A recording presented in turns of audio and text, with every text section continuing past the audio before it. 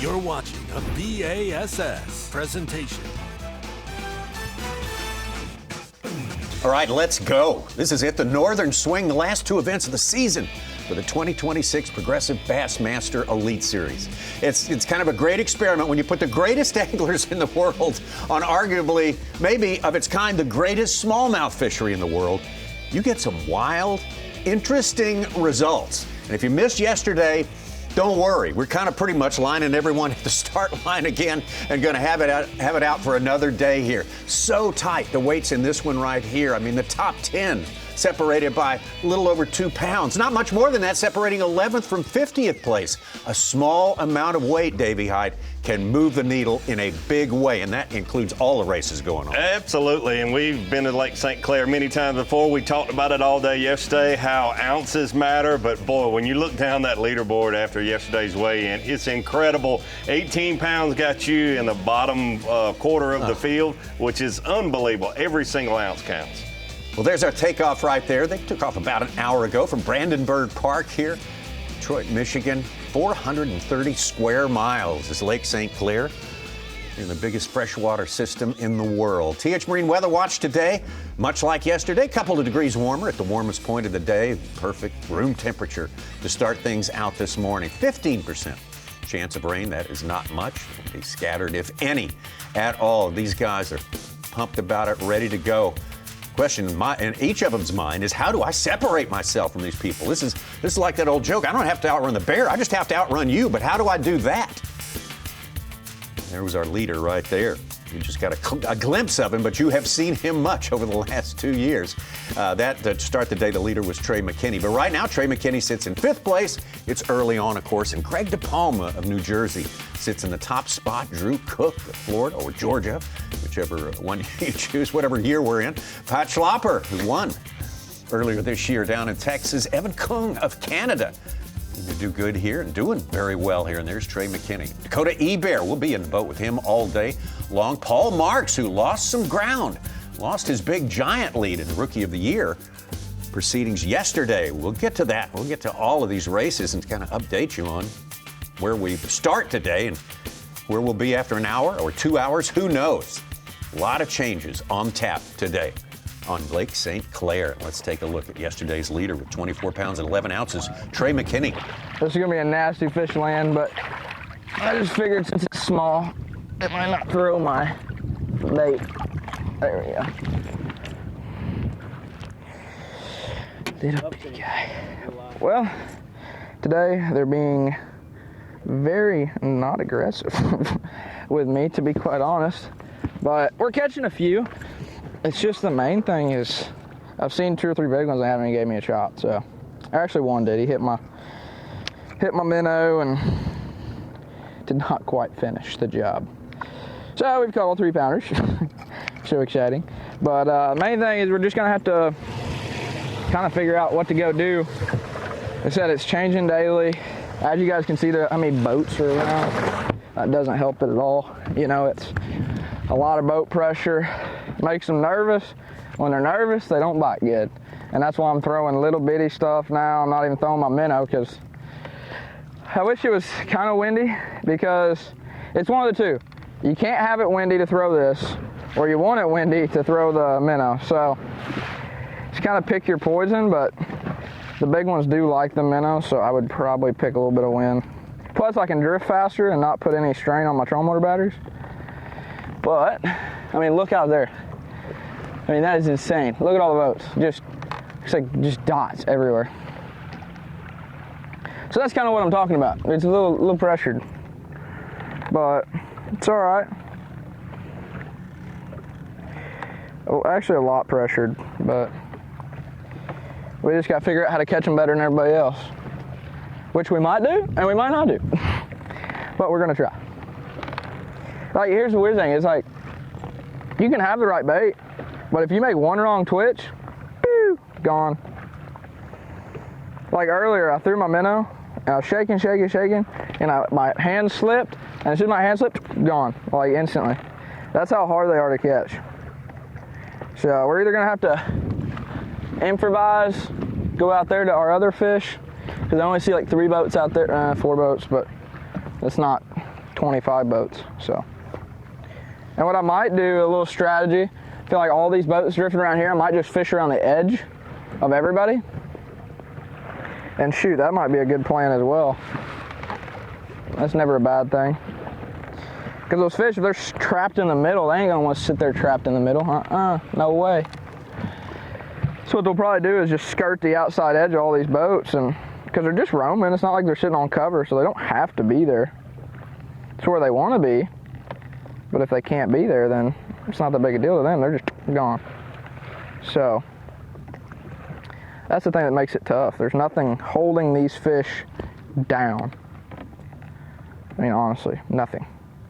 Every fish I've seen is like rolling. So, I mean, this bay, I can't even twitch it or they leave. So, they literally, if they don't eat it on the fall, they're not eating it, which is kind of sad. Like that one I just caught, I had to leave the line slack just to get them. It's crazy, crazy. To me, smallmouth are absolutely one of the smartest creatures. I'm not saying, no, they're not always the smartest, because they'll bite about anything sometimes, but when they're pressured, buddy, they are, to me, the smartest for sure. Because everything has to be brought by them so natural, it just makes it tough. Well, almost time for recess. That was a great class right there. Absolutely. It really was.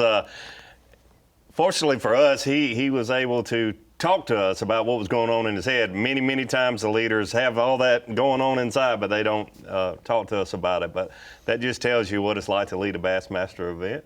You watch him over the last 2 years, and you always wonder, is he just so adept at finding the bigger ones, or is he the only one that really knows how to catch the big ones that everybody's on top of? So I think it's a combination of the two. Yeah. Obviously, he doesn't have a secret place.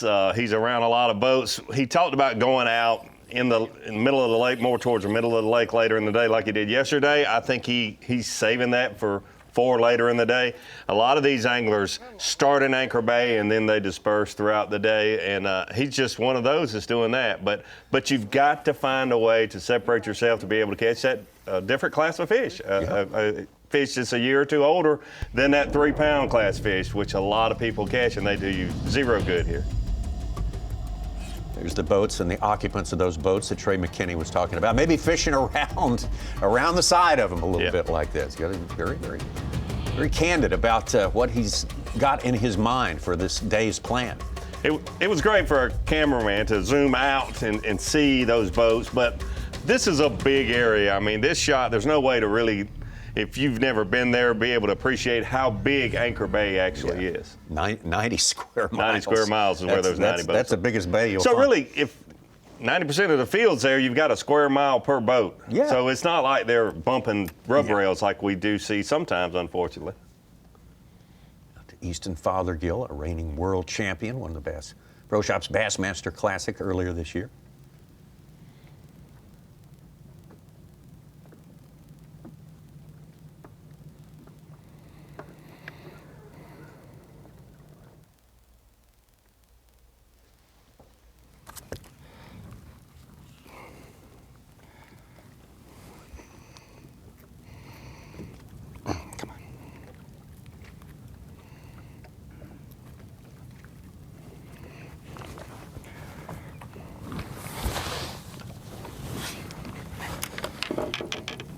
He's a couple ounces under that 23-pound mark yesterday. Says he feels very much at home here.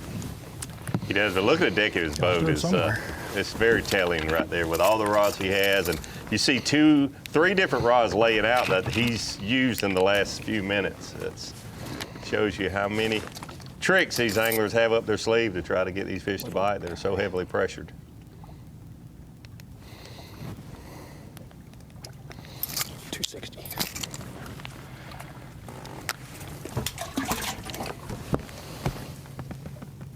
.66, not one that he wants to take to the scales. No. Will not make it out here today.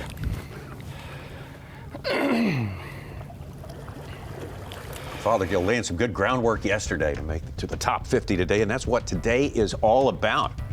The angler who did next best to our leader, Trey McKinney, on day number 1. Second place, Matt Robertson, just 11 ounces back of Trey McKinney. Also looking for something a little different. See, he's already out in the lake. He's moved away from Anchor Bay, which is where we saw him yesterday morning.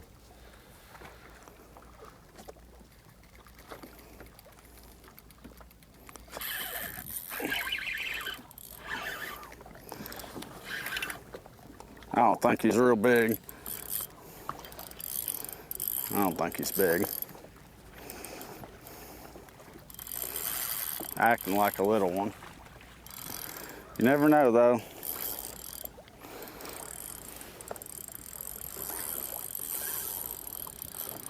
Know what I mean? Yep. I thought I got a glimpse of him.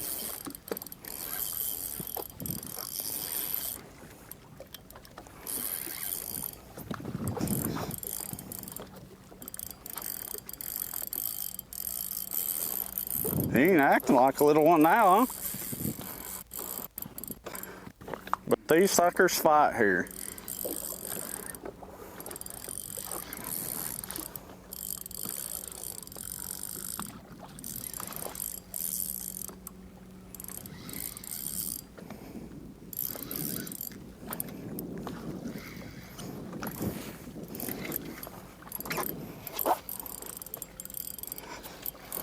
Yeah, he don't look real big. Now he's getting a little better.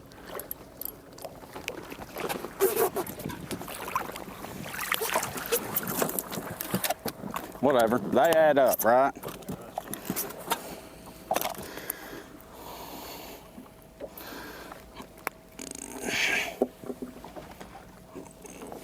We ain't made a Saturday all day, all year, so we need to make a Saturday.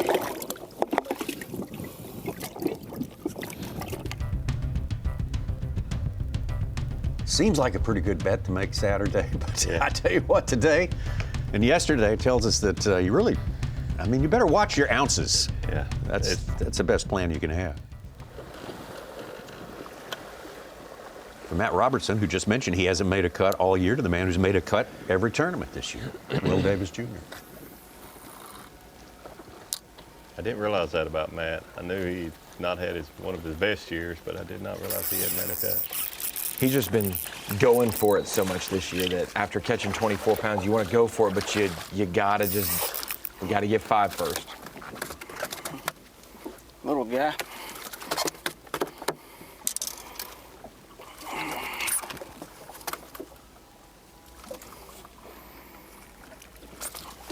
Oh, they mean, ain't they? He was hungry. He was hungry, wasn't he?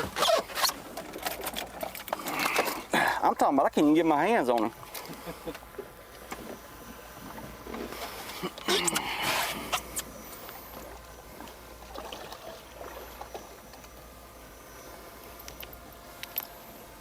Not the ones you want, but 3-3. Boy, you're a rowdy sucker.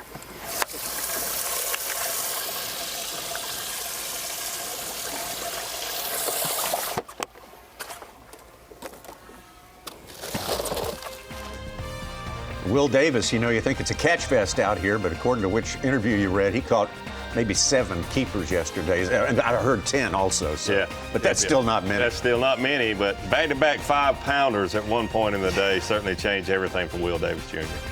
Greg DePalma, the man on top, the man from New Jersey, and Drew Cook coming from down in the ranks, along with Wesley Gore, to round out our top 3 at this time. Things are changing until everyone gets a limit, of course, and then we'll really see how close it can get here.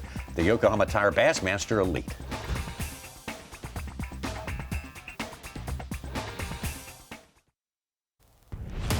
'25 Yokohama Bassmaster Elite at Lake St. Clair. Sponsored by Ranger Boats. By Rapala. And by Yamaha. Bassmaster Live here in this day 2. The 8th of 9 stops this year on the 2025 Progressive Bassmaster Elite Series. very close to season's end. It's sort of been a long wait, 7 weeks or so since our last stop, Lake 10 Killer in Oklahoma. That one was wild, with 1 ounce separating the winner and second place. I can totally foresee something like that. I can see 4 people separated, but each by an ounce at the top, or all tied at this one. Things are so tight here. The anglers are so good. The fishing is so good in these special places that are yielding some big smallmouth. Fishing his way into our top 6 today. We're in the boat with the top 6 all day long. It's Texas Dakota Ebare, his first year at the Elite Series. This is earlier. This is fish number 2 for Dakota. I think this is a big one. Pretty good one. Come back over here where that group of them was at, circle back around, and that's a nice thing. I mean, if the conditions stay like this, they're going to really catch them today. There's no doubt about it, because you're able to do that. Yesterday, the wind was blowing so hard that we couldn't do what we just did. I watched that fish put up a big perch down there. That's why I'm throwing this a little bit bigger minnow, and I think that's helping generate these bigger bites. That's a big one. But yesterday, the wind was blowing so hard that we couldn't turn back around, and really, you'd have to circle way back around on plane and then come back through. Now, guys being able to kind of circle around and really work these areas is going to be big. We could see a lot bigger bags get caught today.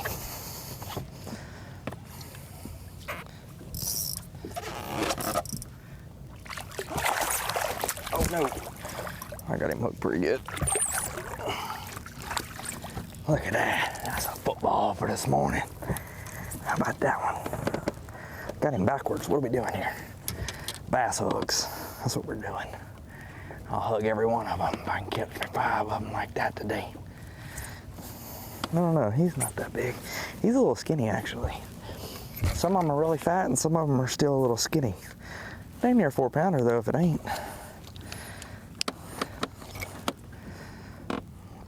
Oh, shoot. He's 4. He's 4'4". Waves are kidding me. All right. Nice one. Look at that pretty thing. 4'4", very nice fish for Dakota Ebare. Best one we've seen on camera today. Let's quickly check with our man who started the day with the lead. 24 pounds, 11 ounces. Trey McKinney.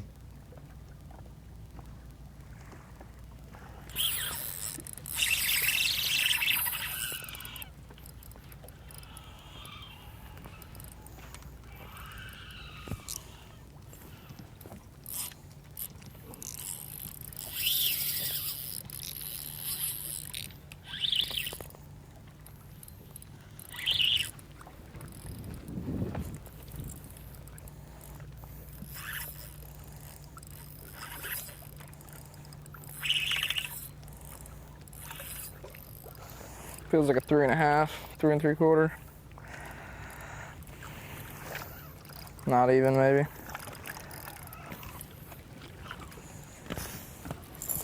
We just gotta get started, and then we'll get started.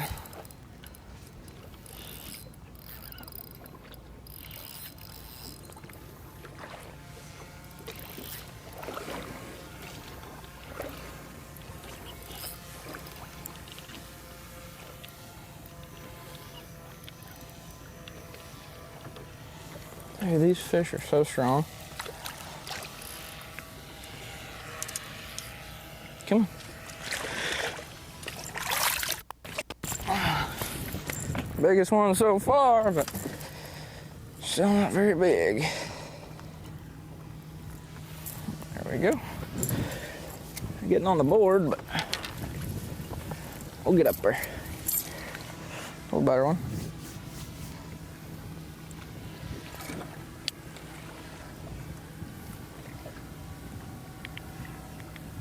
Green. There you go.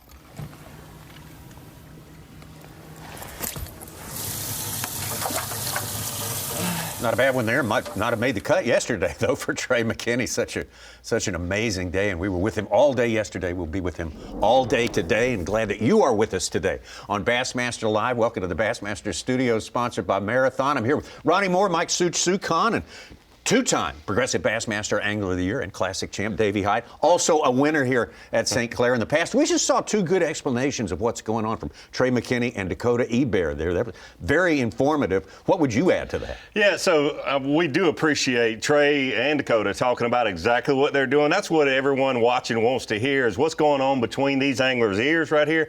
But the big deal with Lake St. Clair, and it's always been that way, the technology's gotten better, the average fish size has gotten better, but what you have to do is figure out a way to catch a bigger class of fish. Dakota told us he's using a bigger bait. I think Trey's secret has been being able to go out and get away from the crowd after the early morning. But it's going to be interesting today to watch the top six and see how they separated themselves. Absolutely, Ronnie. Tommy, fishing isn't a science, but there's science in fishing, if that makes sense, because yesterday we saw JT Tompkins say, I can't catch him on a minnow, only dice bait. Meanwhile, he's telling that to Trey McKinney, who's catching him on a minnow. Today, Trey's like, I got to downsize my minnow, and yet we go to Dakota and he's upsizing it. So you could be right down the street, right down the bay from someone else that's doing just as good as you, but taking an opposite approach. And so I love it. There is a science in fishing, but it's not always a science, because it can be different for you and me, and we're in the same area. That's great news for us. That's what we want to see. There's no exact thing you have to do. It's get near this thing and then make it your own way. Absolutely. So much going on. Races going on, Such. And, man, the fishing is better every year. Talk about the 20-pounders yesterday and how many of them. Well, I was a little bit low on guessing 28. We had 44 bags over 20 pounds, a dozen over 22 pounds. We had 99 guys get a limit. We had a DQ, and we had one angler just get 4 fish. Average fish, Davey, you're exactly right. Last time we were here was 3 pounds, 13 ounces. Yesterday it was just under 4 pounds, like 314 to 15. And the races, Tucker Smith has gained in the ROI, and McKinney took over the AOI. And there's a lot of guys who got real healthy in the Classic. Dakota Ebare, Kyle Norsetter, Brian Schmidt, Pat Schlopper, they're all in the mix now to get a Classic berth. And you were talking about it, Davey, average fish size. Yesterday at the Pro Guide Battery Screen of Knowledge, we talked about the winning weight and how really it's time of year based and less technology based. And I'll show those numbers real quick that we did yesterday. These are 3-day events, AOI championships and opens that are in mid-July or in September. And you can see the average weight that it takes for a winner each day is 25, 26, and heavy 22.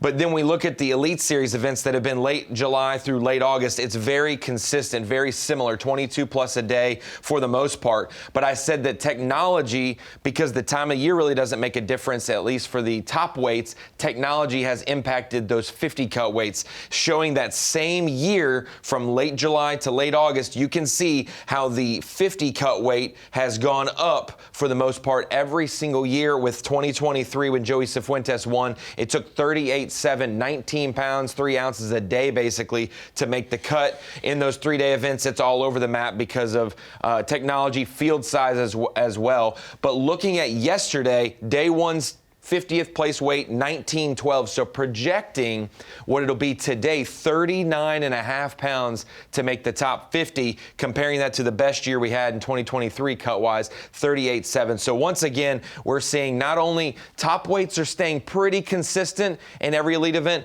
but boy, that 50 cut weight is going up so much. Not only because these anglers are getting so good, the smallmouth are getting good on average, but man, that technology helps bridge the gap from the first place team, 22 a day, to the 50th place team, almost 20 pounds a day now on average. Well, let's get back to Dakota Ebare. He gave us a good sizing up of the situation and why he's optimistic about this day. Let's see, you can see he caught the best one we've seen also.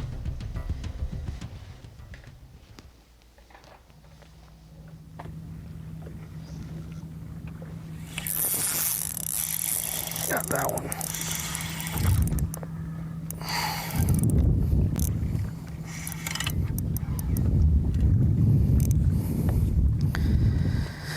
I missed his buddy, but I got him. That was a really cool bite. That fish was nose down. These big smallmouth here, they sit nose down above the grass. It's really cool. I've never seen them do that anywhere else. They'll just sit nose down right above the grass, just looking down. I guess they're just they're feeding on crawfish mostly. And so they're just sitting nose down like that, and that's how that fish was sitting, was just nose down. And that's a big one. And I had to sink my bait down right there above his head. I picked up on it and I kept my line tight, and he swam right up there and got it.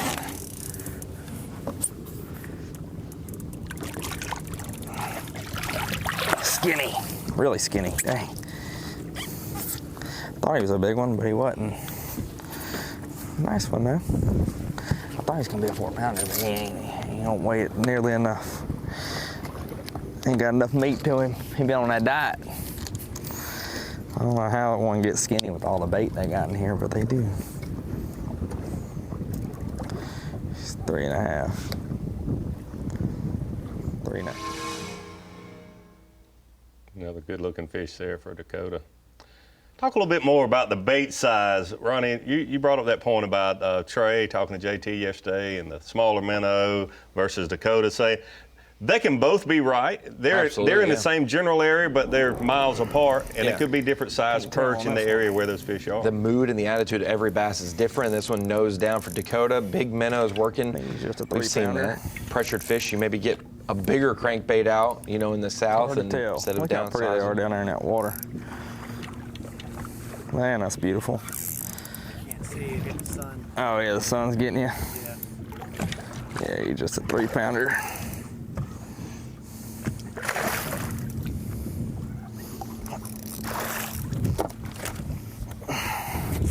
Three and a half.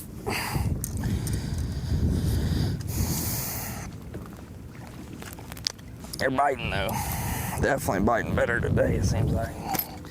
Nah, he's 3 1/4. It's okay, it'll feel good to get to a limit though early. I mean, I didn't have a limit yesterday till, see, this fish is fat. He ain't nearly as long as the other one, but he almost weighs the same. He's 3.5, he's a little bit lighter. But they're just built, some of them are bigger than others, but that one's fat, he's healthy, he's thick.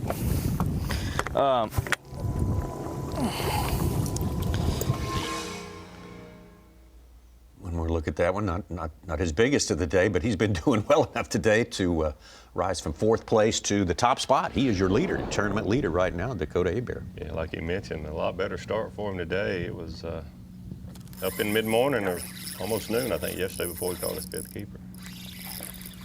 Ooh. Oh, how cool What was a that? beautiful jump. That was awesome with the sun in the background. That was cool, dude.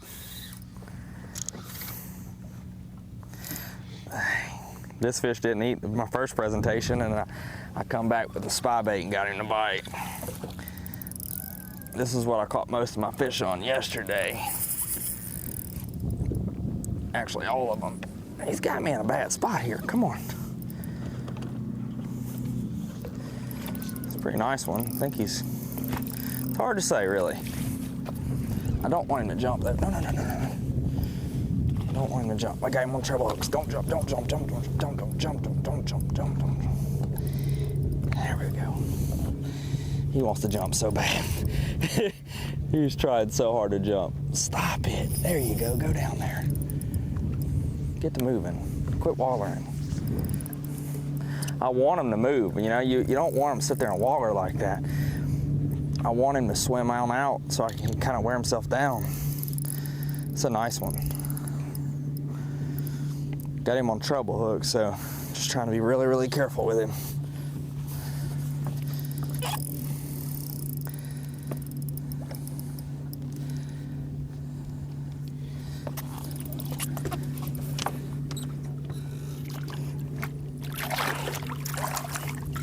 Long and skinny. He had it pretty good though. Look how skinny he is. See, you just never know. Look, his tail's all messed up like he just got done spawning or something.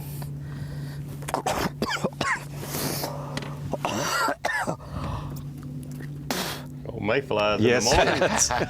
It's not raining, folks, if you're watching the weigh-in yesterday. Those are He went mayflies. straight to the back. God. That was awful. Oh. Quit mouth breathing, I guess, huh? I was so nervous. I thought this was a big one. I don't know about the quit mouth breathing. The only thing worse than a mayfly in the back of your throat is one up your nose. It's too close to your brain. A trick that I've been doing on my spy bait too. Let y'all in on a little bit of juice on this deal. So I'm gonna get this fish weighed and put up 3.5. That's a limit. That's way earlier than I had a limit yesterday. I got 17-12 on the Bubba scale. Look at his tail all bloody. That's weird. All right. Still got sores all over him like he's just a late spawner or something.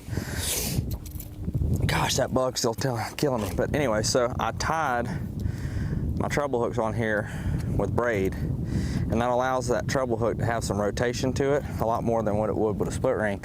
And these smallmouth are so hard to keep pinned up, and you're still not going to be 100% on this, but it's a heck of a lot better, I feel like, odds of actually getting them in the boat, and it helped me out tremendously because most of my fish come on this.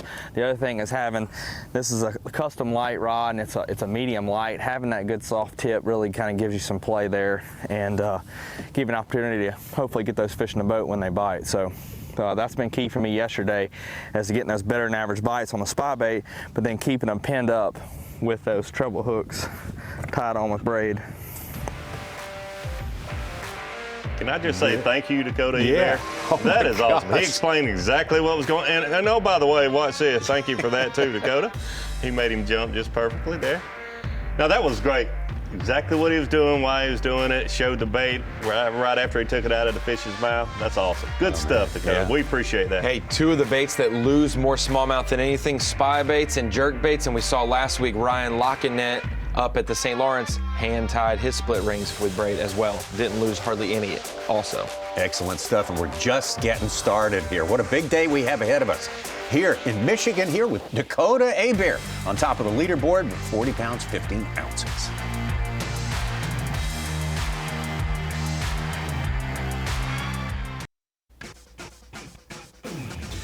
Bassmaster fantasy games. They're a lot of fun. There are 3 of them.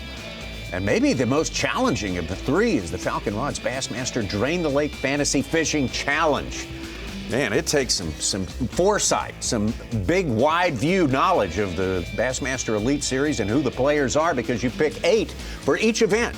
The 8 best you think are suited to the event that's coming up next. But once you pick them, once you use them, they are off for you. They're out of reach to you. They are gone, and you have to really parse those good players out through the best opportunities they have through a season. It's very challenging. Next season, you might want to remind yourself, give yourself a reminder to participate in the Falcon Rods Drain the Lake Challenge, one of 3 great fantasy games on the Bassmasters. Let's get out to the world champion of the Bassmasters, the Bass Pro Shops Bassmaster Classic earlier this year, Easton Fothergill.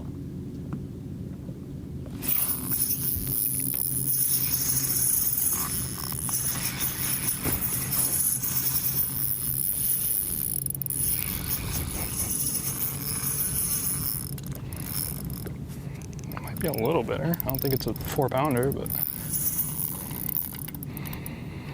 like a pack of 8 of them coming towards us.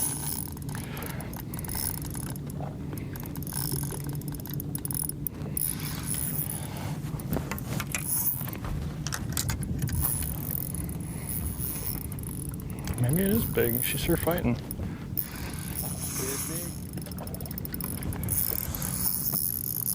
No. 3 something. Maybe. Not big.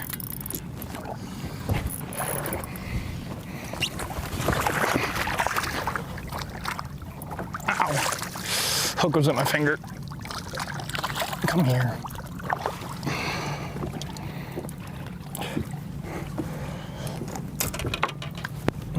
Little guy. Sure 5 for how little he is. Never give up, do they? No.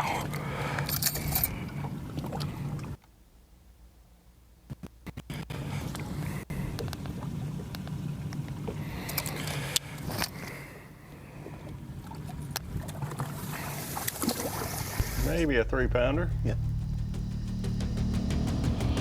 For Easton. Easton's working on a limit, still a ways off from that. Trey McKinney, leader from day one. Crazy how volatile. Fothergill had fallen into the 40s before that fish, and Logan Park, who's right at our cut, is in second place with the best bag today. As soon as it splashed, he came up and hit it.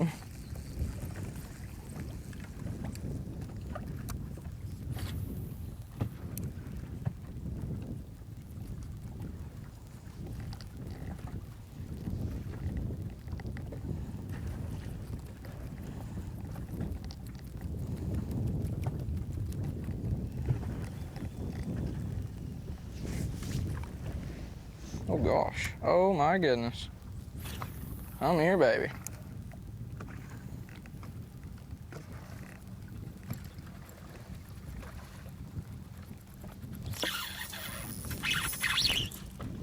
Oh. That was a giant.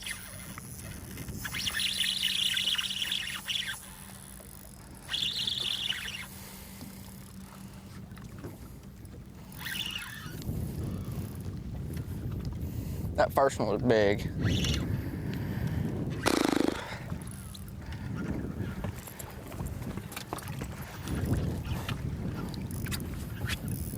This one's not very big. I just need to hurry up and get him in the boat because there's a giant school of them. Come on, get in the boat. Little bitty guy.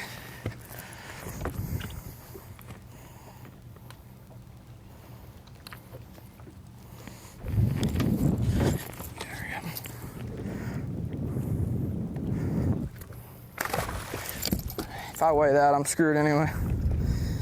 All right.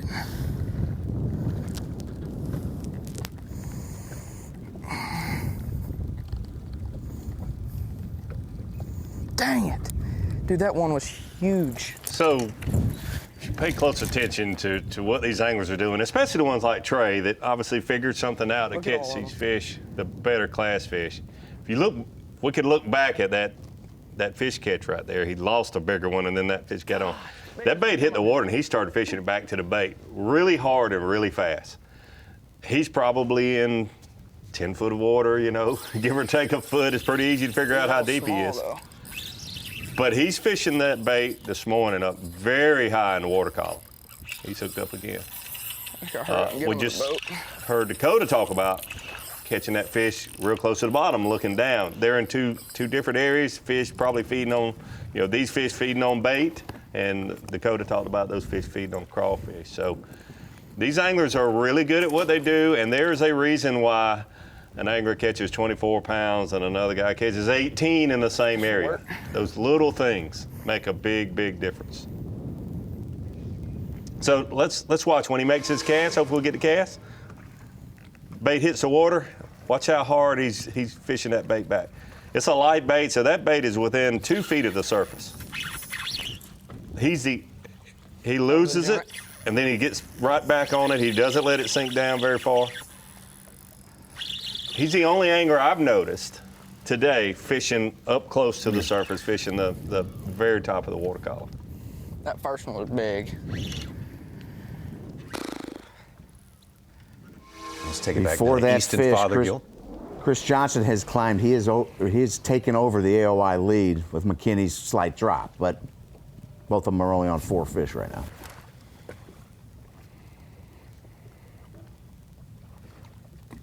You see there's a fish about 55 feet away from Easton's boat. It was on the bottom, but it's coming up probably to his bait. Yeah, to his bait, he's got him. There's a nice one. That fish came up to meet his bait. That's what you want. Can't decide what the best way to trigger them is yet. They're definitely in a different mood today than yesterday. Maybe this will work. A lot less wind this morning than we had yesterday morning at this time. Yeah, that's a nice one. A real nice one.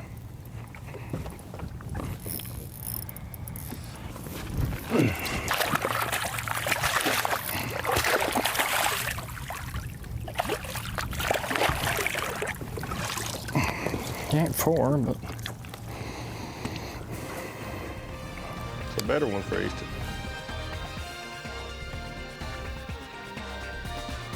Boy, the fish catching was good yesterday, but we've already heard 2 anglers say they're biting better today. Oh, yeah, that's a pretty good sign because they were biting great yesterday.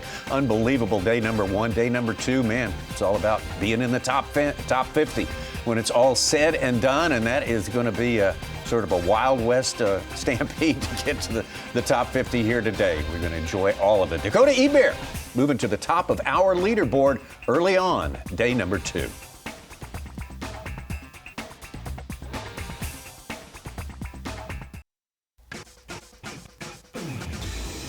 Day 2 action, Progressive Bassmaster Elite Series, Yokohama Elite here, Lake St. Clair in Macomb County, Michigan. Skeeter boats provide our live coverage today, all day long, taking you all the way up into just about to weigh-in time, or about 10 minutes before that time.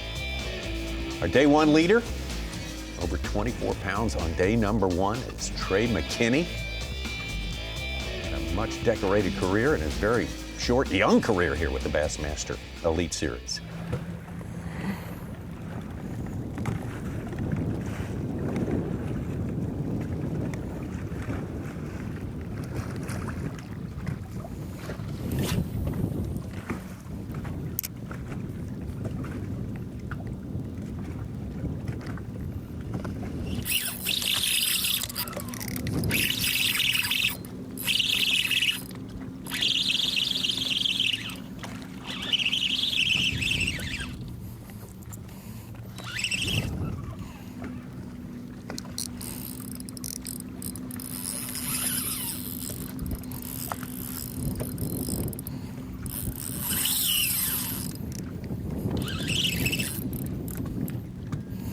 Be a little better one.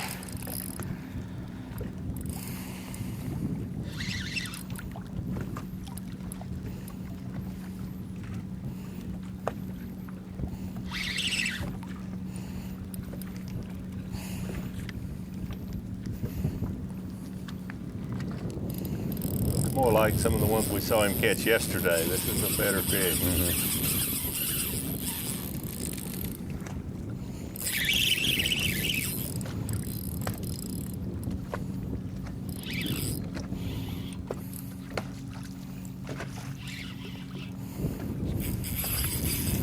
Bigger than what I got, so.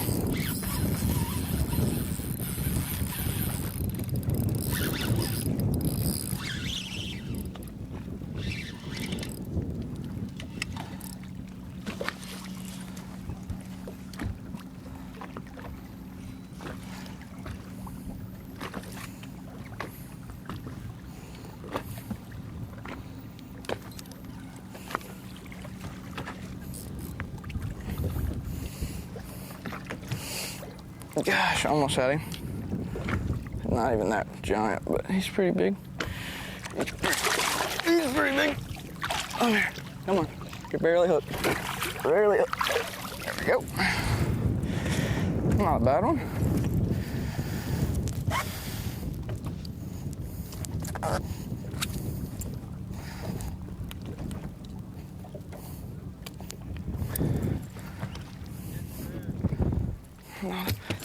That's the biggest one we've seen him catch so far this morning. That's right.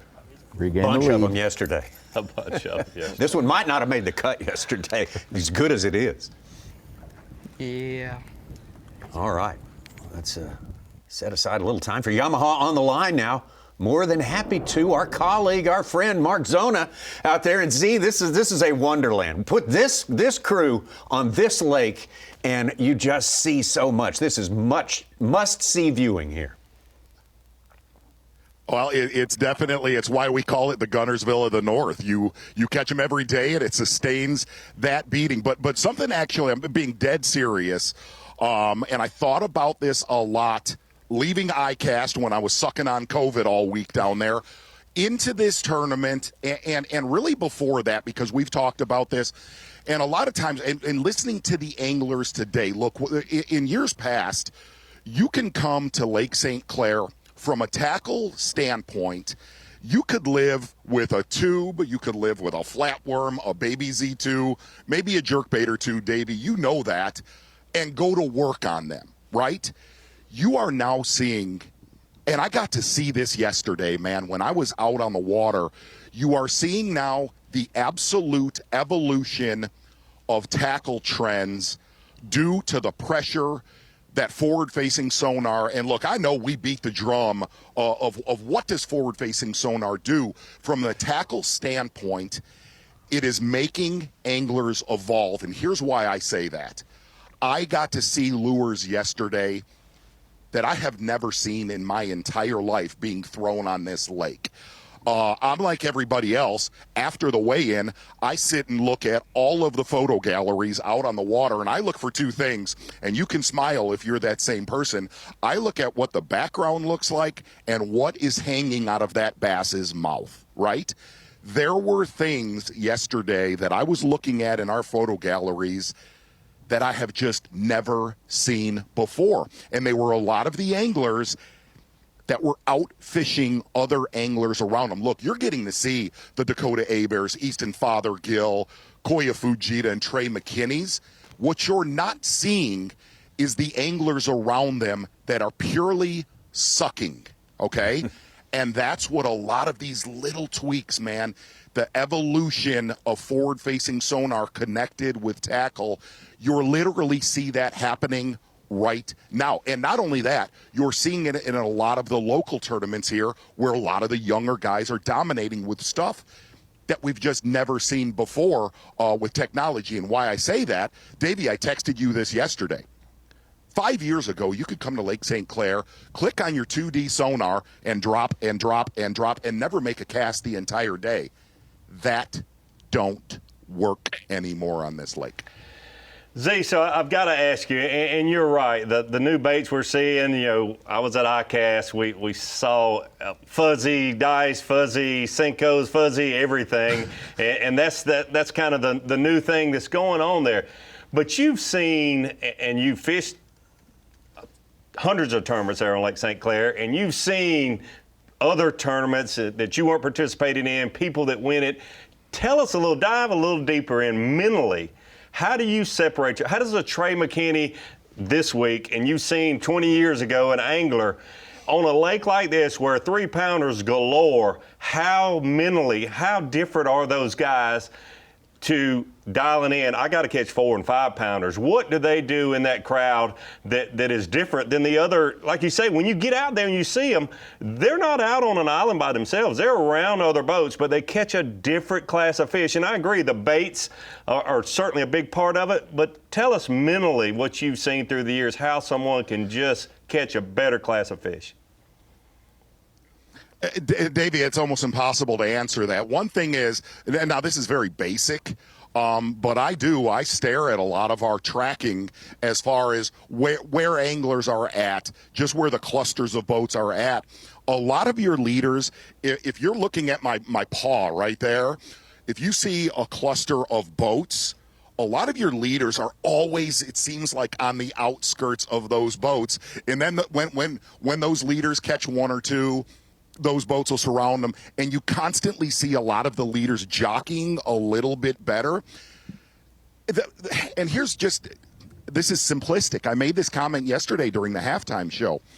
There were a lot of names midway through the first day of the tournament yesterday that weren't names that you would connect with Lake St. Clair, and I made the comment to Mercer, and I said, by the end of this tournament, the usual suspects will be up at the top. It's just the way Davey, there were certain tournaments I covered.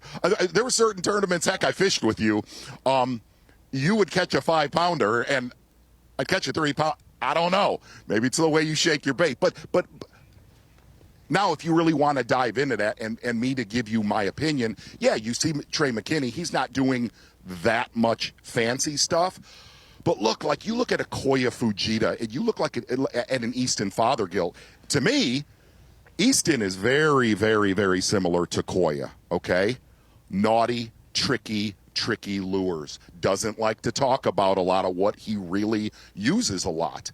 I think those small adjustments by the end of 4 days, of pressure, and here's the deal, man.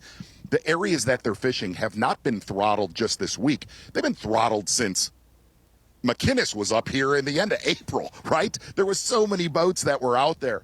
It's just the little bit of detail, and like some of the other anglers are really diving in and listening to them when they talk about technology, forward-facing sonar, and they'll make the comment, man, there's a certain distance. I can't catch them when they're 40 feet off of my trolling motor and closer. I can only catch them 45 to 65 feet out, and I don't want to hook them way out there where I'll lose them. It's those little things, those little details. By the end of the ball game, those are your guys on Championship Sunday. Z, I asked you about this yesterday. I talked about the temperature of these guys there. You've been getting to talk to them. They seek you out and talk to you about that. With so little poundage causes such a big move in the needle, especially with regard to these critical races that are going on. It's fun to watch, and sure, it's fun to catch them out there, but there's a lot of stress factor out there. Yes. There's a lot of stress factor, man. What was interesting, Tommy, is I hung out at least for the majority of the weigh-in yesterday, and I was backstage kind of listening to the weigh-in, but I was talking to anglers, and I said this at halftime. I think I said it in the first hit. There's going to be a lot of anglers that are going to weigh 18 pounds in, and with the way practice was, they're going to say, I should be okay. I'm still in the mix. That is so impossible. And I'm telling you, there was dudes backstage yesterday. Yesterday was a critical day. Every day on the Elite Series is. There was some guys that had looks where they're like, the season just slipped away from me, and I caught 18.5 pounds and thought I did my job. Last thing, Tommy, I'll stress, looking at our map, looking at the anglers, it's the weirdest map that I've ever seen. It really is. It almost looks like Bass has put Canada off limits. I mean, every single angler, at least for the most part, has trenched in on the U.S. side, and that is really flip-flop, at least this time of year, from what it was a decade ago. And, Davey, you know that as well as anybody. Z, thank you so much. So much looking forward to you and the crew at halftime. Learned a lot then as well, and we look forward to it today. The great Mark Zona in his stomping grounds for sure, Lake St. Clair. There's a man's got a pretty big footprint out here too, and that's Trey McKinney. You don't think of him as a smallmouth, but they're all smallmouth guys anymore. Yeah. Oh, absolutely. Trey McKinney on top now of our leaderboard ahead. It's pulled ahead of Dakota Ebare. Two good efforts from those two during the course of this morning. Cole Sands and Logan Parks moving up into the leaderboard. JT Tompkins and Justin Atkins jumping up there as well. It's still early on. We got a lot to shake out before this day kind of gets in full speed with everyone firing.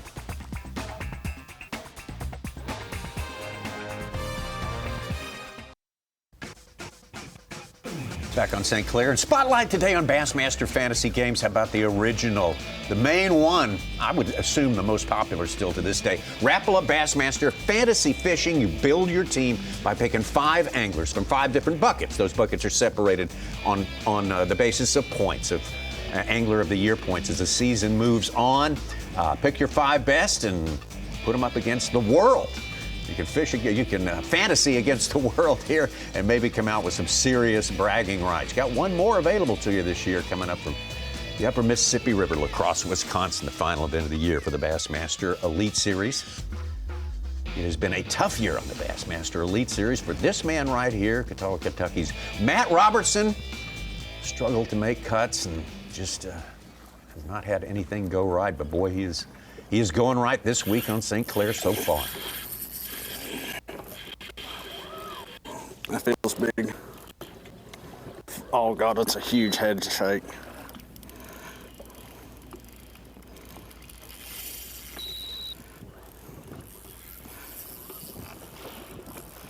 Come on, baby, we need you bad.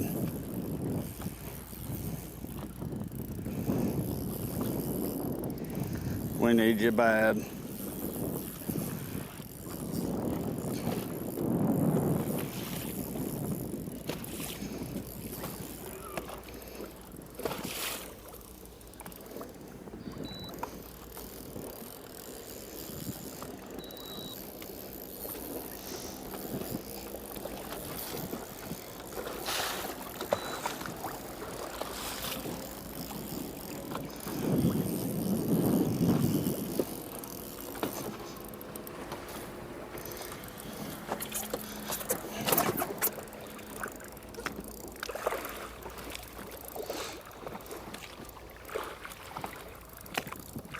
That is a big one.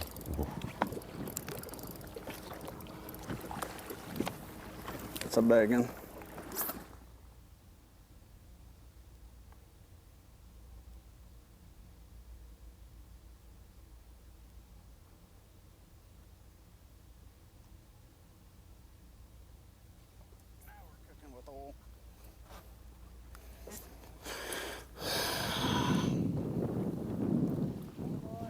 I told you. Well, I tell you, we gonna catch him today, baby.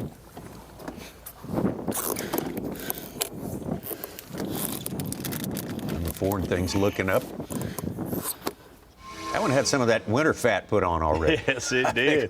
or retained it from last year. I like what he's doing. He's out there right in the, real close to the shipping channel, kind of out there by himself. Only a few other boats out there, and not as many fish, not the numbers. We've talked about that. You don't need to get caught up in a numbers game here on this lake. Just need those bigger ones, and that's a 4-pounder. Number 4 for him this morning. Yeah, getting a limit, huge for him, even though you say 24 pounds yesterday. You just don't want to catch 16 and drop down. Oh, got a BFA from Skeeter Boats, and Matty Wong, a 5-pound even fish. He's got a 4.8 earlier. God. Wow. Just 2 fish today for 9.5. Don't jump, up don't jump. It's hooked up again. I can't tell how big he is. He don't act real big. Kinda.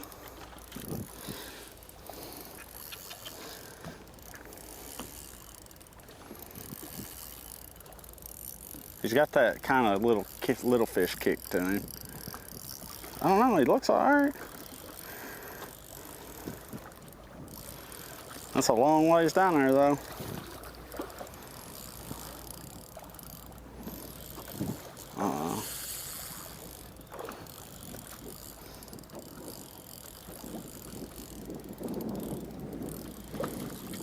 Come on, B. Ah, he ain't looking bad now, boys. Not looking bad now.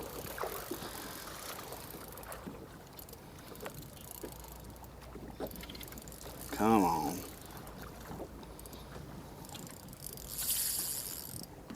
See, whenever they sing, well, I don't know. That's usually a 3-pound singer. I'll take it right now, though.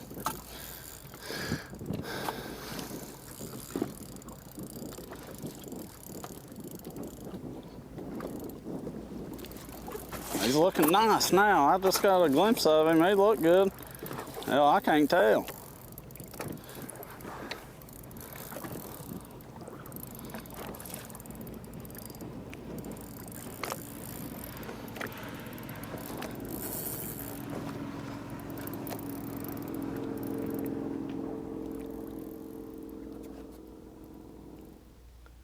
Just keep getting a glimpse. I can't quite. Yeah, I see a little ghostly figure every now and then, but hard to tell.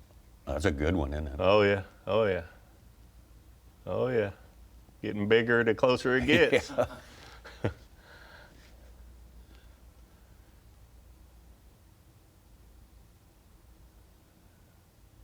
Oh, man.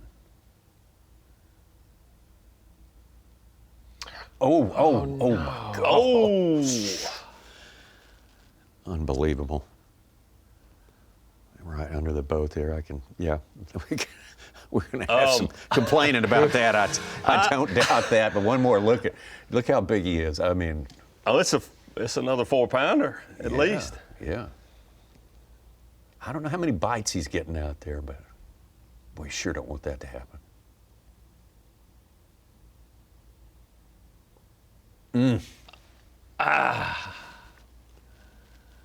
So I'm betting we didn't lose him there. We just needed to cut the audio. Yeah. If John Boy's I think watching, the cell service is fine. I think maybe we just need. Oh, okay. Yeah. If John I see Boy's what you're watching, talking we about. can definitely Yeah. we can mouth read some of that lip read. Yeah. It was a good one, but not as good as his Phoenix Boats Big Bass yesterday, a 5-pound, 14-ounce. He has the lead on day one. By weighing time, that will be a 5-pounder, I guarantee. Oh, yeah. It's a real good one. That would have been his 5th fish also. They have their biggest growth spurt after they come off. Like yes, 100%. They did for me anyway. Yeah. Back to Fothergill. Oh, you love it when they coming up to meet your bait. Big one. Two of them. Finally got one.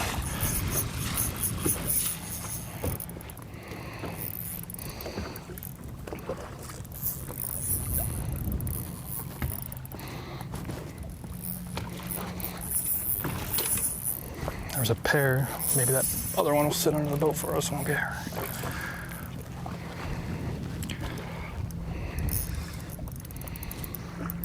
Yep,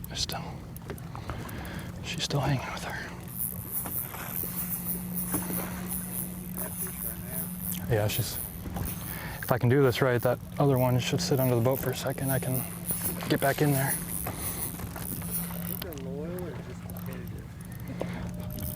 I don't know, man. I think it's competitive, and then they're like, oh, a nice shady tree to go sit under.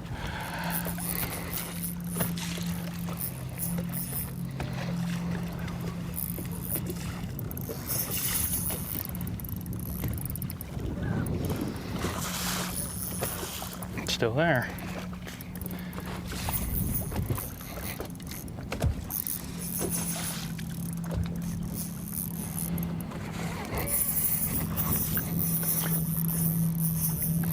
Come on.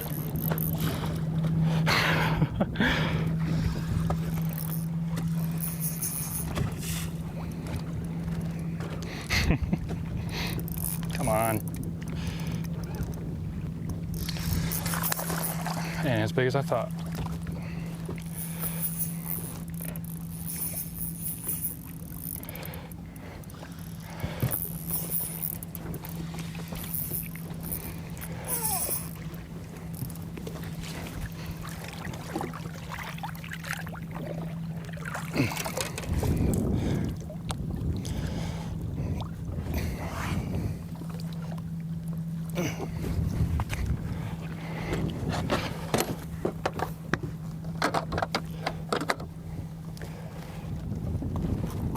Quite as big as he thought, but that's number 5 for Easton. It's nice. It's a real nice one. Sonar brought up that Easton's similar to Kyoya. I've not thought about that, but I see what he's saying. A little bit. A little bit. Gotta look real close to see his lures. Yeah, he's sneaky guys. That's what he puts in that category. He said at last fish he caught before this one, he said, I figured out something a little different. Maybe it'll work. Yep. Might be working. He's got himself a limit right now. It's still Trey McKinney on top. 16 pounds and 12 ounces on the day. Started the day with the lead.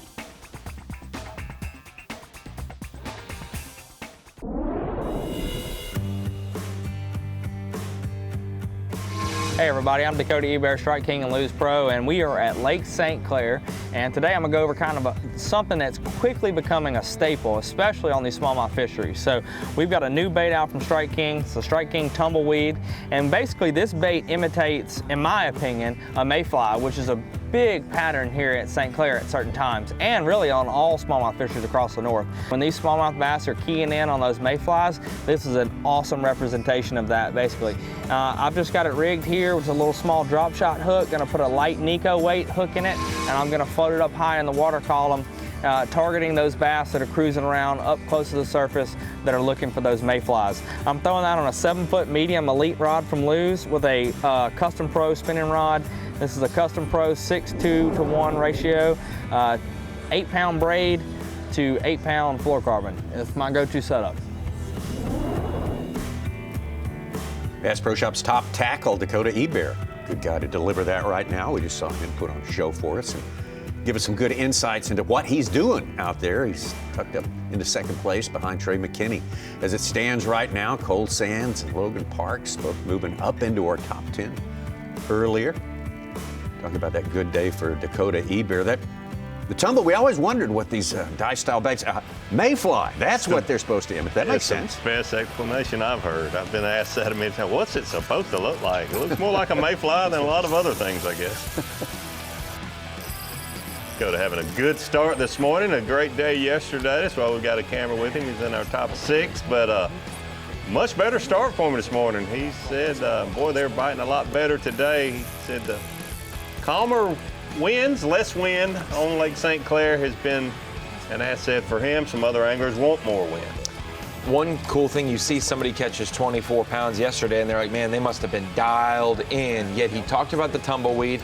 He also has talked about a minnow. We got to see him catch some on that this morning, and also a spy bait. And so it's sometimes, Davey, especially at a place that's pressure like this, we've talked about it, it's not about being dialed in bait-wise. Be in the right area and be willing to adjust, and we're seeing that already in a day and a half of fishing, or a day and a few hours of fishing for Dakota Ebare.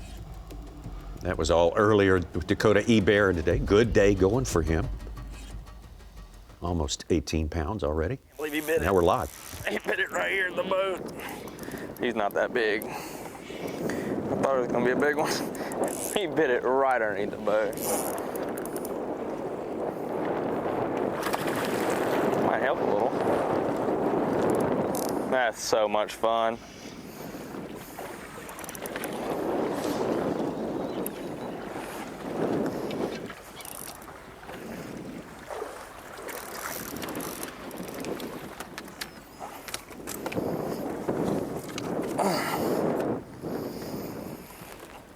Oh, I had him domed.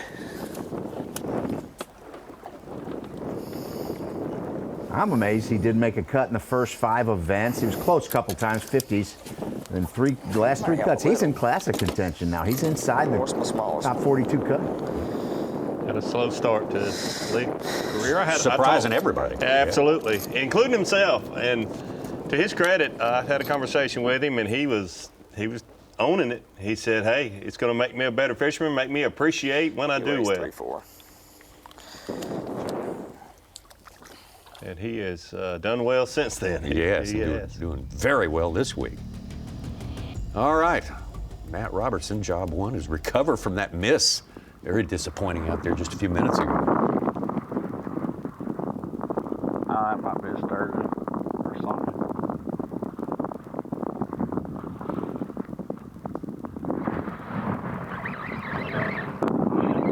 Don't jump. No! Big one. That's a big one.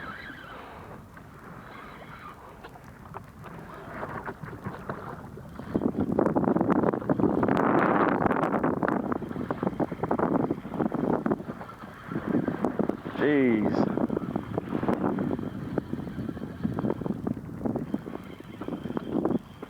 Come on, baby.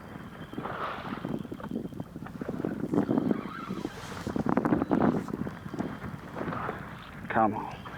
We need you. I promise I will treat you the best a live well can treat you. I promise. God, he just ain't stopping.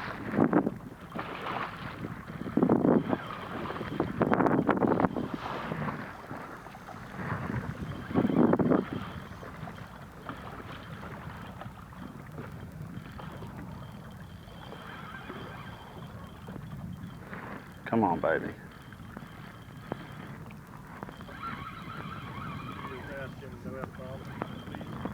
Huh? So they're asking to keep it clean so they can show you. Tell them my whole life's been dirty. Why make this any different?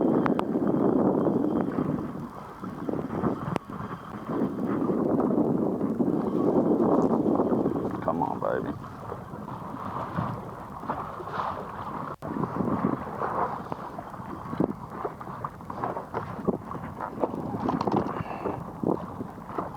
Come on, baby.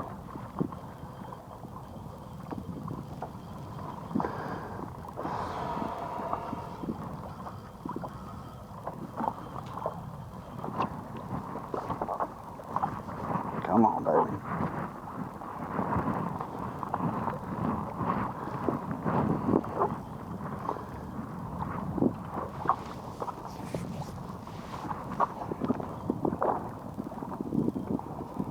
Come here.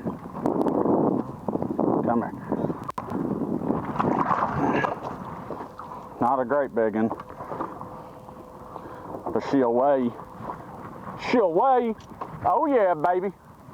We'll lose a few, but we're gonna catch some too. Oh yeah. I think that is 5. Well, that's just 5. Fish number 5, about a 4-pounder there for Matt. You do not want to have a 6-fish penalty today. Wes Logan did that yesterday. Losing 2 pounds at St. Clair puts you down 20 to 25 spots in the tournament. Will Davis Jr., first look at him on the water. That's a good one. Not catching numbers, but being around the good ones is key. He also put Wes Logan in jeopardy. The Classic, he fell from 23rd to 40th.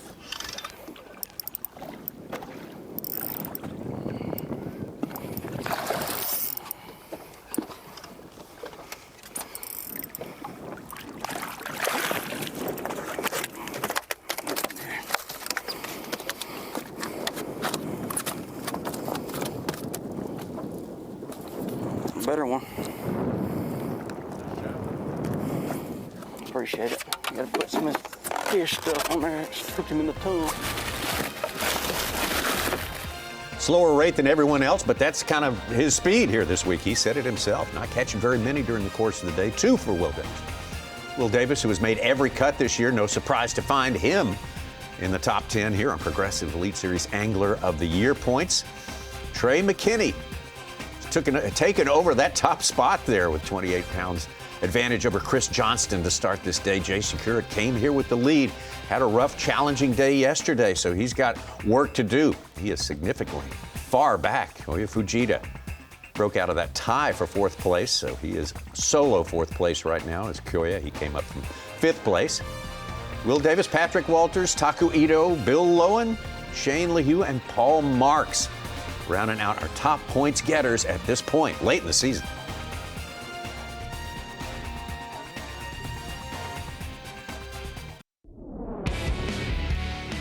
We are back. There's our leader here at St. Clair, Trey McKinney. Trey McKinney, his season, well, did pretty good at Lake Okeechobee to get the year started. Kind of fell off the program after that with an 89th at the St. Johns River, but got back on his horse, and this was the first of 4 top 10s, the Pasquotank River. Yeah, what a good start to the season, except for that one stop there at St. Johns River. He would have a very big lead in Angler of the Year, but I guess everyone in the top 5 as far as Angler of the Year goes, if they could drop one event, they would have a big lead also. But Trey McKinney, what a great year, not a sophomore slump by any means. No, not at all. Especially when you consider the fact that they say no one remembers who finished second at the Classic. He's the guy that finished second at the Classic great as point. well. To add to what a great year he's had. That just put some more nice topping on it right there, to be sure. So, but you made an important point. We were talking about points, Ronnie, when we went to break, and he's topped out. Yeah, he is topped out, so he can go on to win this event, go wire to wire, and what we saw points-wise, 690, I think was the number. That's all he can do, and so guys like Shakirat and guys like Chris Johnston can still have great tournaments here and him not have the lead or barely have a lead. So we'll keep an eye on what those guys do today on moving day and tomorrow as well. You put it well when you say he's done all he can do. Yep. If he doesn't win if he wins this event, has another top 10 and doesn't win, you just shake the man's hand that wins and come back next year. But he has certainly done all he can do. What a great start to his tournament yesterday. Chris Johnson has gained 23 points today. He's from 39th to 13th right now. That's why his job now, he did all he needed to do. Got off to a great start at the marathon. He just needs to continue running at this point and stay near the front. Oh, what a great shot this is.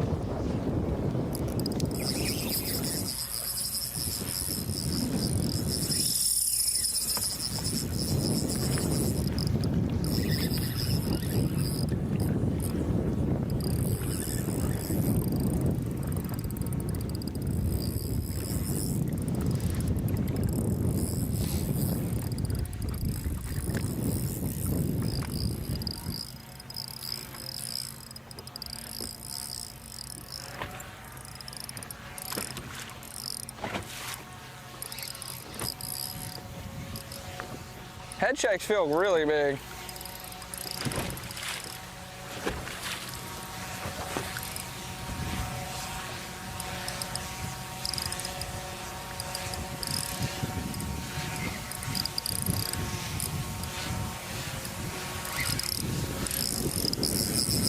You got 3 following him.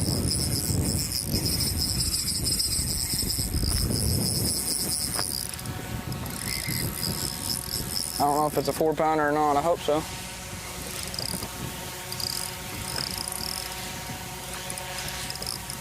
I know he's got the back hook because I.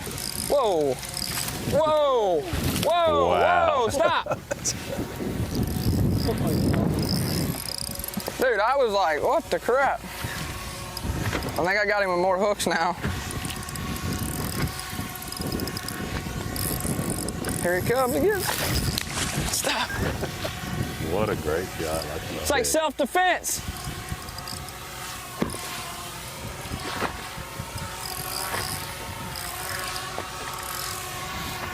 It's a good one, too. Are you done? Are you done, buddy? She's not done yet. That's good stuff. Stop it. Probably look crazy trying to land this fish, but I'm scared, honestly. I know it shouldn't matter because I'm in a tournament, AY, everything on the line, but dude, I'm scared. Those hooks hurt. Like really bad. And this rod's not the right rod. It's a little bit long, so it's like harder for me to land it. These fish do not give up.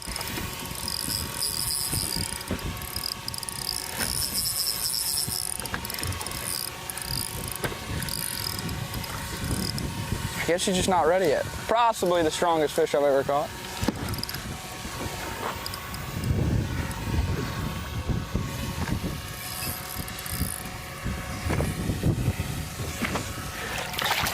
Oh, there's one in my shirt. Okay, buddy. Okay. My gosh. Who did get his jersey? Knew that was good. We got all sorts of issues. You're just gonna have to like just start cutting my shirt or something. Yeah, what do you want? Or hang on. Where's your scissors at? Oh.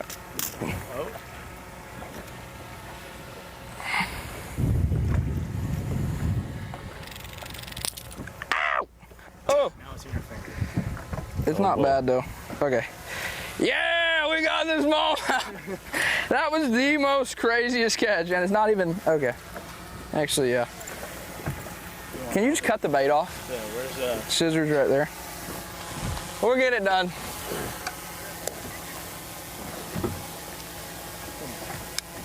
Perfect. All right, now we're good.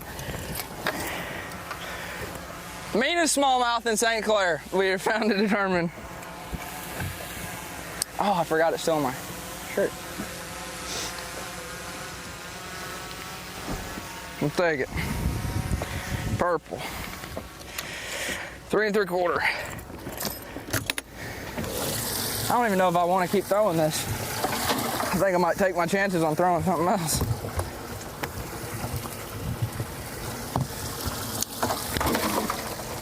Stop it, buddy. Oh, that was a hectic one. Well, I hope you got some good pictures.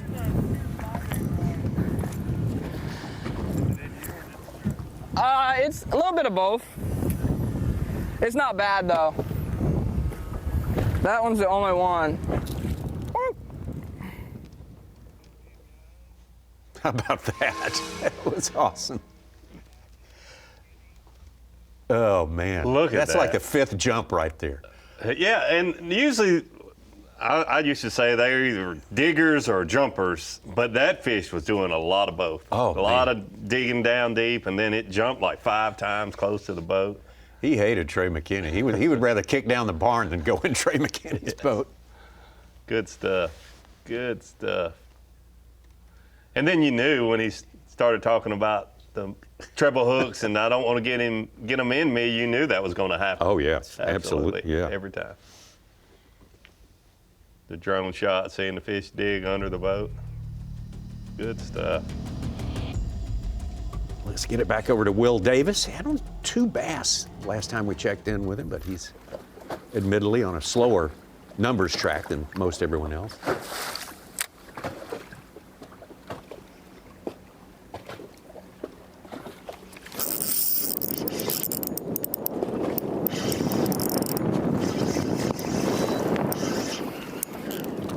That's a good one.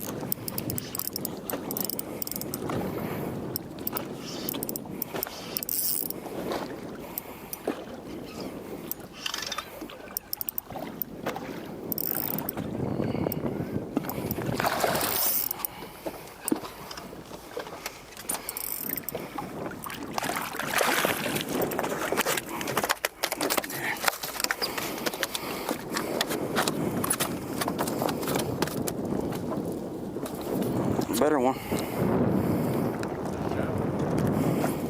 Appreciate it. You gotta put some of this fish stuff on there. Just hook him in the tongue.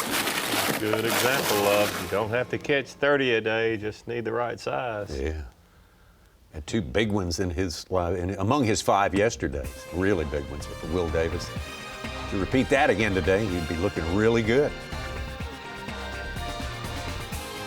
Yeah, he had 2 5-pounders, didn't he? Had 5.5 and 5.4 in 2 consecutive casts. Unbelievable. 23 pounds, 3 ounces yesterday.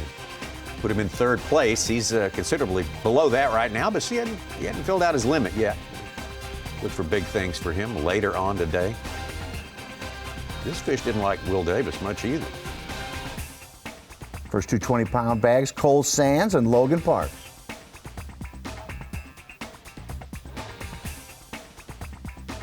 Another gorgeous day, and this is paradise, especially if you're a smallmouth fan.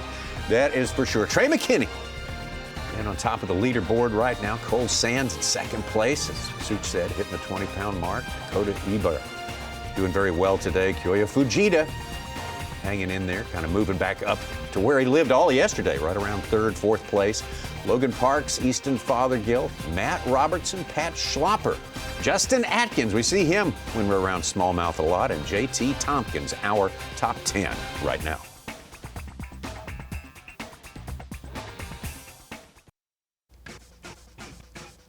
Welcome back to Michigan. It's the Yokohama Tire Bassmaster Elite at Lake St. Clair. There is our leaderboard, courtesy of Bass Track, unofficial. Right now, Trey McKinney. He spent much of yesterday sitting atop that leaderboard, a lead ahead of Cole Sands, Logan Parks, and Dakota Ebare. Kyoya Fujita hanging in there, as he did all day yesterday. We were with Kyoya all day. He did not make the top 6 today, so kind of swapped him out for Easton Fothergill. But Cole Sands from 25th place has moved all the way up into 2nd place, and that's going to qualify him for a very special honor.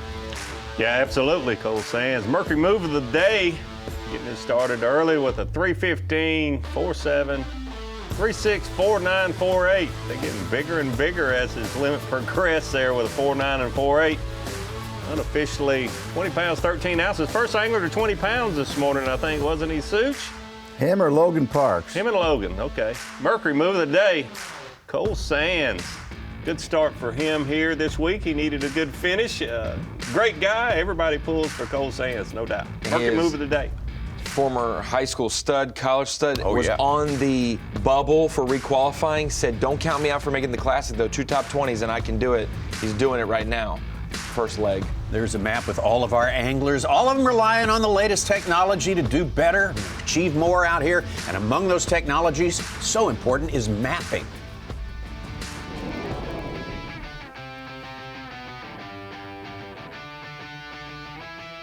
Yeah, Lake St. Clair is just such a phenomenal fishery, but it's very unique, honestly. I can compare it somewhat to Okeechobee, but totally different. From an aerial perspective, it looks kind of like Okeechobee, but honestly, its fish is totally different. Obviously, 2 opposite ends of the spectrum. Mapping is definitely one of the most important things to bass fishing.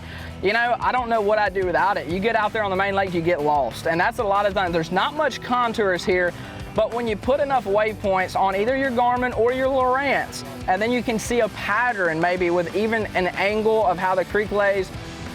Size scanning and down imaging is not a thing of the past. It really don't play here this week.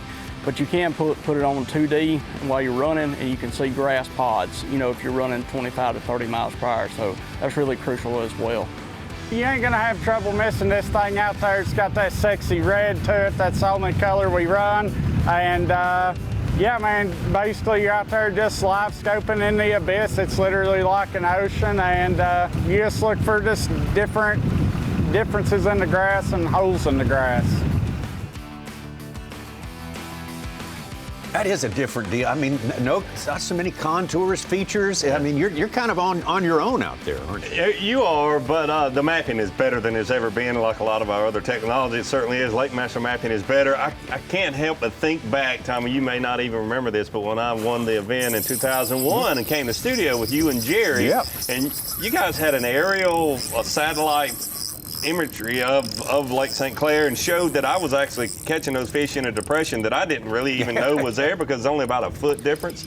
But I just knew when I fished in that area, I caught bigger smallmouth. You'd know it now, wouldn't you? Yeah, you would now, but these guys are right. In most places, you can't do without it. This is one, but it's so subtle. A 1 foot difference in depth is everything. Father Joe. That's skinny. It's got the right frame. Did you notice how that fish just came unhooked right Starting to when act you right put him there. in the boat? Coming up to my bait way faster lately. Just So are those some of those fish that are down there you don't see them and all of a sudden? world champion there. Yeah. He just come unhooked. Once you put him in the boat, never come unhooked outside the Probably a boat. foot off privilege the of being the bottom world when I threw at champion.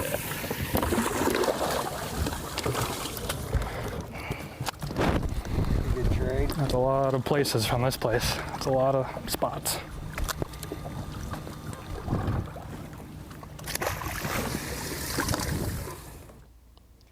Let's move from Easton Fothergill now. We definitely need to pay a visit to Caleb Sumrall. He has done very well, stayed in our top 3 pretty much all day yesterday.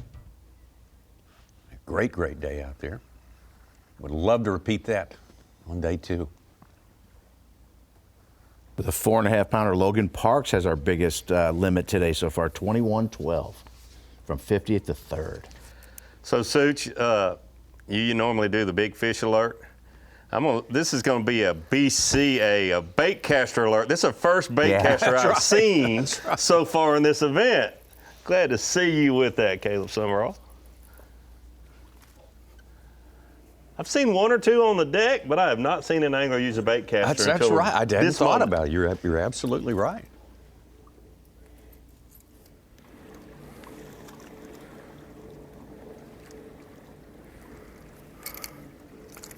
Not one he wants to take to the weigh-in, but will serve to be a part of a limit early on. He got off to a great start yesterday. Like I say, he had 20-plus pounds early yesterday. Way before anybody else. It is very cool to see so many anglers fishing in similar areas, you know, depth range, grass around fish, but how there are distinct 4 to 6 guys who will jump up to the leaderboard at the top, and it's not, oh, I was first flight. It's every morning the same group just has a morning bite. It's very cool to see that. They probably enjoy the early limit help as well. Get it. Oh, she's there. Big one. Big one. Got her. Oh my gosh. It's a giant. Oh, I can't do nothing with her. What a mess. What a mess. What a mess. What a mess. Oh, how'd that happen? Oh, now she's gonna go crazy. How did she just behave like that? Good Lord was watching out over us, I can guarantee you that. How cool of a bite was that? Skinny, but dang, it's a nice one. Look at that. That was awesome. Fish did calm down I watched that quickly. fish eat. I mean, right there. You freaking talk about getting fired up. Then got wrapped all up in my tumbleweed hanging over the side of the boat. It's a skinny one, but it's a nice one. I hope it'd go 4, but I don't think so. I don't know, it's pretty skinny. No, not quite. Oh, yeah. He's right at 4 pounds.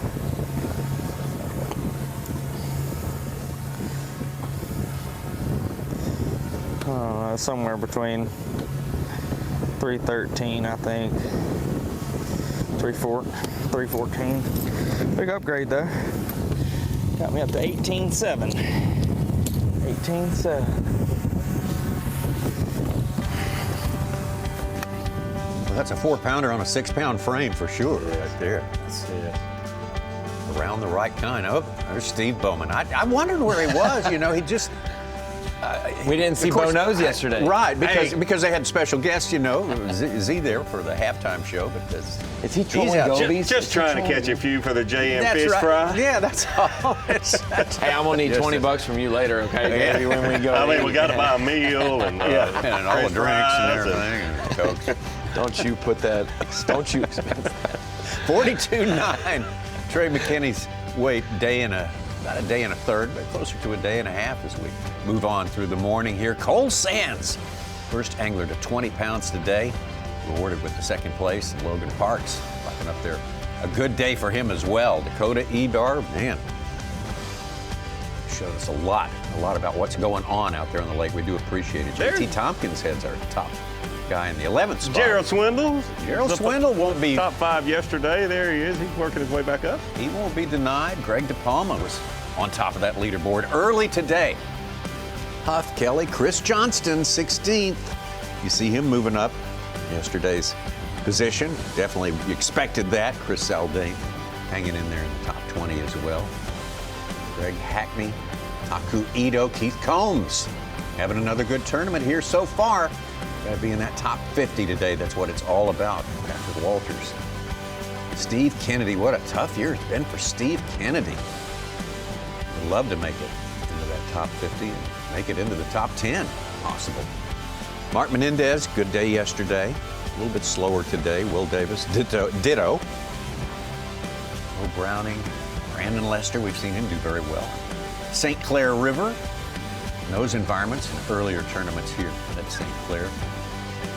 6th Elite Series event at St. Clair, this one right here. 2026, my guy Canelli hanging in the top. Brian Schmidt, the bubble man, right at 50th place as it stands right now. He caught a big one yesterday during the proceedings. Bernie Schultz, you always look for him when the smallmouth turn of the tour happens. Jacob Poroznik, 60th place. Brandon Card, Ray Hanselman. Scott Canterbury, the former Progressive Angler of the Year. Tennessee's David Mullins. Carl Jacobson in that one. Thanks to everyone who's been enjoying these first 2 hours of coverage of this on the Roku Sports channel. They've got more live coverage to go on another event, but we'll keep going on Bassmaster.com.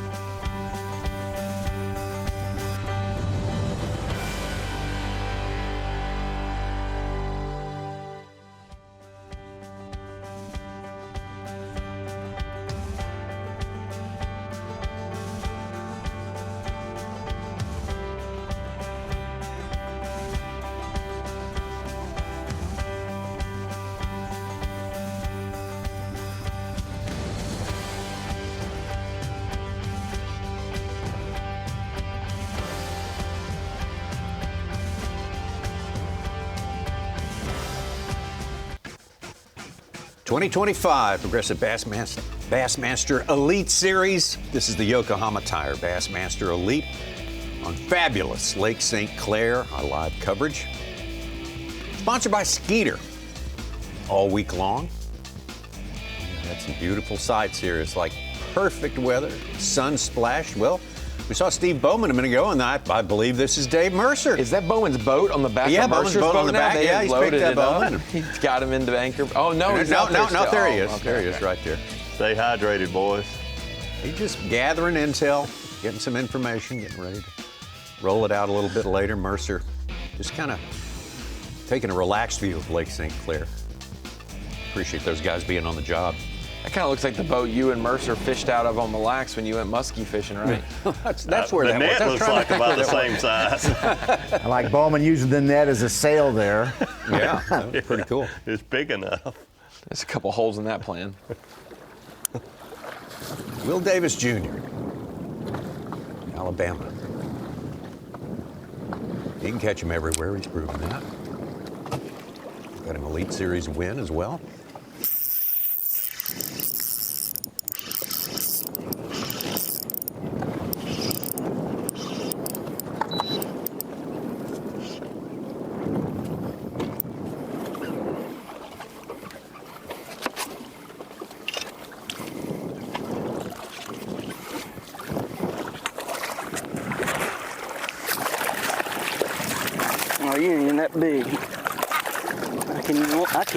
land you. Still can't even land him.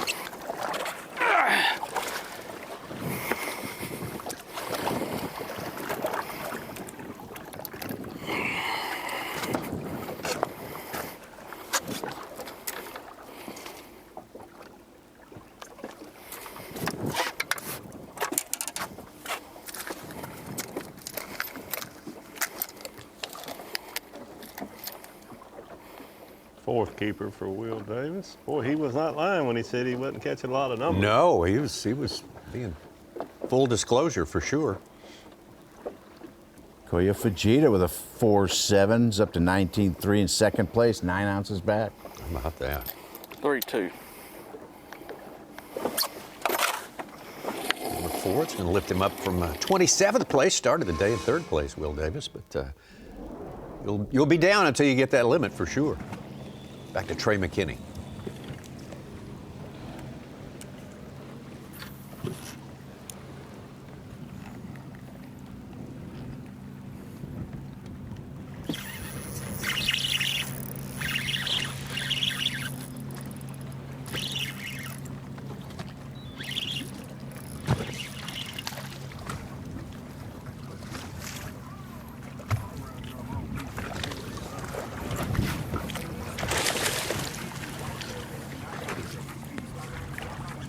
Very smallest is a 3-pounder.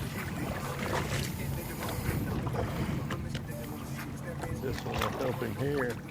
He gets it in the boat. Oh! Uh-oh. Well, I mentioned if he gets it in the boat, there's no guarantees. No.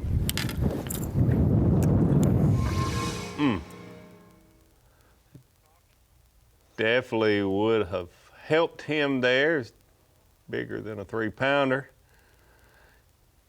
You mentioned the treble hooks a few minutes ago, and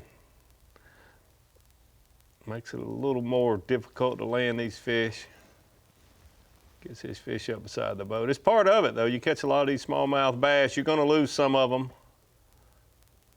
Just hate to lose those better ones right beside the boat. They just all around seem more raucous today than they did yesterday. Maybe it's the calm water. I don't know. So this could be totally wrong. This is just what kind of always went on in my head. The full moon, I think, is tonight. We're coming up on it. I know There's that. always, the fish are always very different right on the full moon. I've always believed that. I think you've got to, you know, maybe they fight more, maybe they don't. I don't know that for sure, but 100%, the spawn, you know, is around the full moons normally, but I think it affects right on the full moon, I think affects the way fish act everywhere in the country. It is the sturgeon moon, Davey. Wow. The sturgeon moon? Tonight, yeah, the 9th. Tonight. The 9th be tomorrow. Tomorrow, okay. A lot of sturgeon in Lake St. Clair. A lot of sturgeon in this part of the world up here for sure. All the way up into Canada.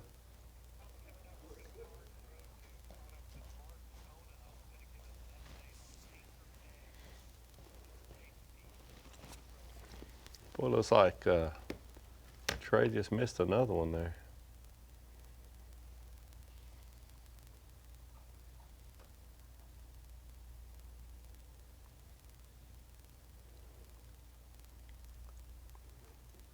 The wind's picking up.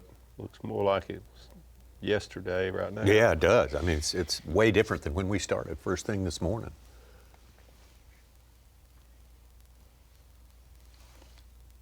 I suppose it's going to build towards the day. I have to check with. I don't trust weathermen, generally weathermen, except for T.H. Marine and probably Mark Zona. I've never known anybody who could stick their head out of a hotel door early in the morning, find a flag, and tell you exactly what's going to be happening out there today. Really? He is really good at that. So I'm sure you've heard him say this. He would love to be a weatherman as a profession. I've heard him say this. Oh, really? Yeah. That makes sense. Yeah. We're going to lean on him for some different intel right now. He's very familiar with St. Clair and especially with Anchor Bay, and now he's going to lay that out for us. So, guys, basically hanging in one of the areas that has played in years past, Anchor Bay on Lake St. Clair. And really, the biggest key that goes on in Anchor Bay is there is food. You'll see food really, really high in the water column. And the interesting thing is the bottom's very featureless. You're looking at 9 all the way out to maybe 12 feet of water. But what we've noticed around a lot of the leaders, the higher the sun gets, okay, the higher the sun gets, you'll see one of those big smallmouth just raise off of the bottom. And watching here on Mega Live, it's not like there's 2 or 3 or 4 or 5. They've mostly been singles, but you can also tell by the transmission that fish emits on your Mega Live almost how big he actually is. But again, one of the other keys besides forage, there's a lot of grass in Anchor Bay. If I sit here and pan this around, you'll see a lot of that scrub grass, and that grass, like right there looking at that, only grows up about a foot to 18 inches, but you'll get in like a crop circle of pure sand, and that's where most of these big smallies have been. Food, sand equals your leaders in Anchor Bay. Thank you, Z. Good stuff. Good stuff. Absolutely. Tucker Smith, a couple 4.5 pounders, up to 6th place, putting the pressure on Paul Marks for the Rookie of the Year. Paul Marks has improved today from 60-30s in the 30s right now. Fothergill is in the hunt for Rookie of the Year as well. Don't throw my bait. After the start that he had, that's incredible. Oh, yeah.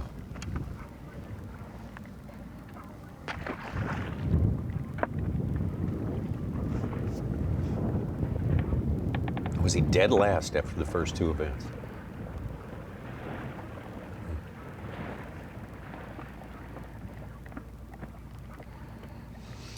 I had someone tell me at the Classic when he was in contention, hadn't won the Classic yet, looked and said, he's going to win Rookie of the Year still. And I was like, I dare him to, because we're going to see some crazy stuff if he did it. And boy, other than I guess a slip up at 10 killer, Yeah, yes, 10 that's what it was. He had such a great stretch, and then 10 killer was a little bit of a slip for him. Will Davis looking for his 4th, I believe.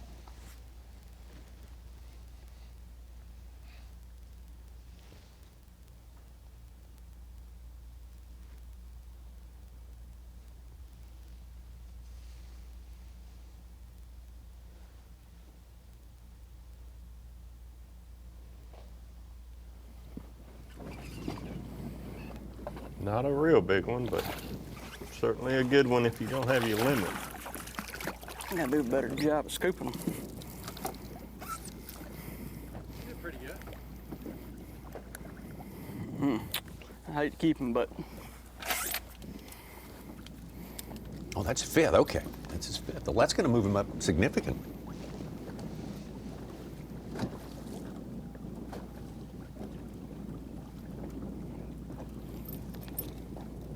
through 6 on number 5. 2-6? Yes, sir. We'll move Will Davis back into the top 10 in I didn't 8th keep place. them, but I made that bad mistake yesterday, and I was like, I wish I would have kept that. Well, with this 5th fish there,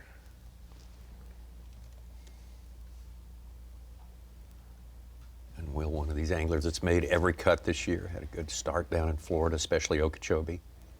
Saw a lot of him there. that's no easy task to finish in the top 50 in every single one of these events throughout a year. Okay. Done a good job. Yeah. Saw something odd today. KJ Queen started in the teens.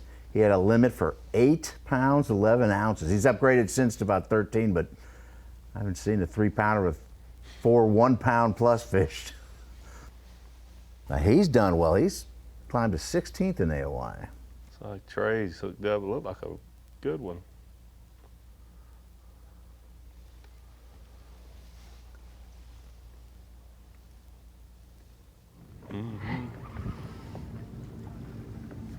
This wind is like blowing at just the right angle where it's hard to fight them.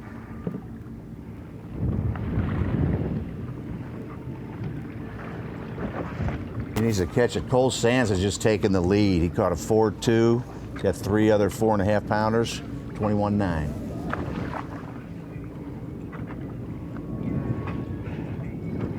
One ounce ahead of McKinney.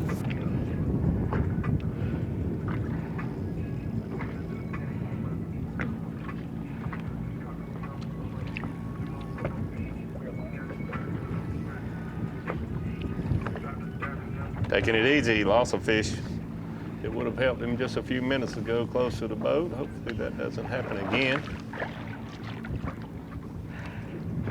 Oh, every time. Literally every time. There we go. Not a bad one.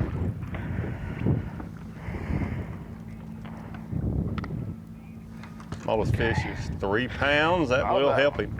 Yeah. Probably put him back in the lead. Absolutely. Just an ounce down. Trey McKinney getting it done for the 2nd day in a row here.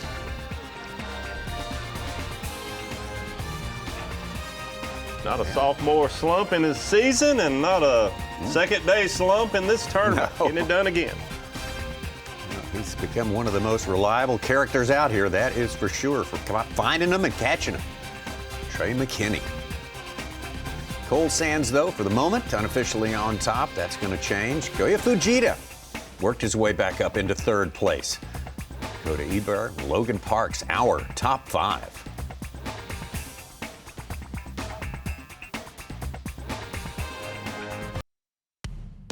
There's a lot of places where side scan do come in. Here at St. Clair, not as much. It's a group of fish. You know, it's in a 100-yard area instead of a mile-long stretch. So the thing that I would do out here that I have side scan is to find how the bottom lays. So a lot of times there's so much of the same stuff.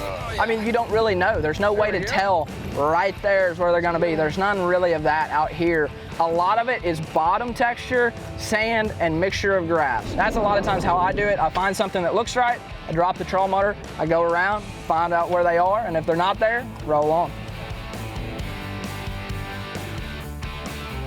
Trey McKinney, how he uses his side scan as well. There's a look at the bottom there. Oops, whoa. Skitter boats. Oh. BFA Goya Fujita, a 5.0. Oh, boy. He's got 21 pounds a day and is now leading Trey McKinney by 4 ounces. Oh, boy. About that. You knew he was going to be dangerous up here. Absolutely. Now, Fujita on top. Spent a lot of time in 2nd place yesterday, and 3rd and 4th. He is having a week, having a tournament so far. We'll see if he can make that stretch out into the top 10. And he was so bad yesterday at the end of the weigh-in, though, tied for 7th as far down. That's crazy how far he fell. We joke, obviously, it was an ounces game. But Trey McKinney's talking about Anchor Bay and some of these areas where side scan maybe not as super effective. Some guys using 2D. When you take a look at the Deep Dive app, you can go to St. Clair and look at the satellite imaging, and you can check out, obviously, the shallow, sandy nature is going to make that outline. So I'm going to draw kind of the outline of the sandy nature of Anchor Bay, and where it drops off to the deeper water is where a lot of these anglers are fishing. And so when we go to water clarity, you can kind of see obviously how it is a little dingier on the outer edge of that circle. But then when you think about all the areas that Mark Zona was talking about with maybe little grass pods, you know, that grows up here and there, the sand that Mark Zona was talking about, it's what he's probably referred to, I believe, in his shows, is kind of like the lion's den. The sand that's my goodness. in the middle of these grass pods is where some of these smallmouth are sitting waiting to ambush, but it is their domain. It is where they live. And so with the Deep Dive app, you can find those clear patches of water where maybe it is filtered well, maybe it is protected from the south wind well like we have today. Anchor Bay, it sticks out just far enough where they're safe. So water clarity, wind, a lot of different ways you can look at it in game plan, and the satellite imaging of St. Clair in general helps paint that picture of how clear it gets up shallow, how sandy it can be. You mix in some forage, vegetation, And like he said, it's not a mile-long stretch you're trying to find them line up. It's a 100-yard area. It's like our table. There's going to be a sand patch that's going to have the right fish.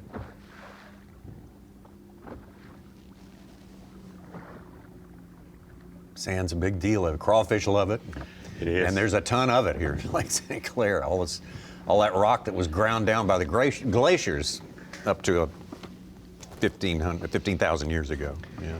It's just very cool. We talked about how there's, not necessarily a science. You have to exactly do this, how every fish is different. Dakota Ebare, right side of your screen, today has talked about smallmouth pointing nose down towards the grass, probably crawfish focused, and bites his bait.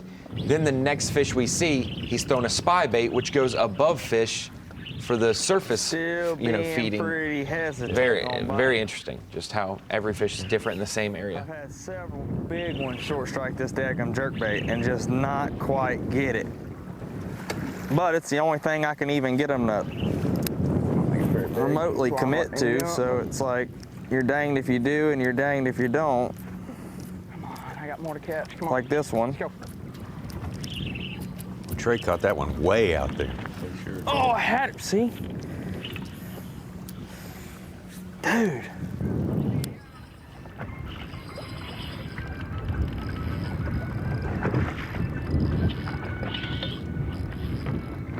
Gosh, these fish are so strong. Gotta get him up to the surface where he can't do nothing.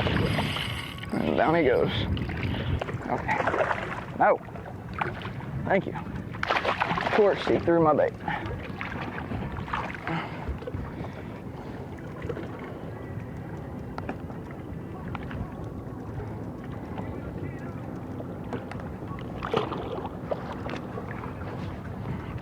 Okay.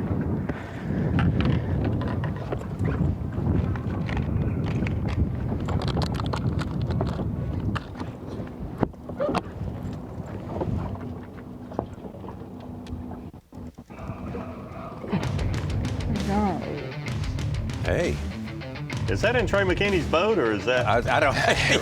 Crank up the tunes, Trey. Yeah. Oh my gosh. The tunes, they never stop. This is the tune we like, though. You know you're dialed in when you've got Power Pole Replay of the Day music blaring in your boat. You are leading AOI, you're leading the event, and you are leading Power Pole Replay of the Day, Trey McKinney. Let's see which one of these fish. Oh, it's got to be the one that, oh yeah. Oh man. That's the one that would never give up. Had a spy bait in his mouth and ends up getting in his jersey. Long story short, he lands this fish. I think that might have been the fish that helped him regain the lead for the first time today. Yes. Yeah. Power Pole Replay today, Trey McKinney. Pumping up the volume of the replay of the day in his boat. Not really. Might have made that up.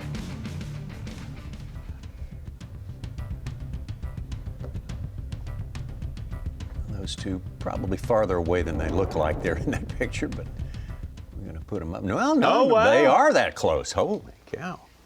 I would have thought the same thing, but they are not very far apart.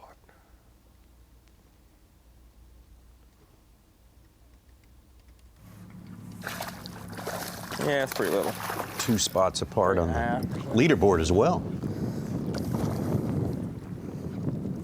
Trying to see how he's hooked. Think I can flop him on up in here. So on the Tennessee River, that's a big distance between boats. Yeah. And they kind of hunker down on a certain spot on a ledge or a grass patch or whatever you might have. But these anglers are covering so much water that they're going to get around one another. Even though they've got 90 square miles in Anchor Bay, they're on that trolling motor constantly. They're going to get around other boats. You see Easton turning, going off the other way right now. Yeah, look how fast he's going. You pointed out that yesterday with most of our guys. They are blasting. Yep. Smallest is 3.5. He's 3 miles an hour, looking for the next one. Yeah. Nice to catch something on something other than a treble hook bait, though. That's always. And yeah, you mentioned that yesterday. That's what separates these anglers from a lot of others. I use the Humminbird Mega Live when I'm fun fishing around home. I'm pretty decent with it at 1.5 miles an hour, not 3.5 miles an hour. Yeah. And that's, you know, you cover. Yeah, that's like twice juggling around. 6 balls instead of 2. Yeah. It really is. That's a good example. And it also explains why when you look at some of the feeds and the graph shots that we show on Bass Live from these anglers, you're like, that doesn't look great at all. That picture's not. They jack up the gain, they jack up, so it's so sensitive that when they do see something Got a move, lot of room to grow, it pops. Versus you want to have a perfect, no interference, it's a pretty picture. The best part of the day That's is not yet good to for come. tournament read. fishing. Yeah, well, it's just, It's hard to quick read. it's a slower reaction, yeah. It's great when you can take all the time in the world to stare at each dot and creep up on them, but when you're trying to find each and every fish as quick as possible, you got to crank those up where it doesn't look aesthetically as good. Yeah, look at Easton there. He's moving. And it's not like he's moving from one I feel like waypoint that to the one other. was a good He's one, too. actually looking for a fish at that speed. Snaking left and right.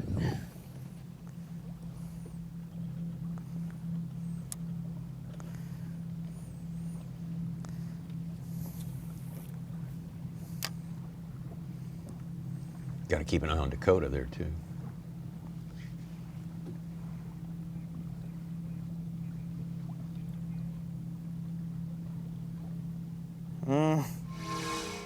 Trey McKinney now 4 ounces behind our leader, Koya Fujita.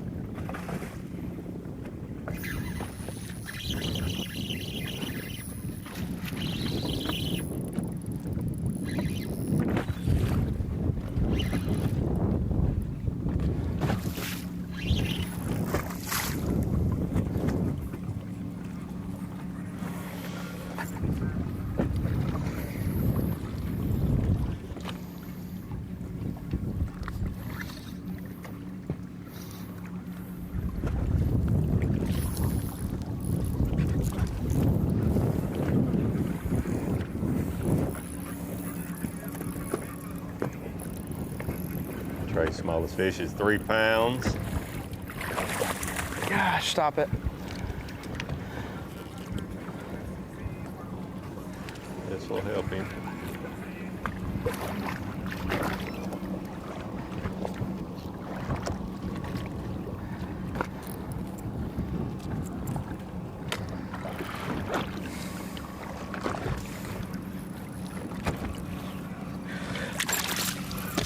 Ah, yeah, son. Woo! Yep, okay. Son, that was like That'll help him. Yeah. Let's see if that's enough to take over the lead again. Only needs about 5 ounces to retake that lead. We'll come back with the results of that weighing and reckoning when we return. Getting closer and closer to midday time here. About half an hour. We got a great halftime show coming up. It was terrific yesterday, and it will be today. So stick around. Plenty more to come from St. Clair.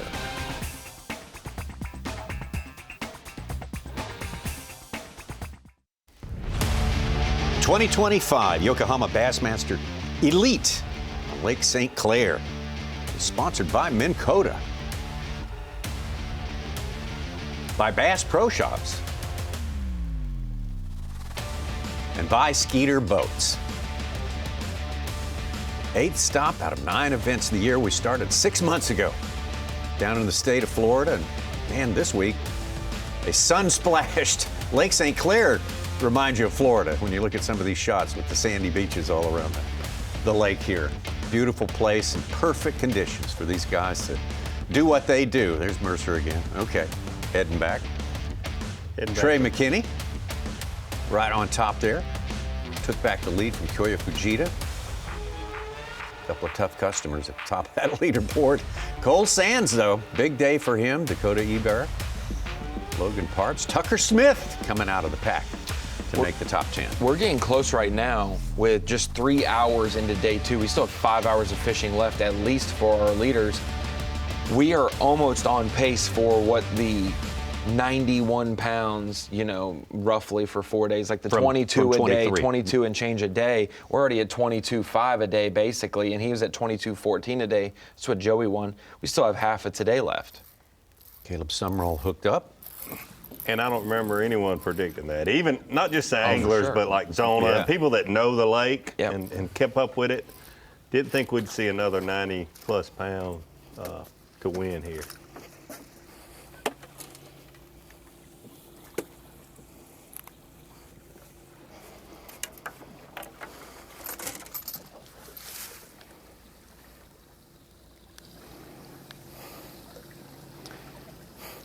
If the smallest fish are 2 pound, I think that'll help him a little. Bigger than like a 2-4 or something.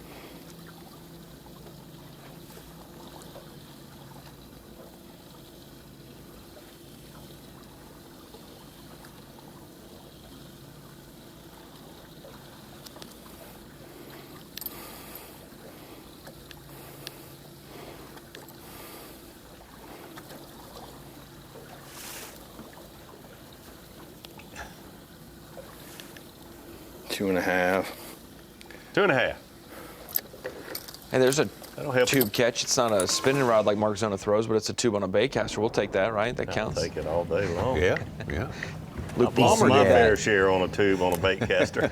Luke Palmer did that in the 2023 Elite here, mixing a tube on a bait caster. Yeah, you're exactly right. Easton hooked up. Giant. Oh, man. Giant. That might be our 5-pounder. Come on, baby.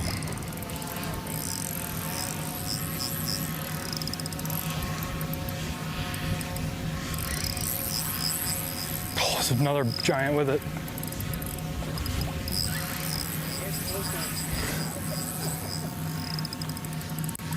Come on, baby. Need this one so bad. So bad.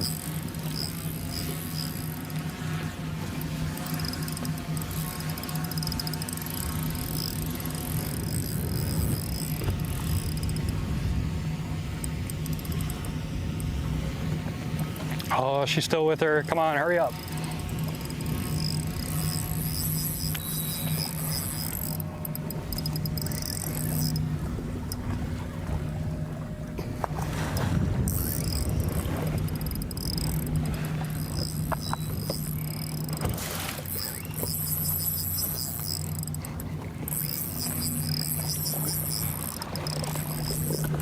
Oh, that is a big one.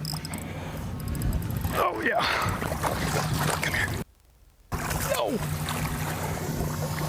Boom, baby. Yes.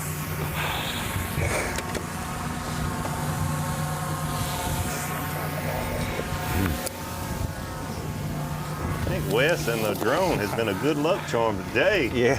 There we go. Put some big ones in the boat. Calls a 266.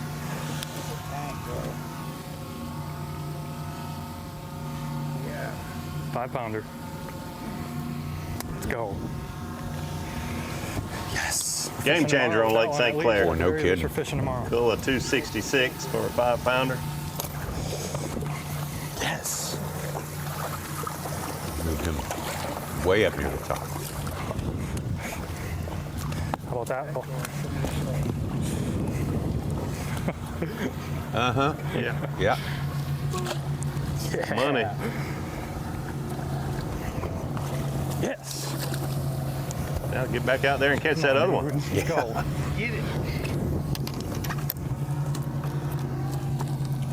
I think he's the only one who's talked about followers today. Two times before. So easy to lose confidence out here. All right, Trey McKinney.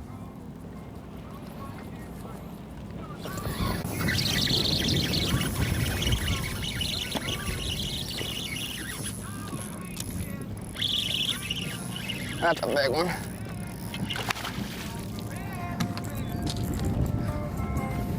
He went from Power Pole Replay of the Day music to Rich Men from Richmond.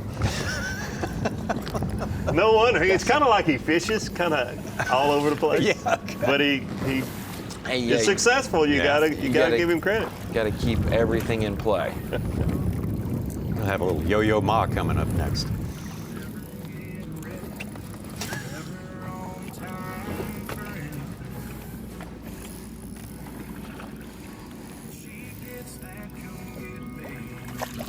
Gosh, he's got it hooked weird.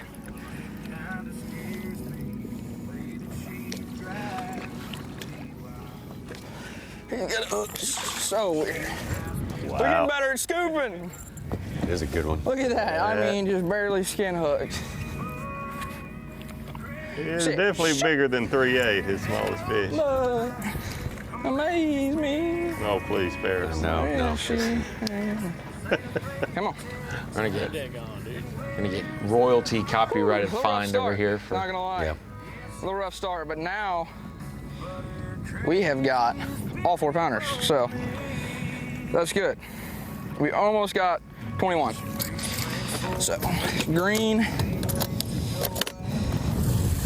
right, on that side.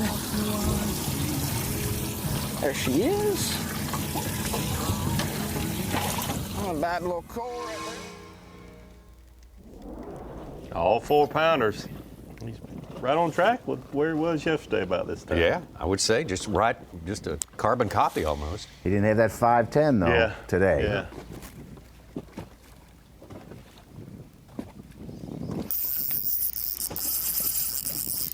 Well, Davis got a limit now. Looking to upgrade.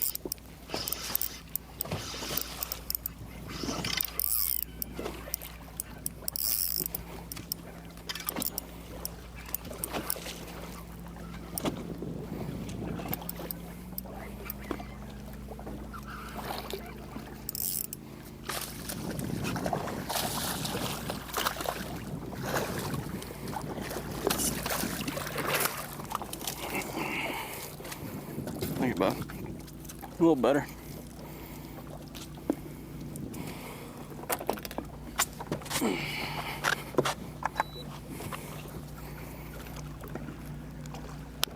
Well, David's using a Ned rig more than any other angler we've had a camera with so far.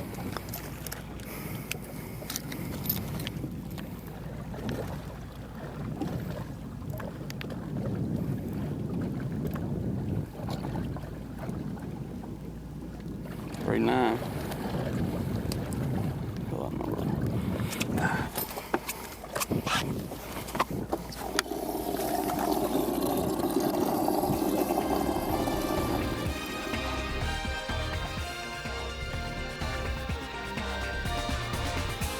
Will Davis starting slow, but that was expected. He's now upgrading as it stands right now as we get closer and closer to the midpoint of our 8-hour fishing day. Got a little more fishing to show you, though, before the break.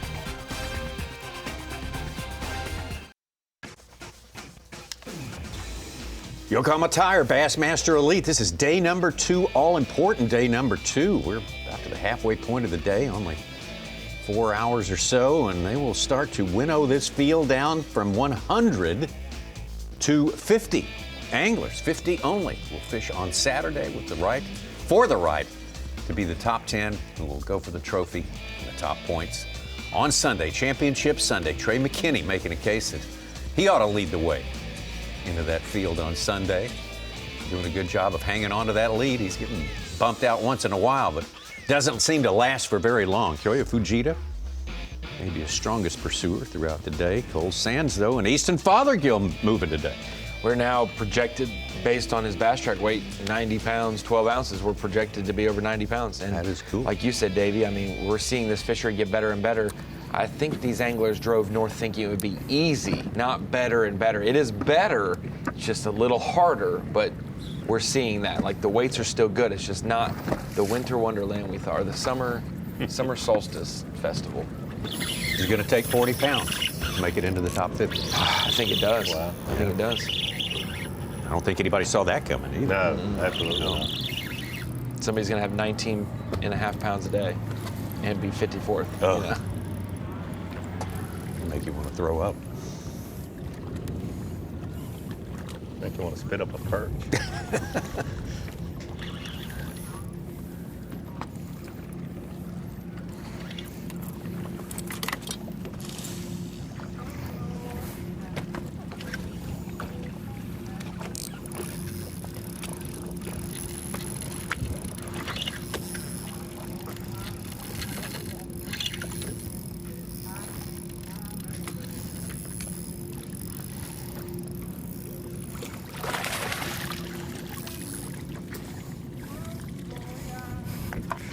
Let's see if I got this down again.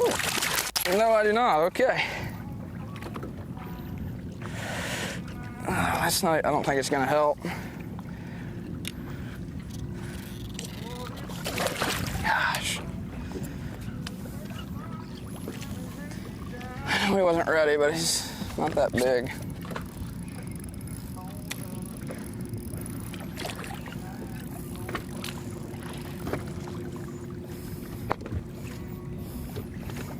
Gosh, quit turning that way.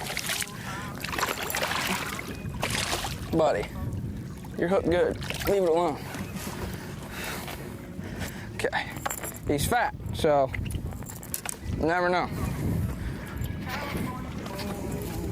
I don't think he's over 4. In my judgment, 315. Like half the smallmouth in this place. I think you're right. I'm so good.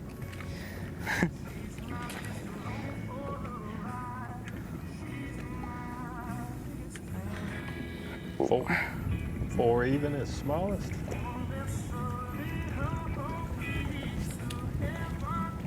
Ah, green. Actually, 4 even instead of 315. Oh, I was close. You were close, but Tommy was right. Not much of a game, but keeps him a whole 2 or 3 ounces ahead of the rest of the field.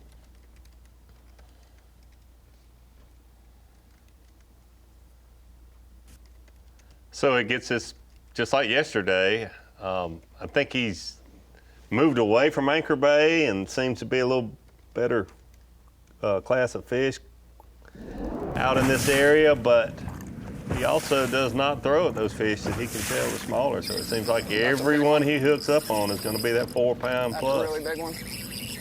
Here we go again. Like a really big one. Oh yeah.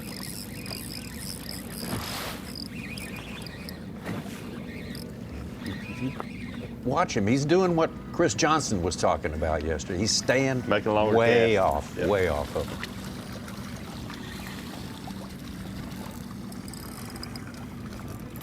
It appears he's asked those camera boats to stay a little Might not farther be a away really from big him one, but I thought it also. was. I've noticed that in the last hour or two.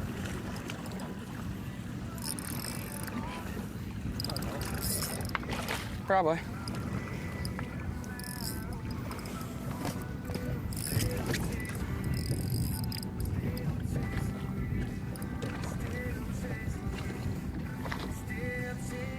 Big old frame. Here we go again. These hooks are terrifying.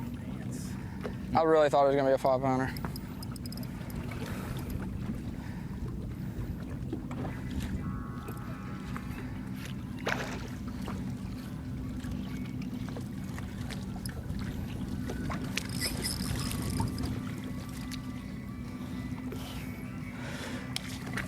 Oh, okay. Okay. I'm safe. Mixing it up. The last one just a minute Stop. or two ago was on the minnow, and that's a spy bait. Oh, gosh. Whew. Ocean legs.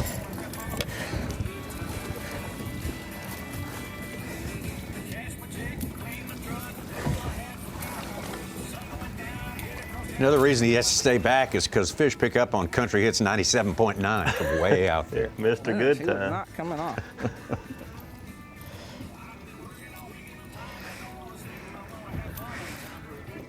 Oh boy.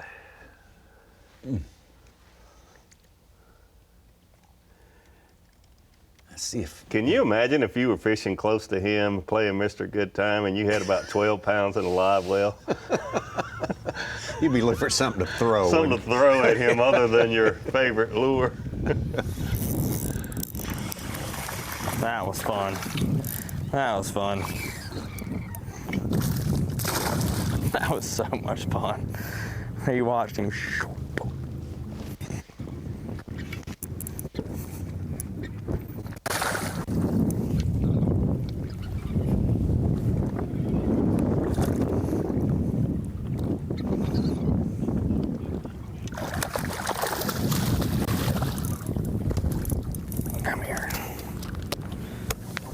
Little little fella.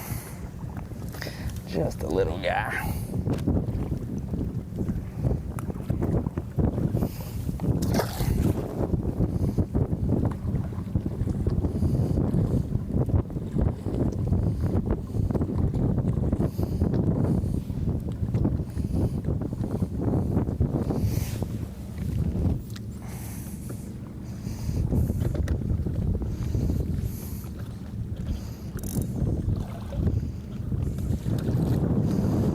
I like to get the bite though. Gives me a little confidence. So when I throw it a big one, I'm confident he's gonna bite. When you think he's gonna bite, you got a better chance of biting than when you don't think he's gonna bite.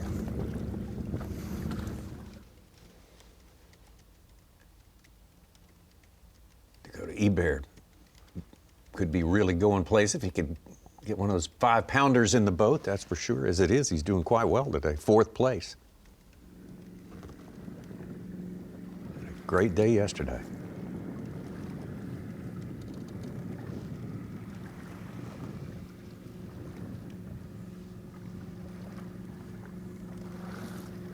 Yeah, we see those anglers get off to a good start yesterday morning and this morning, but by this time of the day, you can kind of see the ones that are just catching that more consistent, you know, that 4-pound range, 4+ pounders. Dakota, Trey, Easton, Will, Joya. This one might have some potential to have some meat. He looked healthy. Oh, that wasn't the cast.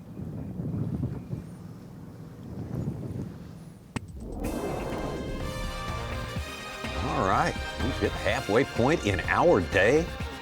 4 hours of fishing under our belt. Still got important business to take care of. Job number 1 today, be in the top 50.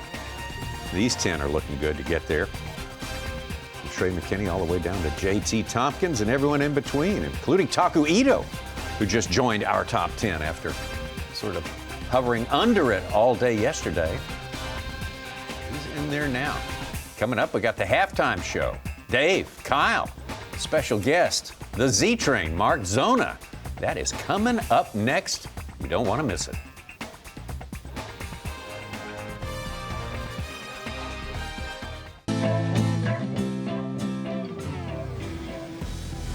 That's a great Tommy Sanders always calls it. It is moving day on the Bassmaster Elite Series. That's the kind of moving I'd like to be doing. That looks like a good time, and good times are being had out on Lake St. Clair. Welcome into the Bassmaster halftime show presented by Bass Cat Boats. And what a tournament we have here. It all comes down to this, all the points, whether you're trying to re-qualify, whether you're trying to qualify for the Classic, whether you're trying to win Angler of the Year, Rookie of the Year, it all gets decided in Michigan. Well, no, it'll get decided in Wisconsin, but I mean, this part of the story, the 8th chapter of our 9-chapter book, gets written right here on Lake St. Clair. Brandenburg Park, the scene of our weigh-in, and the Z United, it sounded good in my head, but it came bad out of my mouth. Doesn't matter. Mark Zona's on the show again and going to be here all week. Kyle Jesse, as always. Z-Train, this is your body of water. You know, what's been interesting about this tournament so far, it's as much as things have been different about this tournament and really talking about the pressure that these fish get. I said it this morning to Tommy and Davey. It's still, at the end of the day, it's still the same old lakes, even though there's some differences.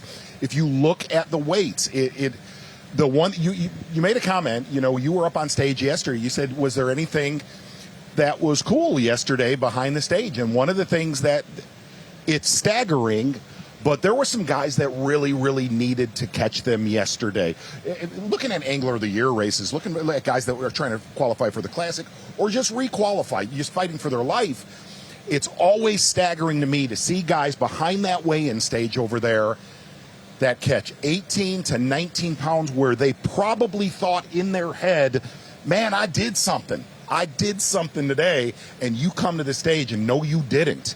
Because digging out of an 18-pound hole here with as close as the weights are is literally next to impossible. Yeah, Zona made the comment yesterday that if you had 17 pounds after day one, you would be in trouble. Boy, would you. You'd be in the mid to lower 80s. And, you know, the final two events, when we take a look at the Progressive Bassmaster Angler of the Year race, two tournaments where, you know, it's very hard to gain ground if you fall back. I mean, close weights, tight weights, 100%. So, I mean, each and every day is going to be so critical. And the last two events, we saw that yesterday. It's going to be interesting to see how it shakes up after day two. And you got some big names in tough situations. Ben Milliken.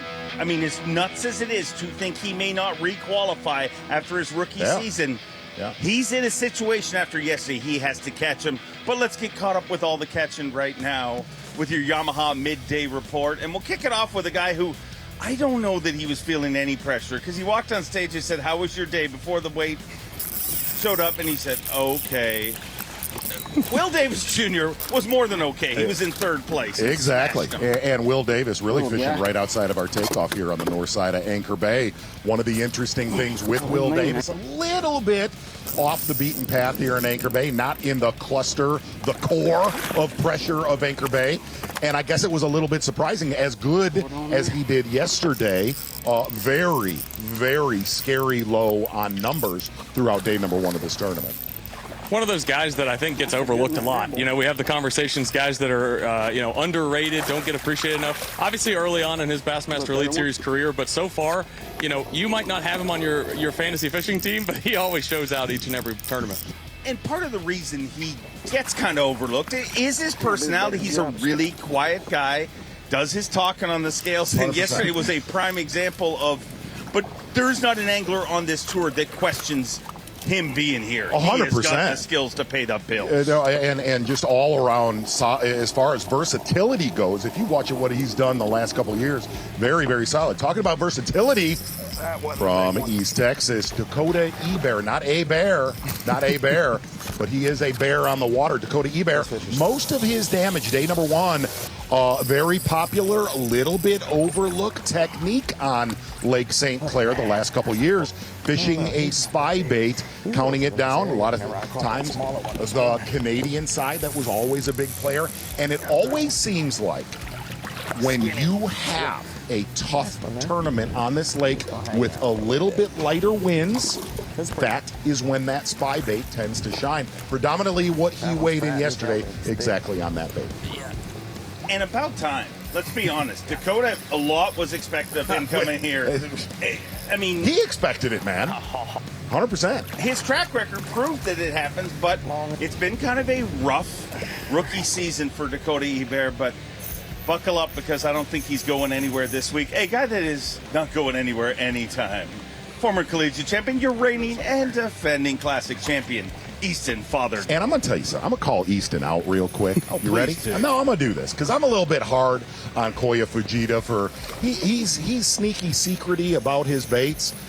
I'm going to say Easton Fothergill is the U.S. version because, listen, I hang out with Easton, and he does not like talking about a lot of those sneaky baits. And I'm going to tell you something. I really believe what I'm going to say. I talked about this with Tommy and Davey.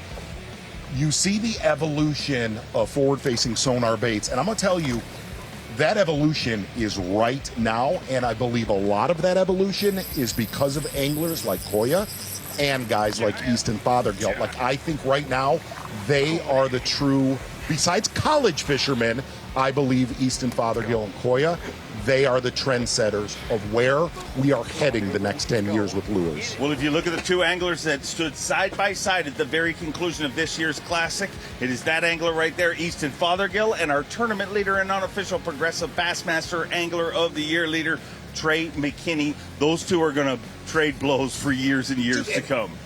Here's what's weird. Looking at a guy like Will Davis, looking at Easton and Dakota, and this angler right here, Trey McKinney, I want you to think about something. Obviously, a huge last 12 months, but this dude was a hammer before that when he was like 7 years old. Yeah. It is, imagine when these guys actually have experience on the bottom. Imagine these anglers 3 years from now, as powerful as they are fishing currently. That's scary because I always say it. Looking at these lakes is like an offense looking at a defense over and over and over. when an angler like Trey McKinney gets more looks under his belt, whether you like him or you don't like him, here's what I can tell you. That dude is the future of the Elite Series. Wow, those are big, big words. And, you know, you're right, Easton's pretty quiet, but our whatever that word I'm looking for is, spends a little time with him socially. Kyle, you were at a Whiskey Myers concert with him. With Easton? Oh, now yeah. Listen, I'm backstage at one of them things. Let's go. Did you get any nuggets out of him? I know this. To Zona's point, he is a tackle junkie. Let's listen to Trey McKinney first. Well, right now we just caught a bunch of good ones. We went from 18 pounds to like 20 3/4, almost 21. So we saved ourselves for sure. I mean, we're not going to drop too far. We're definitely going to drop. You just don't know how far. So I'm one bite away. One 5-pounder, dude, will call me a whole entire pound. I'll be 22 something. So I don't know. It's definitely interesting. I need a couple more good ones for sure.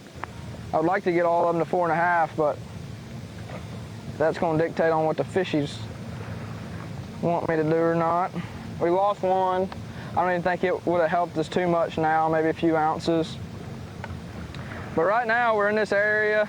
I'm about to leave it because I haven't caught, I've caught 4 even, 4 even, 4 even, 4-3, 4-3, just all like right on the dot 4-pounders, which is awesome, great.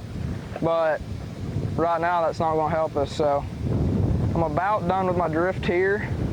We're going to go a little bit farther this way, and we're going to pack it up and go where in practice I caught a big one, and we're just going to, that's all we need now. We're just head hunting. So we're just going to put ourselves, even if we don't catch another one, I know I'll be in an area where I know has 5-pounders. So I think that's the goal, because if I want to have a chance to win and stay up there, that's what I got to have. So I think here in a second we're going to roll out, see if we can go catch us a big one. Probably not, but hopefully. They're actually biting really surprisingly good, like, honestly. There for a little bit I caught every single fish I saw, and now it's catch one or two out of 3.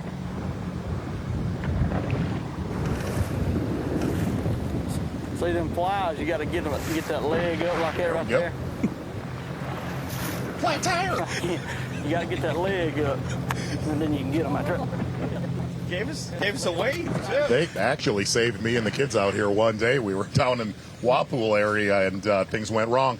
You know, Trey McKinney does have a little stone cold country by the grace of God. You could see him, exactly. You could see him at a Whiskey Myers. I don't know one I would be at, but I could see him at one. His parents own a store. The other side of that, I want to talk to you about Trey McKinney, about where he has fished in this tournament, okay? Been around the core pressure, but he's always been on the outskirts of where the bulk of that pressure has been, kind of on the east side of it, the northeast side of it. And obviously tomorrow, cutting our field down, there's going to be a lot less pressure, because here, I got to say it this morning, he beat the brakes off of a lot of big-name anglers yesterday, and I was watching it, man.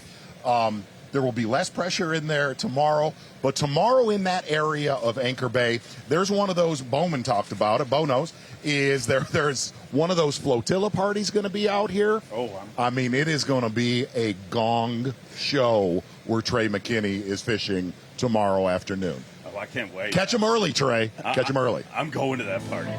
We are doing a live segment from that party. But the party that we are watching here this week, the 8th stop of the 2025 Bassmaster Elite Series. Hey, there you go. It's starting. Wait till you see it this afternoon. Let's go. Let's go. Our tournament leader, the youngest Elite Series champion in history, trying to become the youngest progressive Bassmaster Angler of the Year ever. You know what those flotilla parties don't care about? What? Bass fishermen. I can't wait. Weigh in this afternoon, 3:10 Eastern Time on Bassmaster.com. Don't miss it. Everything is official when they hit the scales.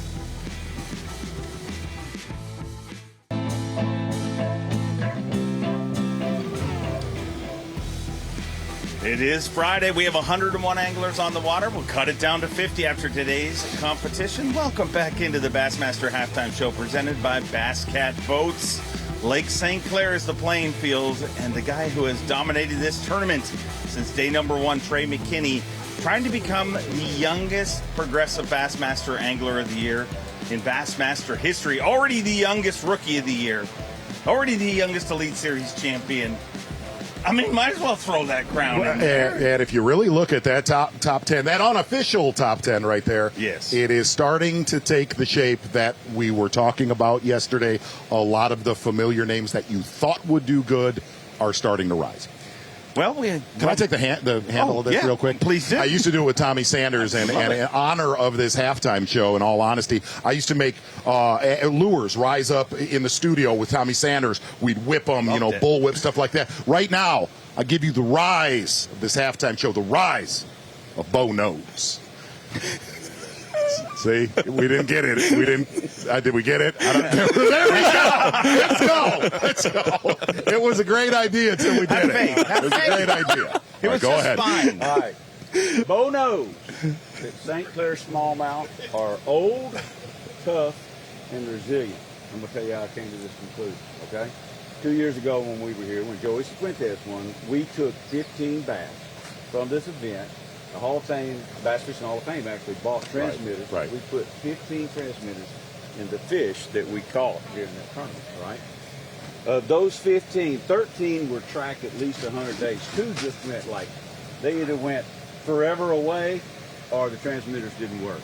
But after 2 years, are we better now? After 2 years, we're still tracking those fish. We're still tracking 11 of those fish. Okay. But here's what I thought there's a couple of things that you will expressly be interested in. I'm going to give you a little bit of the average movement from one day to the next of over 250 fish that have been tagged on St. Clair is 600 yards a day. The average movement of one bass is of 600. Every bass is is 600 yards. Wow. The average movement. Wow. So one of those bass swam a total of 240 miles in 367 days. That was a fish that was caught by Chad Pipkins, and it was a 7.5-year-old fish. He swam 240 miles in a year. Another one is a 19.8-inch fish. He was a 12-year-old fish. He swam basically the least, and it was a 9-mile difference over the year's time. Matt Robertson caught a fish that was 20 inches. It was a 13-year-old fish, and it swam in a straight line 45 miles. All right? The average age of those fish was 10.5-year-olds, and that's what I really want to kind of, if you think about these fish being old and tough and resilient, if you think about what a 10-year-old wild creature is, you know this as a deer hunter, what a 10-year-old wild creature. The average fish that we weighed in here yesterday was 10 years old. And if you really think about that, you talk about pressure. We were talking about this. Like a mature deer, I know this sounds crazy in Bassmaster Live, you don't get many cracks at him. And listen, there are a gazillion 5-pound bass in here, but obviously there is conditioning in a lot of these fish. And the thing that amazed me the most about what you just talked about is per day that these smallmouth would go 600 yards. And this is no joke. I actually caught one of those tagged fish that you got to see Logan Parks with yesterday, and I called it in to Lansing. This is about a decade ago. Where I caught it was almost 100 miles away from it was tagged 1 year prior, and literally swam across the abyss of Lake Michigan. But one of the things that you can draw a conclusion from all this is really these fish are old and tough, but these guys are good. You talked about them saying yesterday on the halftime show how they've already gotten conditioned. I mean, you got a 10-year-old fish that has fed for 3,650 days out of the year and conditioned to danger every one of those days, and these guys are capturing that guy, and that's not for the ever. So what you see there on the screen is how old is my lake. Basically, if you catch that fish, and the total length is on the left-hand side. And then you can go out to the side of that and come up with the age of your fish. Now, what they did here was they took a spine out of the back and they aged it, like sliced it in half and like tree rings, right? It's not as effective as the ear bone, but it's still pretty effective. I mean, you know, they know that it's at least 10 years old, right? So we haven't lost. But one of the things that I think is also that resonates with me personally as a sportsman, we want to take care of these fish, et cetera. Kyle and I were talking about this last night. We talk about smallmouth being a sensitive creature, right? But we had basically, I'm going to say almost 100% survival rate of a bass, a large bass, that was minding his own business and decided that he was going to eat a goby or whatever, and then got pulled all around, got thrown into a 2-foot by 2-foot box in the black, rode across the lake, bounced around, did all this, thrown in a bag, walked across here, put in a tank, did that, go up on stage, held up for all the world to see, come back, had his gut sliced open, and a transmitter slid in there, sewed up, put back in another boat, and then out there. Yeah, well, you know, it's our best. I was abducted. I get it. I get it. You were. I remember. It was a long time ago. I mean, it's like Walt Disney World, worst ride ever that this bass has taken, and they're still out there pinging. Wow. At 10, 11, 12 years old, because if you're talking about human years in bass, that fish is 70, 80 years old. And the other connection to that, and I've always said this with Sanders doing Bassmaster Live, I've always called them jokingly, they're a velociraptor. And you say that and you laugh and whatever, but what I mean by that is you can have the best spot, whether it's Lake St. Clair, Lake Ontario, Sturgeon Bay, whatever it is, you can have the best spot. If a smallmouth does not have something to put in his mouth, he is moving on. Right. He is rolling. We've 100%. always heard, really for the last 20, 30, 40 years, that a smallmouth, he is here today, gone tomorrow. What you just said right there, that obviously has been studied, is absolutely spot on. And the thing that it draws to, we had this conversation before we went on air, Zone and I did, about roaming fish and hiding fish. There's really not that many places to hide on this lake. So every fish is a roaming fish, and it's more of a pelagic atmosphere than any place we go to. This is the one place that there's not an elite angler out there that wants to see the forward-facing go away. And there is, I'm going to tell you, there is a connection, what you just said, with that study. There are massive migrations of bass on this lake because in the spring when McKinnis comes up and we're taping shows, they're all basically on the mile roads, and those fish will migrate out to Metro and stuff like that. But that migration, besides them breeding, that migration is constantly chasing a forage, hands down. And that proves it, what you just said right there. Well, we've had over 116,000 detections of these radio tagged fish. Wow. And by the time all this is over, we're going to have answers to questions we never even knew that we had a question for, right? I mean, it's just points where they pinged. Just that's the one thing they won't give me. That's the one thing they won't give me.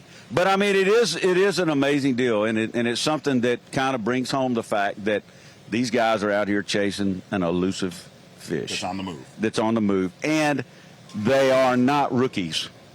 These are the hardcore veteran fish. Bo knows. Bo knows. Bo knows. I mean, I was going to give you the opportunity to officially close the show, but I guess we're not going to do that. We're going to get on the water with Will Davis Jr. right now. That's great stuff. Really good stuff.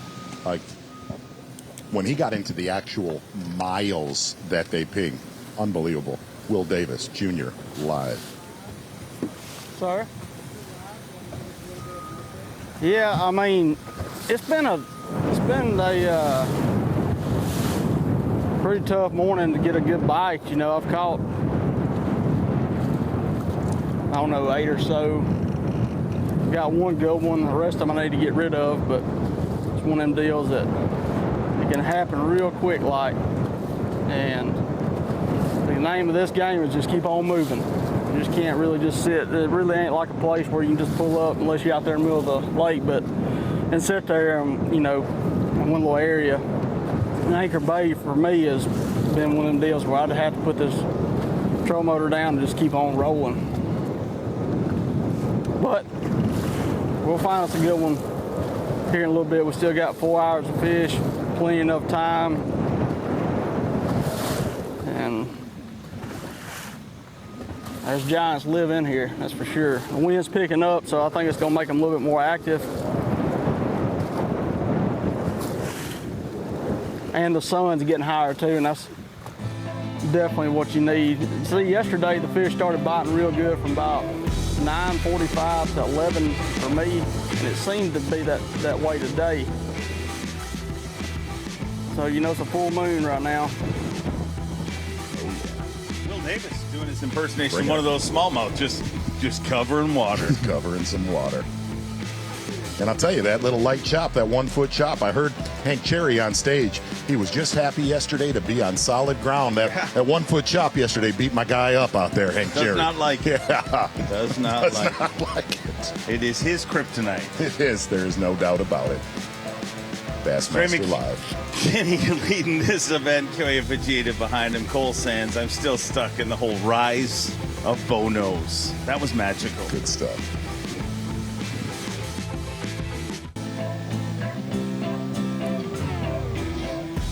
Day 2, stop 8 of the 2025 Bassmaster Elite Series, the Yokohama Bassmaster Elite. And welcome back into the Bassmaster Halftime Show presented by Bass Cat Boats.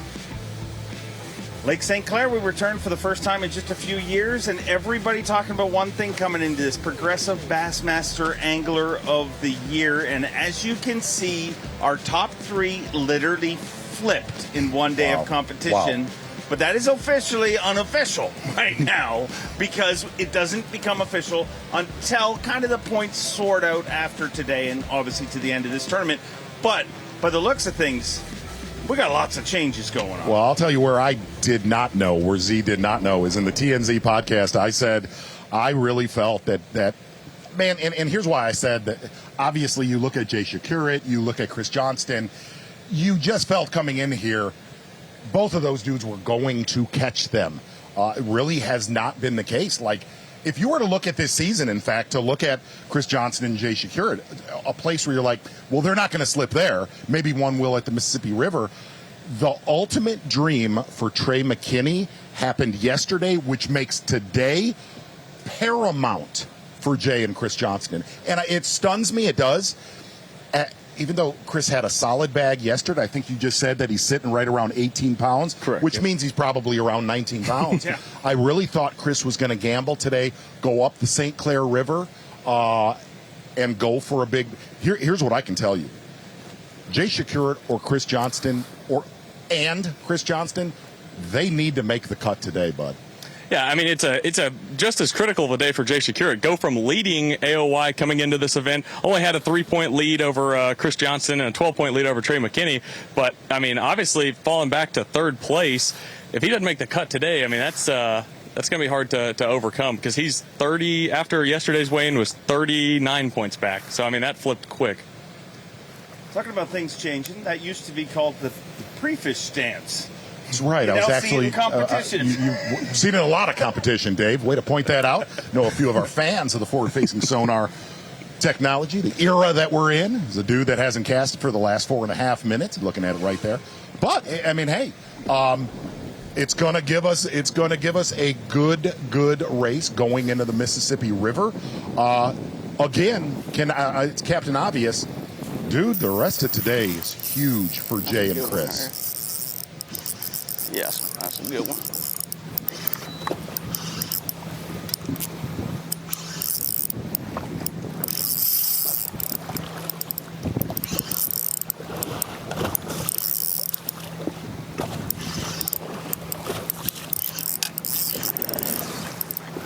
Again, really throughout the areas of Anchor Bay that have played. A couple of your anglers yesterday, they had good bags, were a little bit shallower, 7 to call it 9 or 10 feet of water.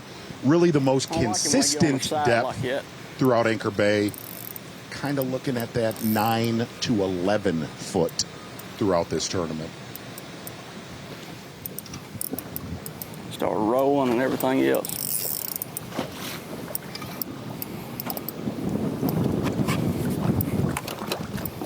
like you. Like you that thing.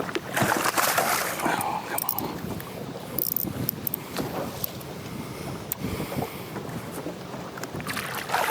on. There's a good one.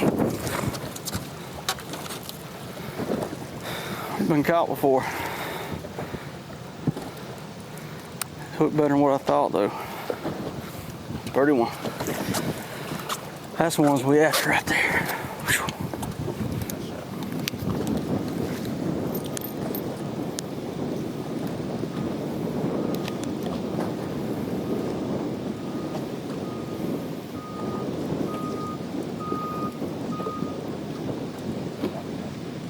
Four, 6. Number one.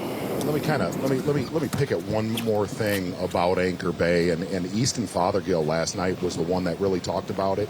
If you fish St. Clair, it doesn't matter if you're in Anchor Bay or the Mile Roads.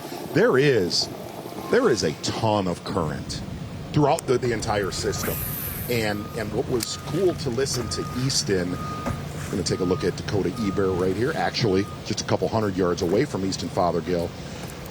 Easton saying that these fish that he was after, the wolf packs in Anchor Bay, very current related, and he said, I'm starting to learn how they move with wind direction and the current.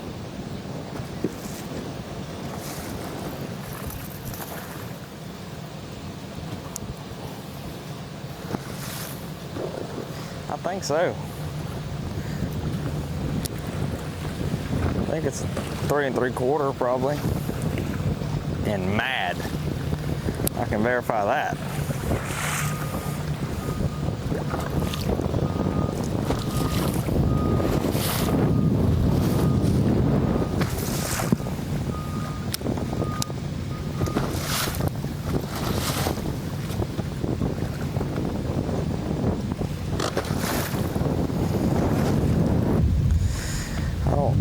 I got a 3.5 in there, so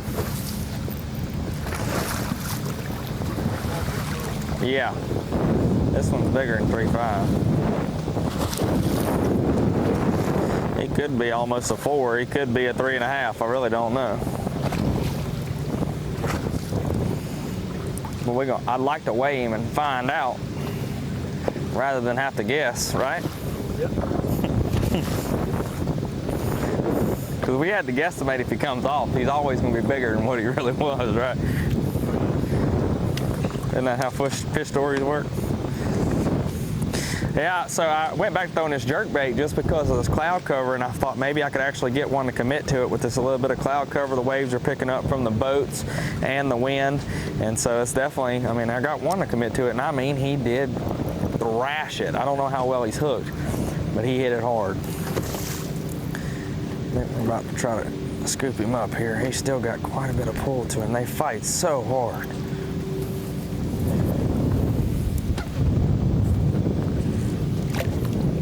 Ah, he's not that big. He's barely hooked.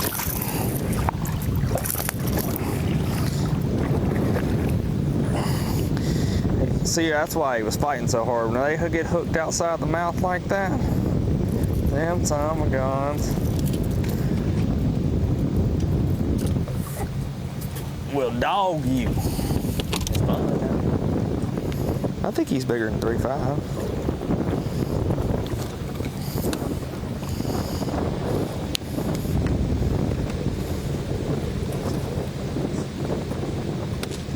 He's 3.5.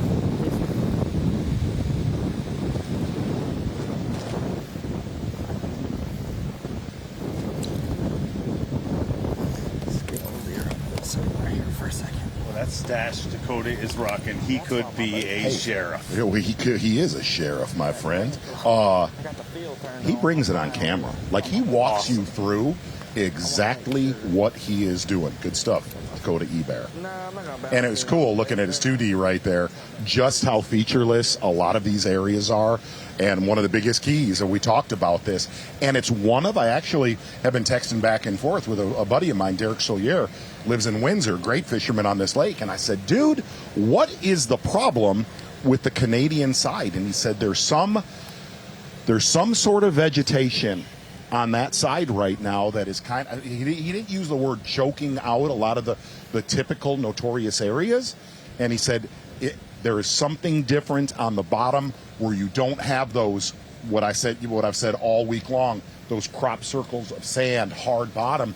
And he said it's literally just been a changed environment. Is it the spiny starwort? Is that what it's called? Because he texted it, and that's a scary thing, just because a lot of the inland lakes around here have that. Yep. And that is something you do not want in lakes. Fish generally will run from it the more it takes. I'm not saying that's in here, but that is the exact grass that he talked about. Yeah. So, it covers everything. It's a carpet. It's a carpet. Chokes out everything. Yeah. So it's wild. Yeah, Dakota Ebare with great stuff as always. But great stuff in this local area. It is great. Detroit Sports Commission having us out here. Preseason football. Everything's and then going. Chesterfield Township. It's all happening. They have rolled out the red carpet. We've had great takeoff crowds. I'd say a great yesterday crowd. And good times are had in this part of the world. And rumor has it, I don't confirm or deny, Mark Zona, that you have reached into your ample budget and rented that bad boy for me and Kyle. I did. It's for later tonight. It's more for a sunset cruise. I know Bo knows is going to be out there with us studying some of that telemetry. He brought it all day long. But yeah, we have that later tonight. Bassmaster Live, Yokohama Tire Bassmaster Elite Series on Lake St. Clair, presented by Bass Cat Boats. See? I can do it. That's right. I'm back. I'm starting to get some confidence. Where's that Ronnie Moore? I'm going to tune him up. Get him.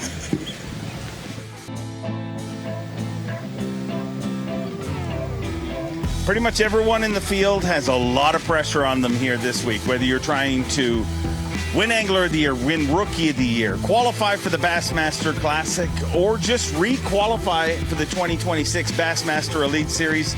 Not too many anglers in the field that don't have pressure on them, and things happen throughout the year that they're painful at any time during the year, but it just seems a little more painful at the end of the season. The points feel a little heavier. They're the exact same points at the beginning of the season. We had a few things happen yesterday that were very, very painful, but some integrity was showing. There's 3 different licenses needed to compete on this body of water. Yes. Michigan, Ontario, and Wapoo. Yes, and really, if you kind of get around the bottom, here's the best way to put it. If you get around the bottom of the South Channel, where the St. Clair River dumps into St. Clair, you had better just have a Wapoo license. Angler like Ray Hanselman Jr., he was checked, did not have that license, had to throw his bass back, start again. Ray Hanselman fighting for his life, so very critical. Looked at another angler, Ed Loughran, turned himself in. Big props to Ed. And a hats off, man. That's big time integrity. We had another situation before the event, before the Canadian side was open. JT Tompkins was fishing on the Canadian side. He was not allowed in this tournament after that information came out. He could not fish on the Canadian side of St. Clair throughout this tournament. And it would have, and look, if you went into the Canadian side, we talked about this, you could have gained a competitive advantage of, heck, I'm not going to practice over here during official practice. So JT Tompkins getting a Canadian penalty and 2 anglers yesterday. Not only that, Wes Logan, 5 bass in his live well, catches a bass, okay, and this happens a lot on this lake. Another one's following, catches a bass, puts it on the floor of his boat, then hooks the other one, a 7th fish. So I believe he got a 2-pound penalty assessed. So, but hats off to Wes, to Ed Loughran, and Ray Hansen. And the only difference between Ray and Ed, really? What? Whoa. Such out of nowhere. Where's Such? Skeeter Boats Big Fish Alert.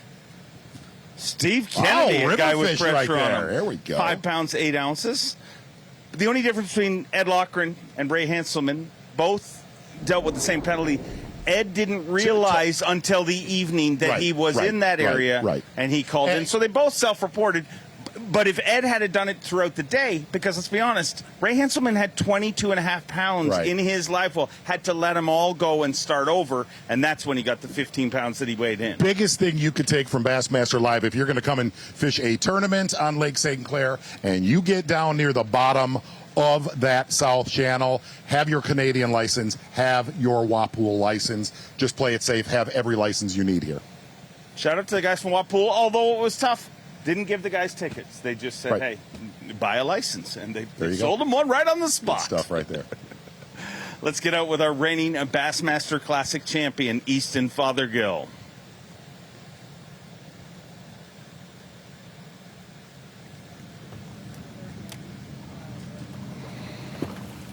I'm just, I found a flat here with a bunch of great big ones. I just had a bunch of perch nipping at me, and I was fishing for a big one near the bottom, and the perch ignited, and the smallmouth, that like ignited the smallmouth. It didn't bite, but I don't know if that's a clue to, throw a minnow and imitate a perch, or what. But yeah, I'm around big ones right now. Just gotta make sure I'm not wasting time on 3-pounders. I gotta be confident it's a 4 or 5 pounder before I throw at it. It's just an efficiency game at this point. So yeah, if I throw out enough 4-pounders from now to the end of the day, I should get a couple to bite and have another good bag. So feeling good.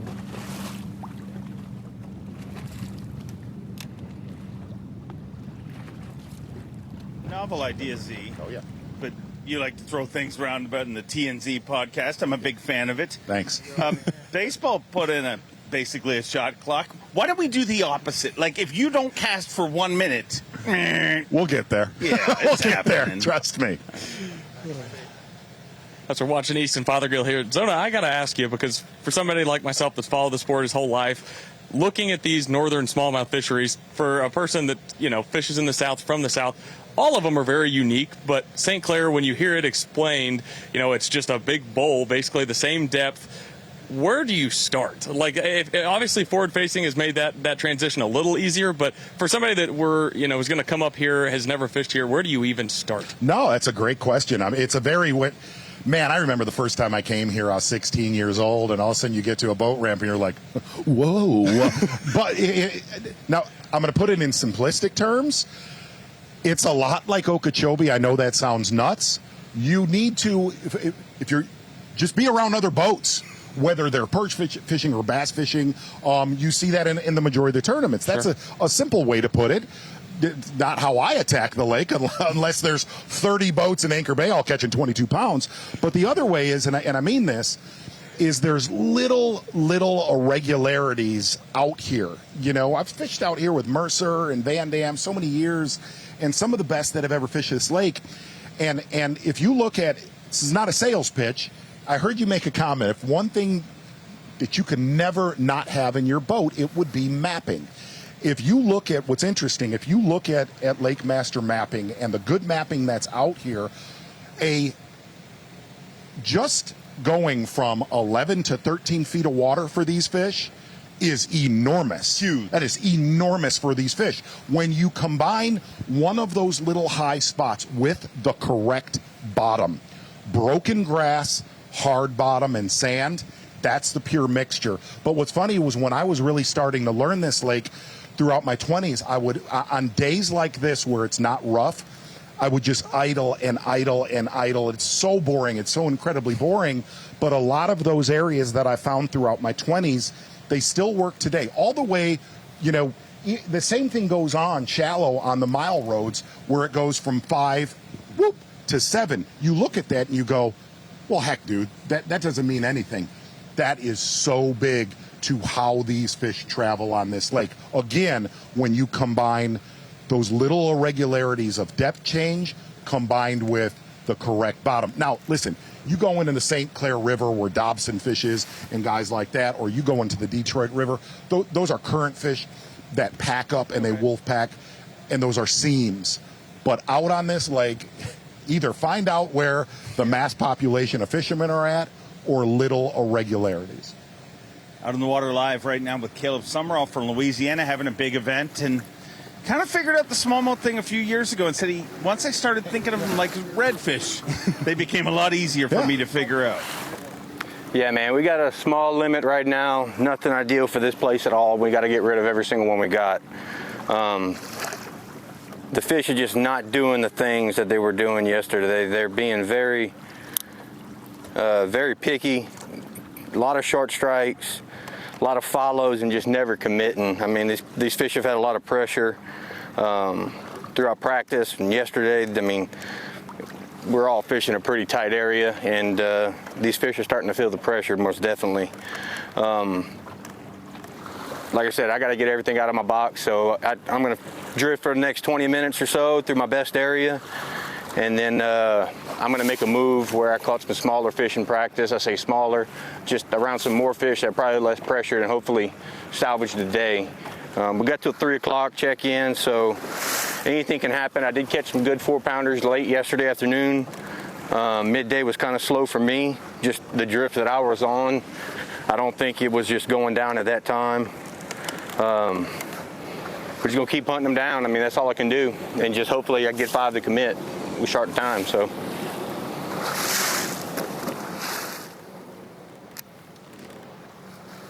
Slow day right there for Caleb Summer. I'm going to tag one more thing, and it's more of a time of year thing. It tends to happen early April, but it will start to happen. If you're watching Bassmaster Live, you're like, dang it, man, I'm going up there in September. The last thing I can tell you, again, it's a time of year deal. It'll start in the next 2 weeks. The birds will show you really the end of August to the end of September. They will absolutely show you where it's going down.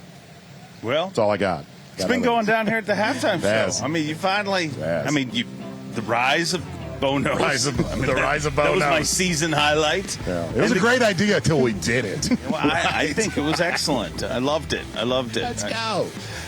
We've got a great show coming up tomorrow. We're going to be joined by Travis Pastrana. He's going to be on the set with us, so that's going to be a lot of fun, right?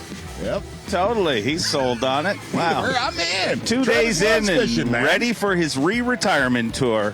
But Mark Sonar is committed to be here the next few days, so don't go anywhere. A guy that hasn't left the top of that leaderboard since day number 1, Trey McKinney, 45 pounds, 7 ounces. Big thing's going to happen this afternoon. I'm going to say Chris Johnston sneaks in that cut. Always expect some surprises at weigh-in, too. Can't wait to watch it go down. 3:10 this afternoon. Bassmaster Live? Question mark?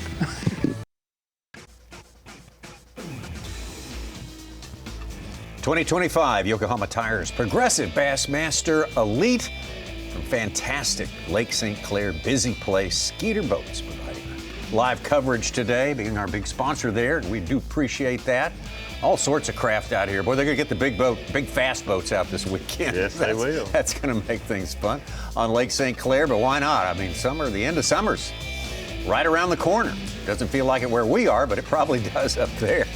There's your leaderboard, unofficial. Trey McKinney has been hanging on, trying to go wire to wire here. He's part of the way there, but got a long way to go. Kyoya Fujita has been his closest pursuer, probably overall, over the first day and a half, and some change there. Cold Sands moving up there. Tucker Smith has moved up in the Rookie of the Year and on the leaderboard here. Look at the second page, and there's neighbor Minnesota's Austin Felix. Jonathan not neighboring Minnesota, they're another state over. Pat Schlopper, who won this year. Greg DePalma was in our lead early today. We've had a lot of folks moving up and down that leaderboard. The scores are so tight, and it's just it doesn't take a whole lot of weight to change your fortunes out there. We started with that notion today, and I don't think it's changed. But man, we have seen a lot of people rise to the occasion today, Davey Hyde. We really have. I mean, Tucker Smith really jumps out to me today. He's having had a good day yesterday. He's saying, hey, not so fast, Paul Marks. I want to win that Rookie of the Year. Easton Fothergill staying in the mix, although he had such a slow start to start this season. But you can't overemphasize how much a 4 to 5 pound smallmouth means here this week. We knew that coming in, but it's even tighter than I thought it would be. Yeah, we had a big shake-up at our last event, 10 Killer, as far as our Angler of the Year race goes. Came in here one way, and now things look a different way after day number 1. But you can kind of put it in perspective for us, Ronnie. I'll say, well, obviously with Trey McKinney being the top of our leaderboard, he has maxed out points-wise. So now all he has to do is just maintain what he's done day 1 and let Chris Johnston and Jay Shakir either continue to stay close or fall out of the race. I'll say when the schedule came out and we had a mid-June heater of a tournament prepared for 10 Killer and St. Clair, we would not expect that these were the two events Jay Shakir would give away a big lead in. We thought he would be gaining steam to give back 30 or 40 points at 10 Killer and to give back another 30 or possibly more this week. inconceivable that these would be the two Jay would stumble at because they didn't go exactly like we thought. Yeah. Here's one thing we talked about a little bit at lunch while we were watching the halftime show. That was great. It was good. But here's the thing for Jay. I think it might be better going into the lacrosse event being the hunter rather than the hunted. You just got to be as close. As young as he is and the AOY on the line, it might be better for him, but he's got to stay close. He's got to catch him today and tomorrow. As long as he stays close, he still has a great chance to win the AOY. Yeah, St. Clair has been the upsetter, but it's also been a big benefit to a lot of folks. And Such, it's been great fishing. There's no doubt about that. Is it going to take 40 pounds to graduate to day number 3? Well, last year was like 19 and change, 38.7 to make the cut. So I think it'll go up a little bit. It'll have to be 19 and a half, probably 39 pounds to get there, maybe close to 40. All right. Well, we forge on into the afternoon here, 3 hours away from weigh-in time. I think the weigh-in time's at 3:10 local time this afternoon. Looking at Trey McKinney. Heard Eastern Fothergill just a few minutes ago say I'm not going to cast a fish unless I think it's a 4 or 5 pounder. Trey McKinney's in the same mindset here right now. You've been seeing him hold his rod in his hand quite a bit this afternoon. I know that's frustrating to a lot of people, including me as a tournament angler. But you get it. They don't need to catch a 3 pounder, a 2.5 pounder, a 3 pounder, 3.5 pounder that they might so desperately need by Championship Sunday.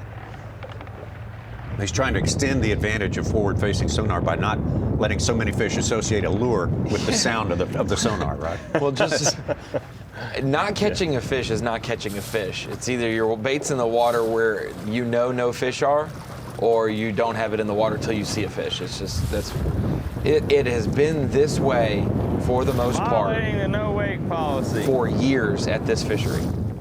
Like, this is just the style. You're either on the pod or you're not. They're either below the boat or they're not.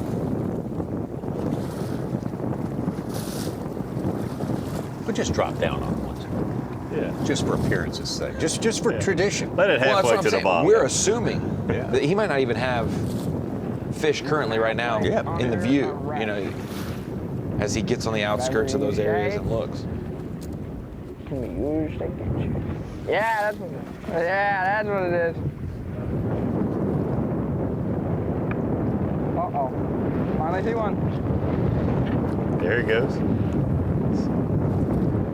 Spotted a big one.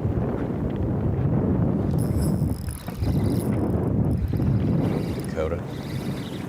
Hooked up? Can't tell. I think it's a good one.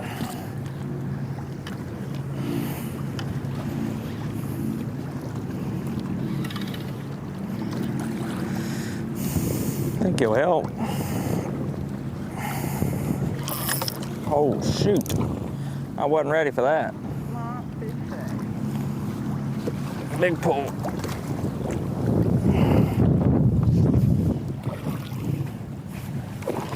Jesus, son of a gun. Smoking me. Ooh.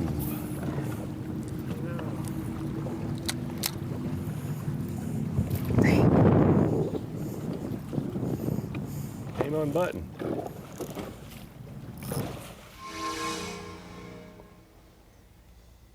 Just happens every now and then. They're fighters. He's just holding on, fish pulling drag. They will not comply. No. They won't comply. Let's get out to Caleb Sumrall. Heard him say a few minutes ago he needs to get rid of every fish in the box. Doesn't have any, he feels are going to keep him in the hunt for the championship round. That was a good one here, though. It jumped. Was in a boat, I'm not sure, but it looked like a better fish for him. Oh, yeah. That's the ones.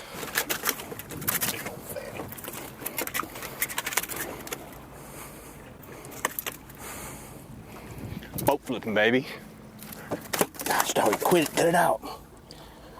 These fish do not give up.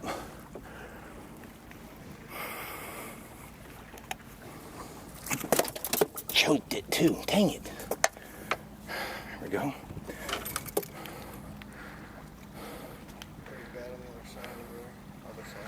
Yeah, he's gonna stop on a dipping.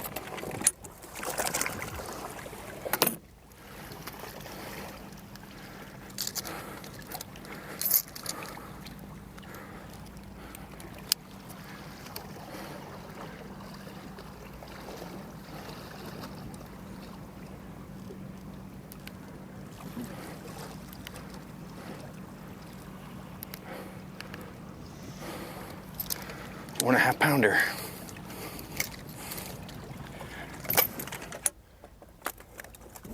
That's what he wants to replace him with right there. Yep, he said he needed to get rid of the ones in his live. Well, that's a start. 2 pound color. He had 4 fish, 2.5 pounds or under. Oh, wow.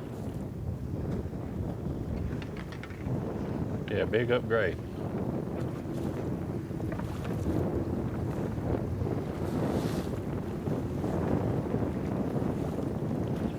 Matt Robertson out close to the shipping channel. I'll be willing to bet the picture we saw a few minutes ago was from his boat. Yeah, big had to be.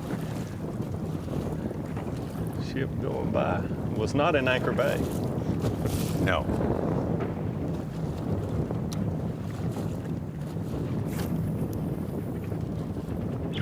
Uh-oh.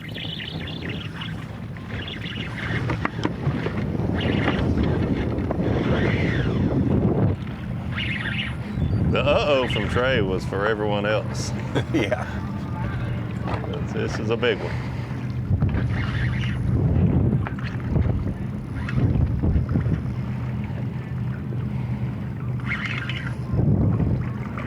How's there another big one falling?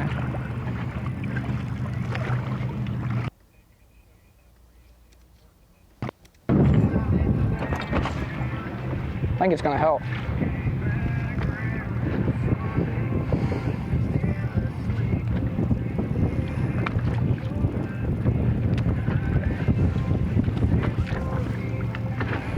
I think that'll definitely help. The water makes them look bigger and smaller at the same exact time. Oh, my arms are getting tired.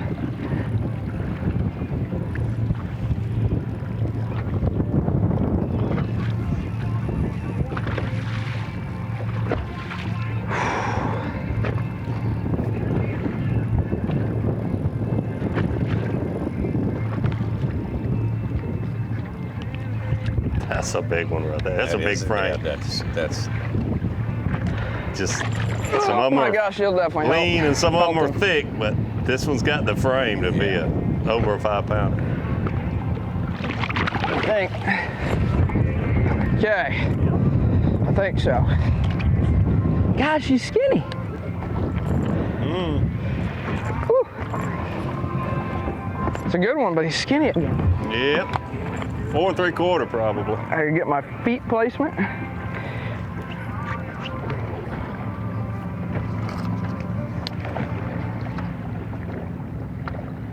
Yeah, he'll help.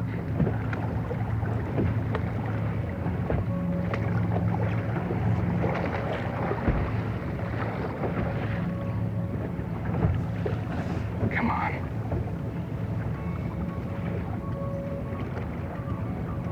Let's take a look at Trey McKinney. We've talked yesterday and today about how do you separate yourself from the people you're fishing around. Here's one thing that we can definitely see. Trey's able to get a lot of these bigger fish to bite. Look how he's working this bait. He is, and he even mentioned if you miss one beat in that rhythm, those fish will turn and go away. So he is absolutely working that bait harder than anyone else we've had a camera with so far this week. Looks like they're going to provide him an upgrade there, possibly extend his lead over to Fujita, which was less than a pound.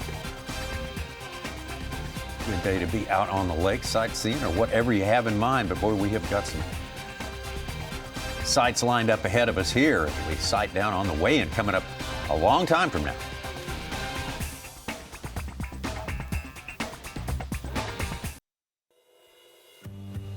AOI is determined by all the anglers on the elites. After you fish tournament after tournament, you win, you get 100. Down the line, if you play second, you get 99, place third. 96, 97. It just goes on down the line as far as you go. So whoever has the most accumulated points throughout the 9 events is crowned the champion of AOI. So it's definitely, it's a hard title. To me, it's probably one of the greatest titles. You know, it shows consistency over the year, over the 9 tournaments on how consistent of an angler you are. So it's definitely a very, very important thing to me. And I've been trying to get it last year, kind of messed up a little bit. But this year, hopefully we got another shot, and hopefully it doesn't end like that. But we'll be good. Hopefully we just got to catch 5 more the rest of the season. Trey McKinney, your leader, Progressive Bassmaster Angler of the Year points. By virtue of his being in the lead for a day and a half plus at this point right now. But now he is the hunted. Chris Johnston is the man you got coming after you. Not a perfect scenario. Those were the points as of the start of today's second round action. That has changed a little bit, but that's not official. What we know right now is not official till we have the weigh-in and perform that. But Chris Johnston has improved his position, gotten closer to Trey. Yeah, and this is the huge day. Obviously tomorrow, 50 anglers vying for 10 spots for Sunday, so there's still movement that can be had, but trapping half of our field out of points today will really solidify things. Guys can't fall past 50th, and then tomorrow is one more day to avoid a drop. If you're one of those top guys, you're thankful for the most points that you're getting, Tommy, but boy, you can drop like a rock here. Go catch 16 pounds on day 3 of St. Clair and you're in the top 10. You're gonna finish 29th, 30th and lose a bunch of points. Yeah. Right now, Chris Johnston is only 10 behind Trey McKinney, and Shakurat is 20 behind on the updated Bass track, which could miss a movement here and there because it's going pretty fast right now. You think, Davey, if you're within 20 next week, it's still totally fine? Sure, especially with the different pools and the lock-in situation. Yeah, within 20.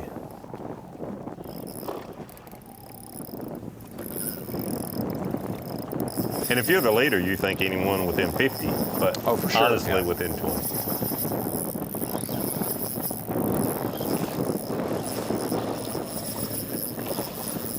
Dakota Ebare loving the conditions this morning when the wind was way down. It's breezy now than it was.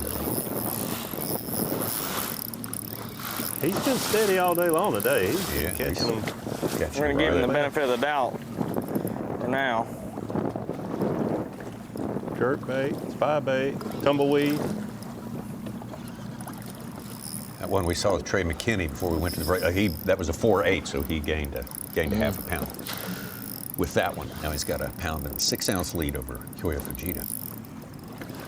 I can't believe we were so off yesterday. I thought he had 25-1 and he had 24-11. Ridiculous. He was actually closer to 20 than 30. One of these days you'll give up trying to, project.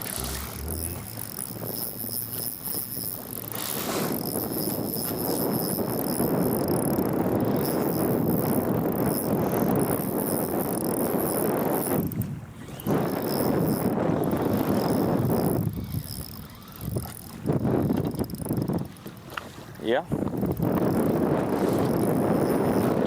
Dakota had a good one come off about 15 minutes ago. He's not a magnum, but he's a good one. Yeah, it looks like he's being extra careful with this one, probably because of that.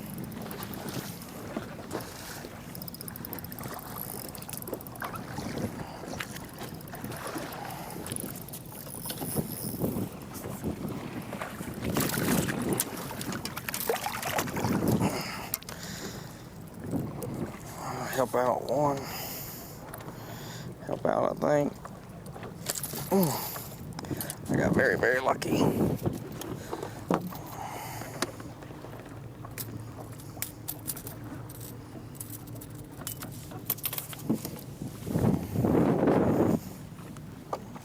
I don't know. He ain't real big, is he? Maybe bigger than 3.5 though.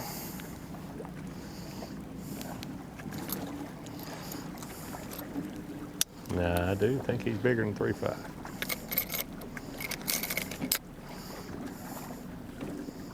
Oh, yeah.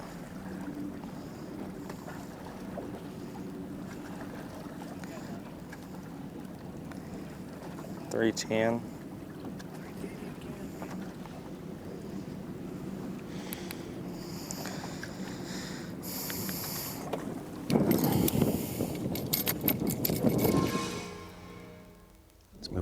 Matt Robertson. Tucker Smith, by the way, just caught a 4.8 and moved into third place. Ooh. So.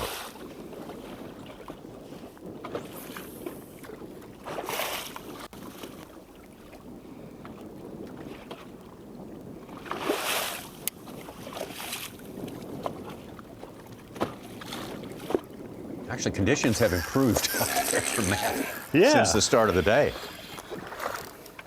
Isn't that funny? Here we go. Yeah. It could just get worse. Here we go. Rougher in the bay, but calmer right in the middle of Lake St. Clair.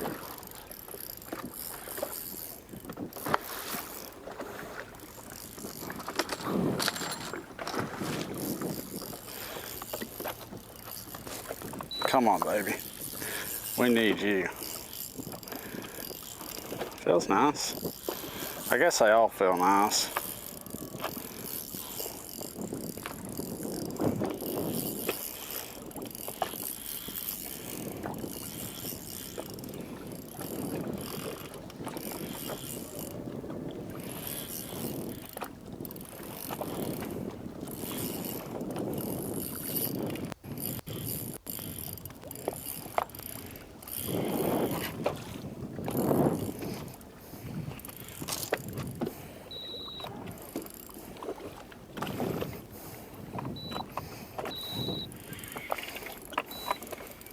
I ain't got the same yet.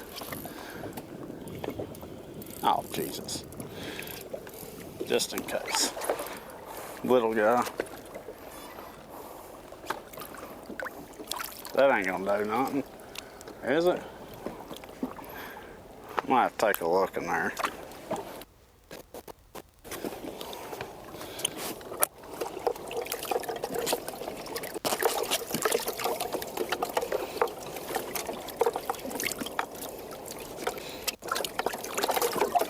Bigger than 2.5. Won't be much if it is. Yeah. Close. Yeah. In his defense, those 2.5 sometimes do fight like 4-pounders. Oh, and vice versa. Yeah. And he's got a lot more current affecting his pool of those fish when they fight than the guys maybe in that bay.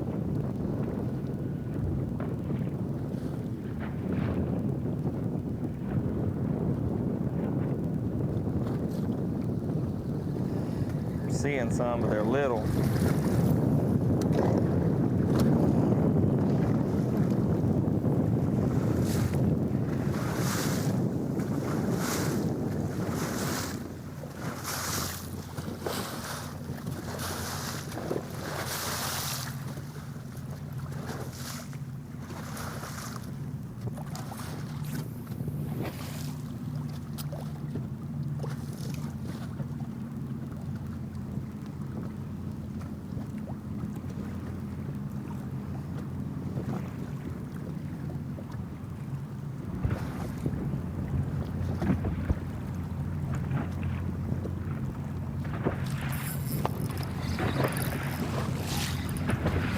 Got it hooked up again.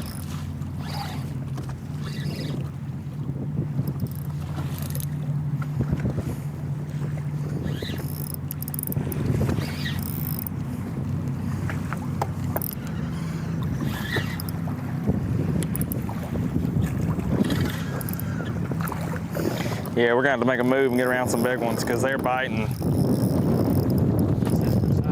Yeah.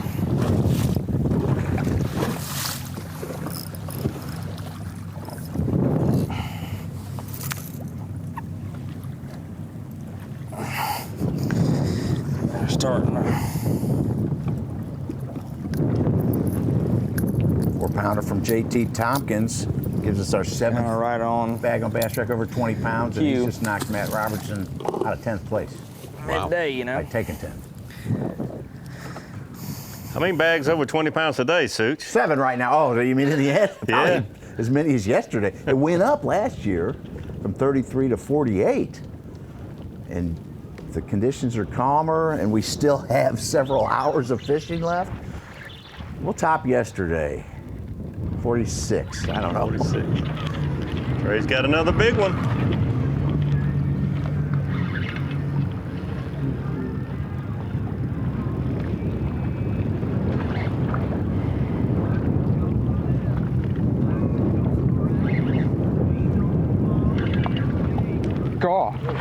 Oh gosh. Oh my gosh.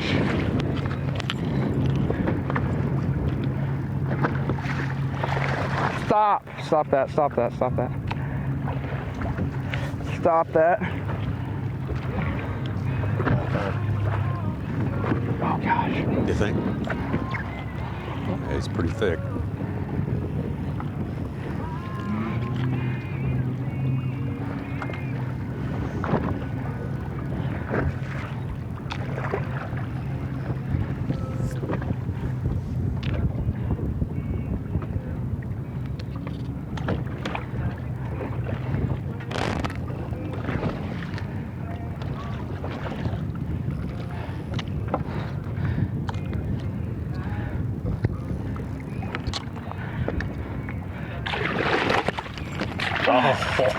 Come on. No. Oh. Okay. That is a good one. That's a big one. He wasn't coming off, but whoo, talking him into it, son. It was like, and finally, can't even get the hook out, dude.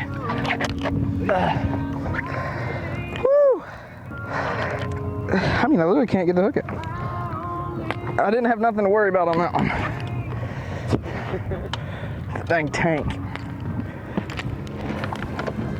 Smallest fish, 4-1. It's like a pound. Yeah, it looks like a 5-1 to me. Yeah. I was like a half full pounder. Then I was like, Oh, yeah, that's what I'm talking about. 5? Yep.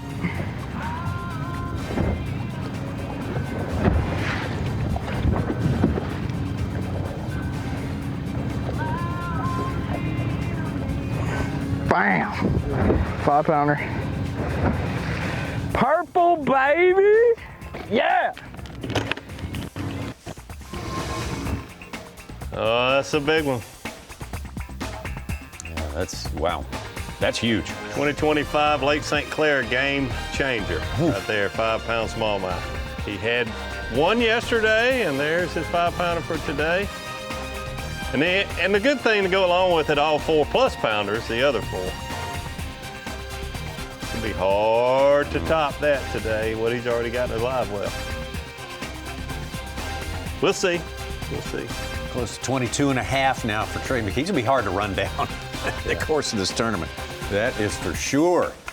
Boy, things just keep getting good out here on Lake St. Clair, and more to come.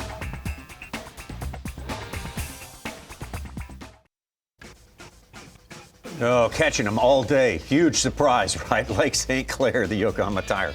Bassmaster Elite pushing on into the afternoon here, about 2.5 hours, a little less than that, until check in for group number 1, flight number 1, and Trey McKinney just added to his lead right there.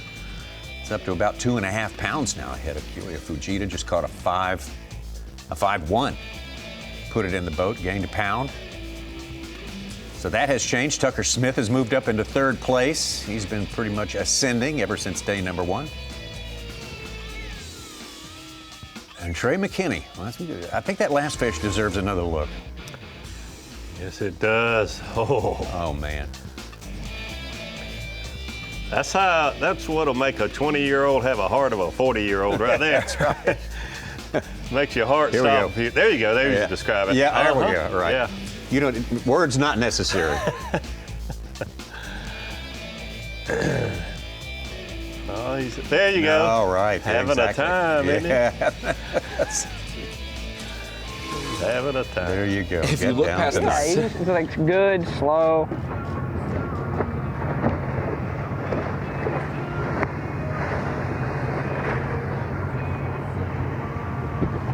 Hang on.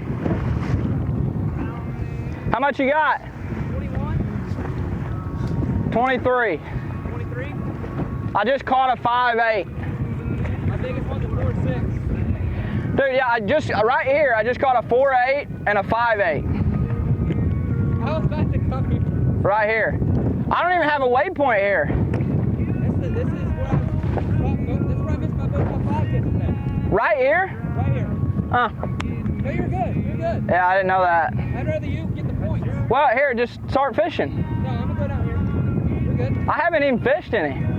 I gotta get rid of a 314, so that's my smallest. Well, you know there's big ones. Huh? I don't care.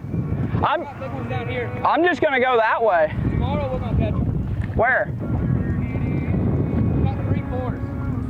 Dude, you know out there where you were, I caught 5 over 4. Really? Every fish I caught. I caught 2, 3 1/4. I don't, every time, I don't know. It's like loaded out there. Yeah, I know. Like loaded. Jay was out there, I kind of had to go around him, but I caught 3 3s. Right, if you get one more 4.5, 5, you're good. Well, I got a stretch, I think I can do it on. Better get going. Go there and do it there. Yeah.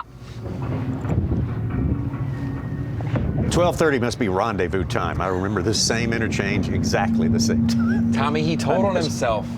5.5 pounder, not a 5 pounder. He did. 5.5 pounder. Yeah, so he's got. Such is perked up over there with the bass track. Accuracy, inaccuracy. Take this got more personal, like a 3-pound don't you, lead. Such? Doing ciphering. He's a little bit low. You know, in 2023, Tacoita was leading after 2 days with 47.4, so he's right there.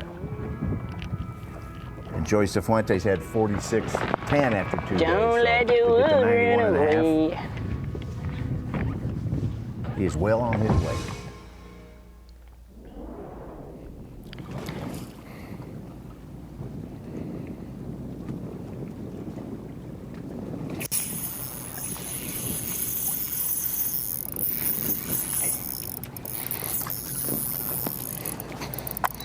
Fothergill It's a good idea in to- 6th place. I don't think he's that big. His last catch was an hour ago, a 5-pounder. Less keeper catch.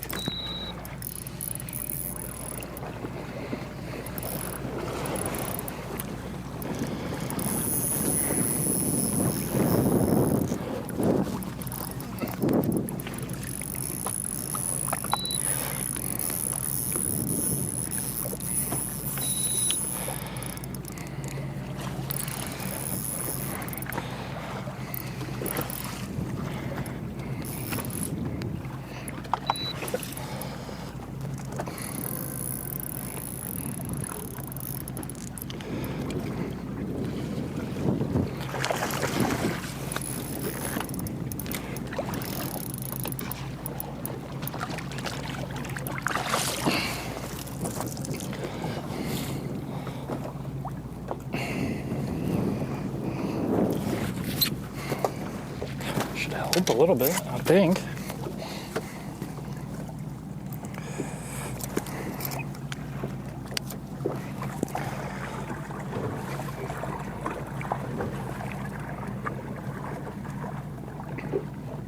Seven and 5.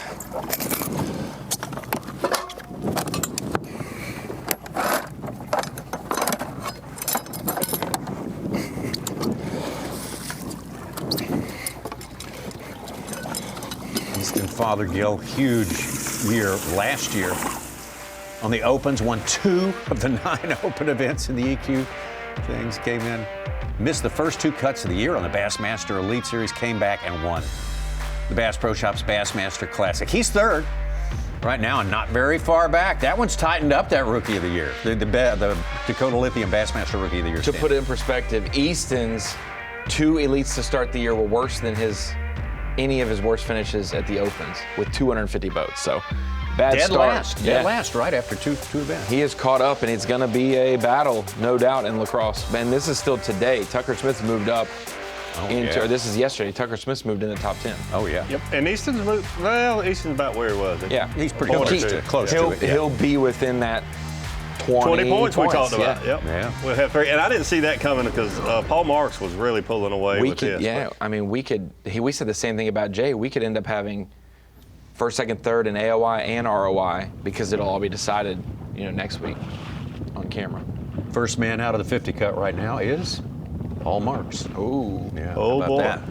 Fish is blind. A lot of guys with no weights at all on Bass Track. He's probably back where he started 63rd today.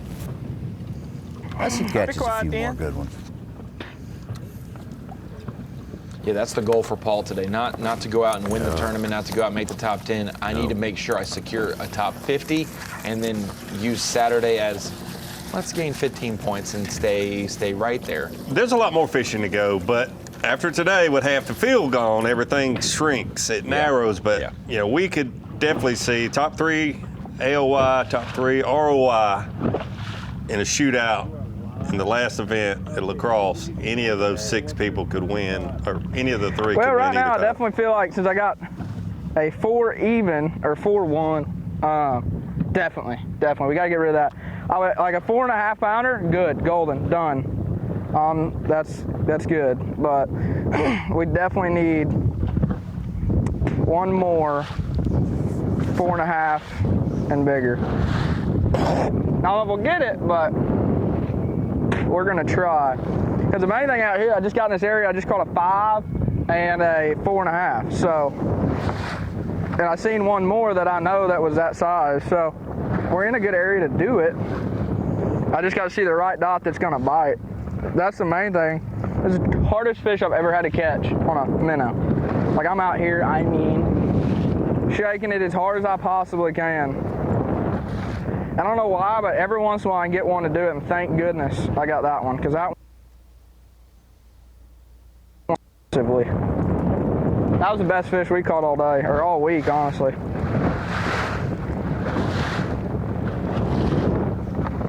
So we're gonna keep meandering around, probably in this area, and then head that way.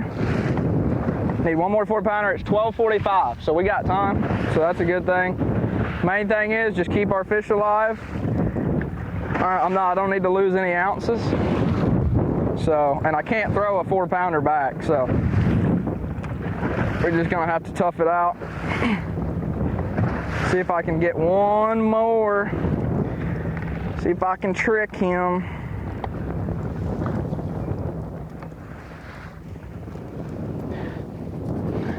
Scott Canterbury just sprayed a bunch of garlic on his bait. Dude, I was like, whoa. I'm not real hungry, but that kind of started it. He said these fish are biting with permission or without. Okay. Trey McKinney looking better than he has at any point during today. At this point right now. 2.5 pound lead. Probably more than that. And by his own admission, he has given us 2 different stories on that last fish, so we'll see. Trey McKinney on top. Kyoya Fujita hanging in there in second place. There's Tucker Smith moving. Will Davis kind of holding serve here on this day. Ditto for Easton Fothergill, Dakota Ebare. That's pretty much the same story as well. Taku Ito, JT Tompkins up into our top 10.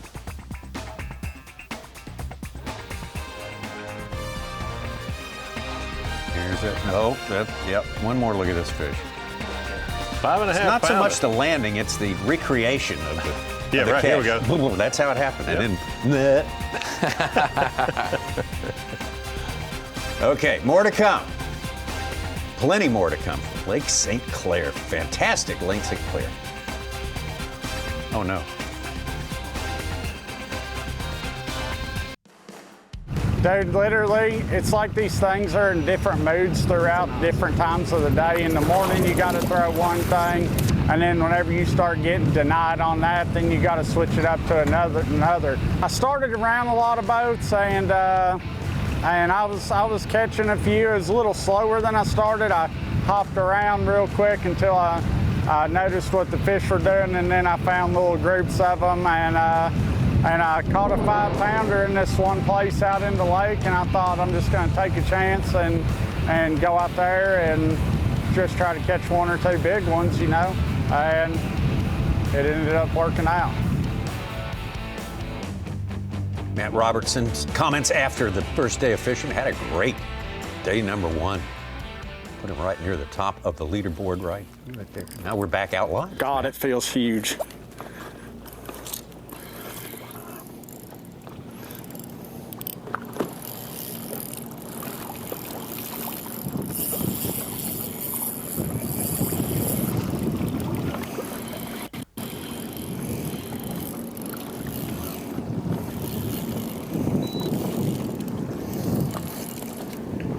Come on, baby. We need a break today. Come on. Come on.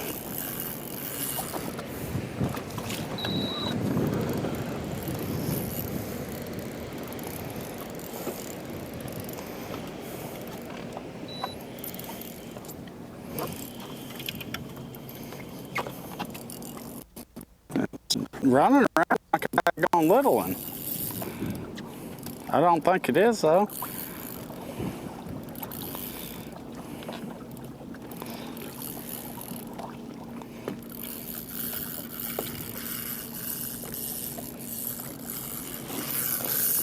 What the hell is this?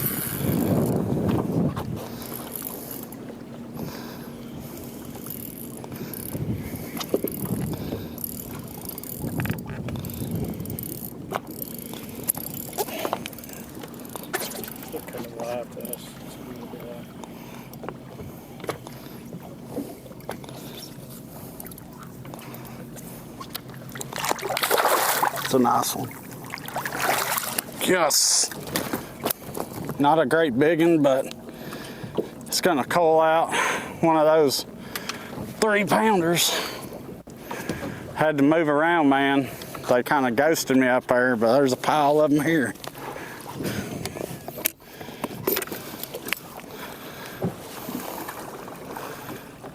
Pile of them here.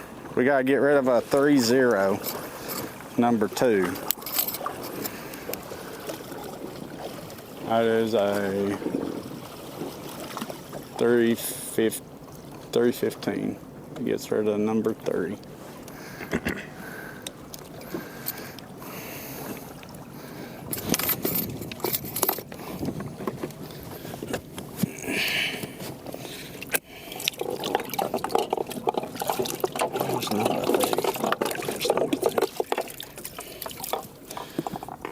Usually I ice my water, but here, the way the water flows, I just pumping in fresh water all day. There we go, baby. There we go. Almost a pound upgrade, which is huge. Something out of that, yeah.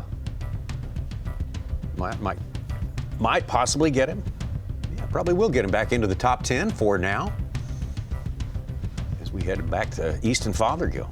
Some nice fish from Keith Combs, a 410 to get him over 20 pounds. He's up to 25th, and Randy Howe, 4.5 pounder. He's over 21 pounds. He was in the 80s. I think he's in the near 27th right now.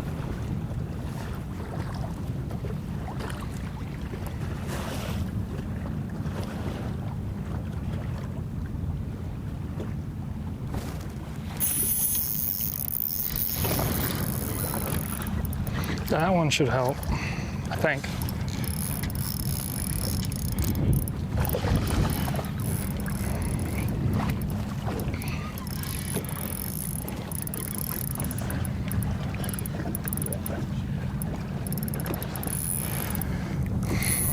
About 2 feet under the surface when I cast at him, hunting for flies or something.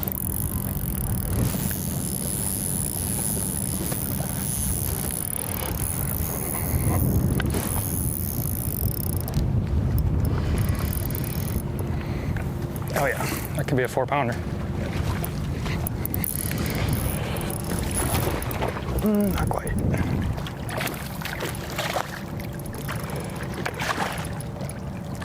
Dang, it's not, it might not help. Why do it look so much bigger?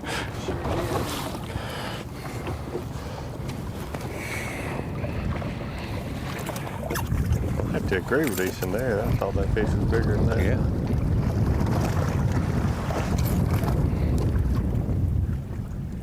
That water's so clear, it's like a coke. Yeah.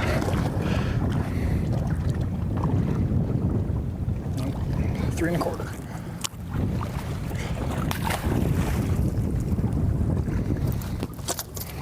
Come on. But Matt Robertson, he said there was a pile of them where he had just I moved heard that. I hadn't heard anybody say that this week. Kind of lone wolves out here. Be a big one. Big head shakes, but I don't think it is. It's moving around like a little one. We ain't gonna take a chance. Can't tell a 3 from a 4 down there. But I think it's just a 3.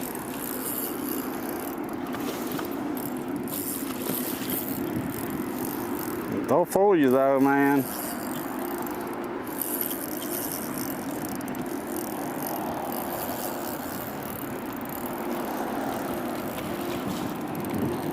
We did one like this a while ago, swore it was big, it was 215.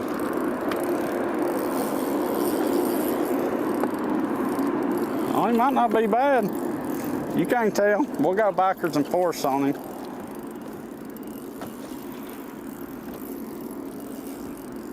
He ain't looking terrible, huh? I'll take another 315.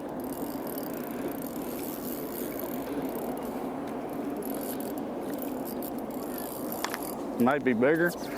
I can't tell right now. Bigger? No, he ain't.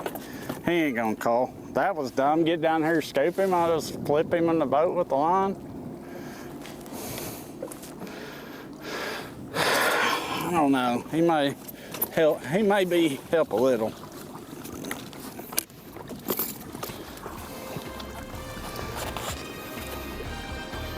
We got a 3-0 we got to get rid of.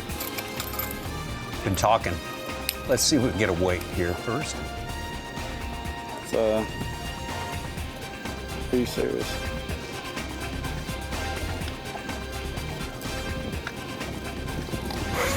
Daggone waves. I think it's gonna be like 3.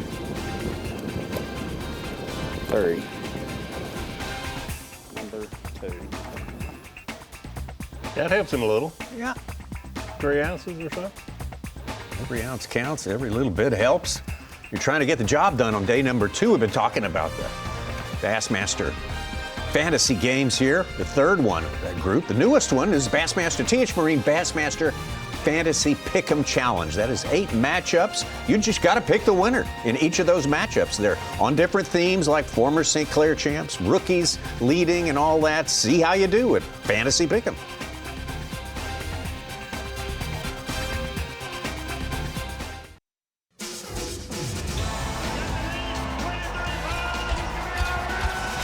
You're watching a B.A.S.S. presentation. All right, couple of hours only remain for at least the first flighters in the second day competition.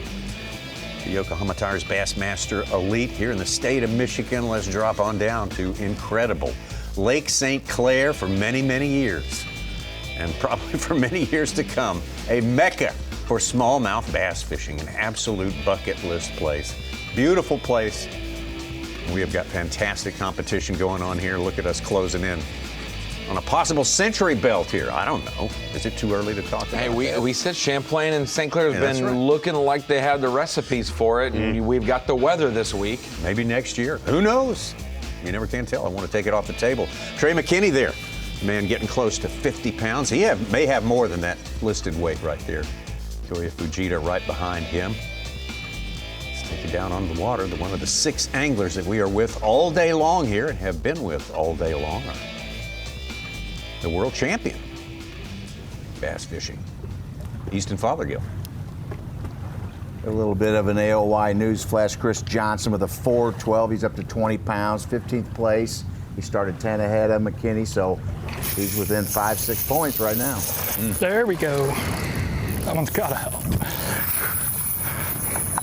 Boat chicken, how about that?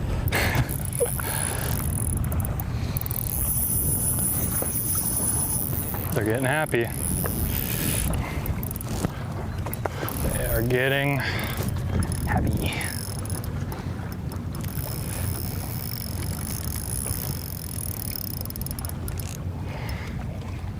We're gonna have to make the most out of the last however long we have, 2.5 hours.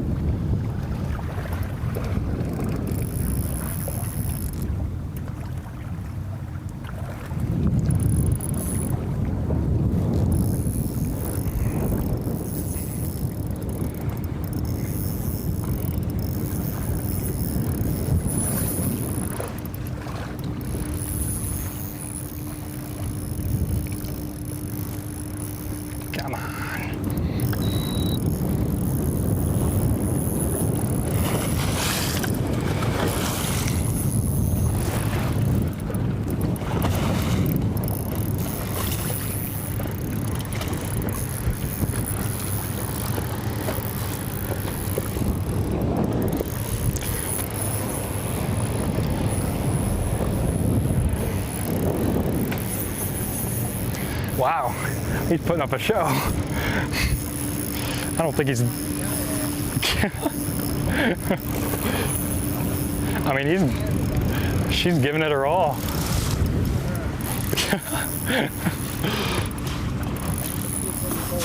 He's like chasing this fish down. I know. He's being dragged into another jurisdiction here, I think, is what the deal is. Going to Canada, maybe. Chasing down a blue marlin.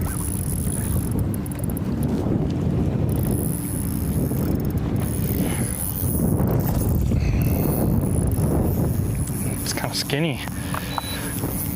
Long though? She's long.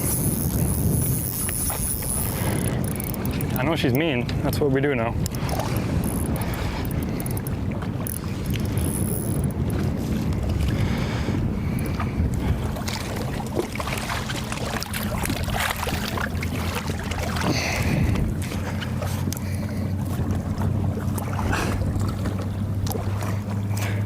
I don't know.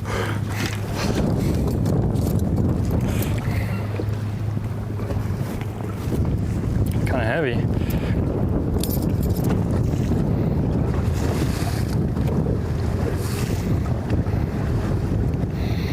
Tenth of a pound.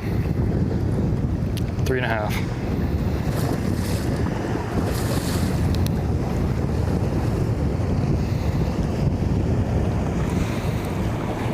Seven.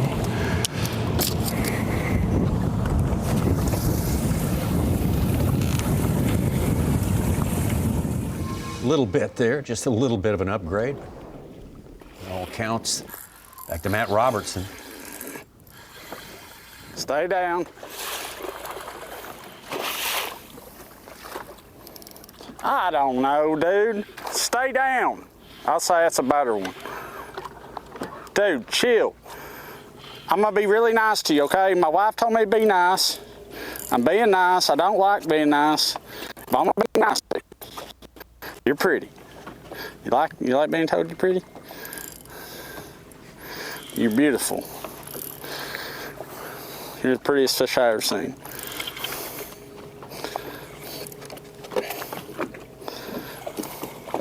Oh, Jesus. That's a 4.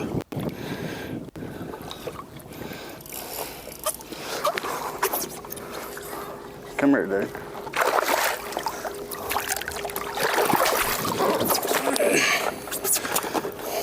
Maybe it's not a 4. Maybe it is a 4. I don't know. But I'm gonna tell you something. There might be something to my wife saying you need to talk nice to them. Because usually I'm bickering at them.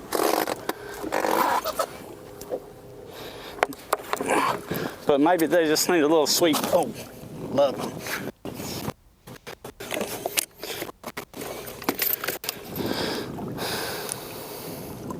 That should go more than 33. Crazy fish, crazy. Well, not as good as I thought, but it's better than what we got. 312. That is number 2. Got 19.9. I told you, it's just gonna take a little time. Number 2. Here's number 2. Number 2. Come here, number 2. In Austin Powers, was it number 11? Number 11. It was number 2, right? That looks right.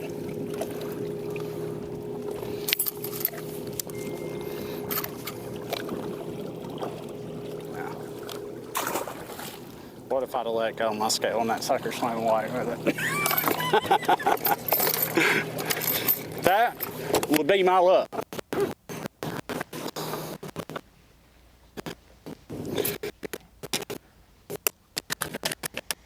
Go over from Matt Robertson there. It's not been the best day, but it's not been terrible. It's but the last hour's been much better for him. Yes. He said he made a move and he found a bunch of them, and he's certainly been putting them in a boat a lot better here recently and getting rid of those 3.2s, 3.3s for 3 13s and 15s. Big upgrades. And a good thing for him out there, if he finds them grouped up, they're grouped up in large numbers. Here, it may be 2 or 3, and a couple hundred yards, you don't find another one, you know. Chris Johnston is at it again. Called with a 4-pounder. He's up to 12th place. Oh, boy. So we may come out of this event with a tighter AOI race than to begin this day. So he had a frustrating day yesterday, not catching those bigger fish like he wanted to, but you knew Chris Johnson was not going to bow out of this AOI race. He ended up with 20 pounds yesterday. It was kind of surprising when he weighed. I mean, we didn't think he had that.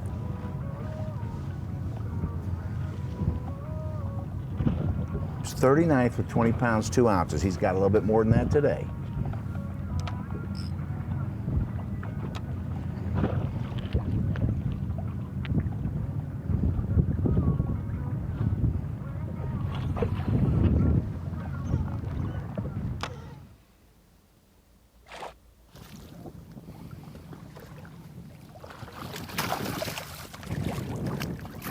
Trying to wrangle a bull, ain't it?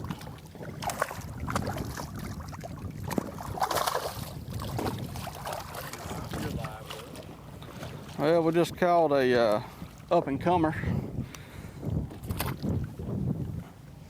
We just pulled back out here where I caught some earlier, and we're trying to expand on this area. Got to catch a couple more. A couple more of them 4-pounders will be in business, but as of right now, can't seem to find them.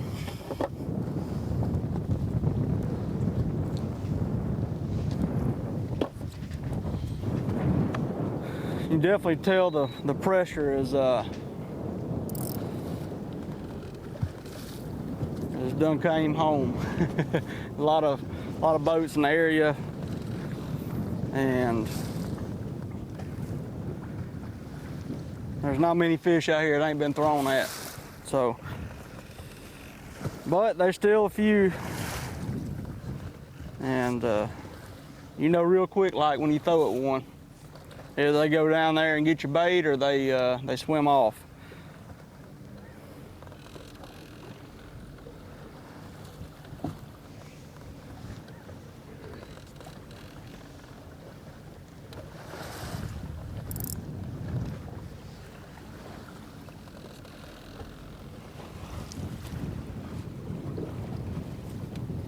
That right yonder's gonna throw off some weight.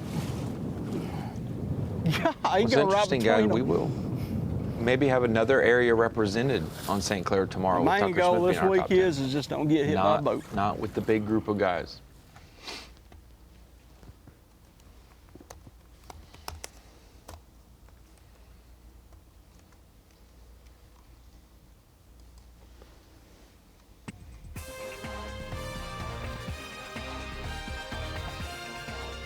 We press on here through the afternoon. Lake St. Clair here, the Yokohama Tire Bassmaster Elite. I want to remind you about the Newport Bassmaster Kayak Series, presented by Native Watercraft. Got a big event coming up down at Toledo Bend, massive Toledo Bend. Down in Hemp Hill, Texas, they're going out up for that one. That's in September 27th through the 28th. You can hit the QR code, register today, or just go visit online at bassmaster.com to find more about the Bassmaster Kayak Series.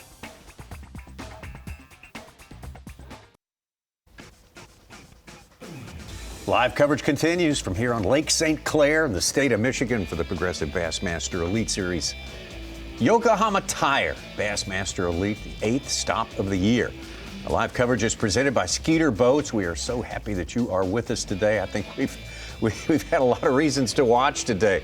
It's just been an incredible display of fish catching. The problems they solve seem to be different every time we come to Lake St. Clair, and these guys are doing a terrific job of it. Welcome to the Bassmaster Studios, sponsored by Marathon. I'm Tommy Sanders here with Ronnie Moore, the great Davey Height, the legend, Mike Sukon in here. And Davey, yesterday, the afternoon, it seems like the top performer in the afternoon, as far as size of it, was Koya Fujita. I think it's Trey McKinney today. Yeah, it definitely is today. Trey McKinney, it's kind of been a Trey McKinney show. He didn't get the start this morning because he didn't get that 5-pounder early, but boy, he got going about mid-morning.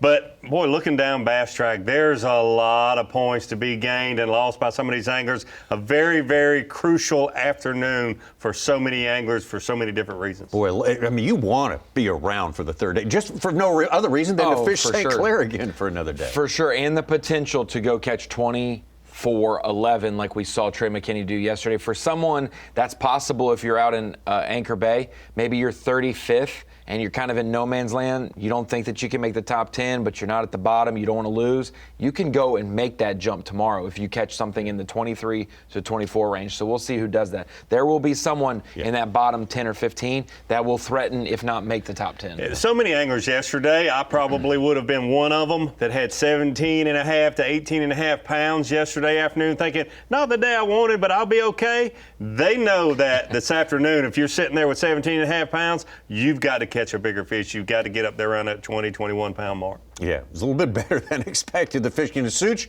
We had a big. Well, I'll talk to you in a little bit, Such. All right. All right. I'll talk to you after the Lose Midday Report, which starts with Dakota Ebare, who had a great start for himself today. Yeah, he absolutely did. Said he had a little slower start yesterday. Didn't even get things going until mid-morning, or I think he didn't have his limit until almost noon yesterday. Today he got going early. He said they are biting much better today, and they certainly were for him. You can say he got off to a great start. Before the wind ever picked up, he had a good limit. Currently unofficially now in 8th place with 41 pounds, 13 ounces. Great day all the way around using 3 baits, a tumbleweed, the bigger minnow, spy bait, and the bigger minnow. Yeah, and that's the cool thing is this morning, right after Trey McKinney said, I'm going to present a smaller lure to these fish this morning because they're so pressured. We go to Dakota. Both of them catch good fish. One of them says, I've upsized my bait, and the other says, I've downsized my bait. Dakota Ebare still hanging in there very well today in the top 10. How about two-time Federation Nation champion Will Davis also owns a victory on the Bassmaster Elite Series. Some good tournaments this year, but all of them made the cut in. Yeah, a victory last year, but this year, not a victory so far this year, but what a great season he is having, making a cut in every single event. He warned us this morning. He said, I'm not catching a lot of fish. At one point, I think he said he caught about 7 yesterday, the other one 9 to 10. Yeah. Either way, he was telling us the truth because honestly, if I wasn't looking at Bass Track all day throughout the day and now looking currently unofficially in 7th place, 42 pounds, he's done that so quietly. It's like he's not catching them very well, but he stayed in top 10 all day. Absolutely, yeah. He's right there in 7th place. He quietly, yeah, that's a good way to put it. Unassuming, but yet this region of the country he's from, that Coosa River region, with access to the Tennessee River, to herring lakes, to river fish like the Coosa, they just make well-rounded anglers, and he has been so consistent since he stepped foot on the Elite Series. Absolutely. No shock. There should be no shock to us. Boy will put a dip in his mouth if you don't watch it. Wait a minute. That's an Alabama. Chaw at the come on now. You speaking of Alabama. Big concrete. Easton Fothergill, Bassmaster Classic champion 2025. Master of the EQ series last year. Absolutely. But man, he is making his comeback as far as Rookie of the Year points right now. He's right in the middle of a comeback there. Yeah, what a great year after a slow start. But I don't mean this bad towards the other anglers that were in the area. I don't know exactly how many and who were fishing Anchor Bay yesterday morning and this morning. But Easton Fothergill was one of them, and you had to know he's going to outfish a lot of those guys. He's just really good when he gets in the crowd and gets focused. He's using a lot of different rods and reels. You can see he's got everything scattered all over the front deck. But he has been moving around with that trolling motor 3.5 miles an hour, finding bigger fish like this. He's from Fothergill. Is not going to go away until Sunday afternoon, if he goes away. Come on, dude, let's go. Boy, one of the big splashes yesterday was Kentucky's Matt Robertson. After a very, very challenging, frustrating season, he comes out swinging day number 1, and he started the day way up there, 2nd place on the leaderboard. Davey, he's been a guy the last few years. He is as bold as they come. You want to talk about Will Davis is as unassuming as anyone? He is the most assuming. He is very bold in all that he does, which means when it translates to the Bassmaster Elite Series time, he takes a ton of risks. and a lot of those risks have meant I didn't make it back at the Pasca tank on a day. I lost my whole day's catch. I had mechanical issue here because of waves and whatnot. A lot of risks for Matt. Yesterday played it a little safe in Anchor Bay, also spent some time out here, put all his eggs in this basket away from everyone, and it's paying off right now, but he is a risk taker, Davey. He is a risk taker, and I honestly would not have known it if he'd not brought it up, that he has not made a cut so far this year. I think he can chalk that off as a cut made so far. Officially in fifth place with 43 pounds, 3 ounces. What if 43.3 didn't make the cut, Davey? Oh, gosh. Oh, my God. Well, how is Trey McKinney going to do up here in smallmouth country in his second season of the Bassmaster Elite Series? That question got answered pretty quickly here on day number 1. Yeah, you couldn't draw it up to be any more exciting than what we're going to have to finish off this week in the final event at La Crosse. Trey McKinney doing all he can do. You've mentioned that several times, Ronnie, and Tommy, we've talked about it. He is doing all he can do. He still may not win Angler of the Year, but by gosh, he's going to make someone else earn it if he doesn't win. He's leading after yesterday, currently unofficially the leader now with 47.6, and we think maybe he has a little more than that. I will say this, this group of young anglers, the 19-year-old Trey McKinney to a 25-year-old, this group was 6 years. They do not stop working, whether it's in between events practicing. He spent a week at Lake Michigan to just fish for smallmouth in bigger water and be prepared. And when they're out here, it might be live scope. It may seem easier than other ways to fish. There's not a wasted minute. Even if they're not casting, they are searching. And the amount of effort and time. You may see guys flipping laydowns, Davey, back in the day, and you could tell when a guy was just flipping laydowns, but he wasn't attacking the structure, he wasn't fishing hard. You can see the same thing. You can get real lackadaisical out in the middle of the lake. These guys, like Easton, like Trey, they don't stop trying every minute. Kioya, same, along with that group. Well, you're right, Ronnie. This place, as much or maybe more than any other place we've gone, sets up for that kind of fishing. Yeah. Absolutely. You All have to day use long. Every minute, and do not let off the throttle. And it's been fished with this technology for the last 3 years really hard. That's why these fish are hard to trick, hard to get to bite. But you see the guys that are the best in the world at it. They're in your top 3, 4, 5, 6, top 10 there. They are really, really good at getting these fish to bite. And that's your Lou's midday report for sure. And Such, what I was going to ask you before we left. Can you hear me? Yeah. Oh, okay. Our points race got turned around a good bit after yesterday, and it started out with Trey McKinney now on top with a better, but that lead, it's been compressed through the course of the day, right? Johnson has been climbing up the standings from 39th. He's in 12th right now. I got to give kudos to guys who have moved into Classic. Dakota Ebare, Kyle Norsetter, Pat Schlopper, and then guys who gave themselves some life for Mississippi River. John Cruz, Evan Kung, Alex Redwine, Greg DePalma now have a shot after a good showing here to get inside our Classic cut. Good stuff. Flip side of that, though, guys moving in means guys are moving out. Well, I don't want to talk about them right now. I know. And then the guys. I don't know. I think our sport would explode if we talked about Let's that. keep more them in than our the thoughts. positives, Davey. Come on now. Hey, I've just been there, done that, unfortunately. Moving out, I mean. Back out to Easton Fothergill. Boy, you sure see him as one of those guys who's always working on it, always. It's so easy to look active out here, but you're not really accomplishing anything. These guys are just every minute's accomplishing something.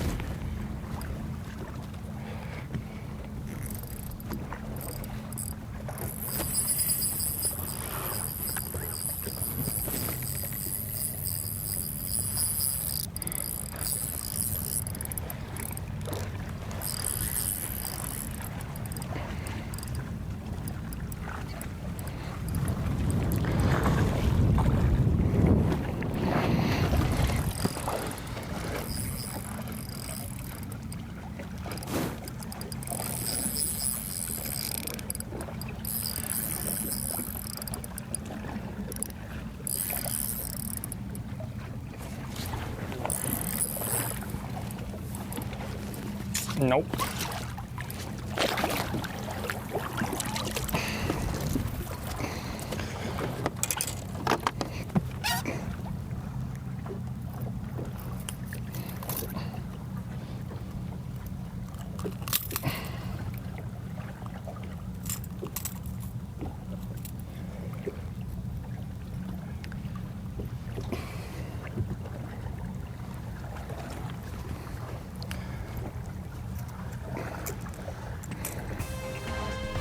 seeing more and more of that spot bait as this tournament progresses. Yeah, that's kind of. Did you see that coming? No, but I can see next year ICAST it'll be a fuzzy spot bait. Yeah, there you go. That's the way it goes. All right, Easton Fothergill hanging in there. Trey McKinney hanging in there at the top spot right now. Also acting as our Phoenix Boats Big Bass leader for the day as well. Got more on the way from St. Clair.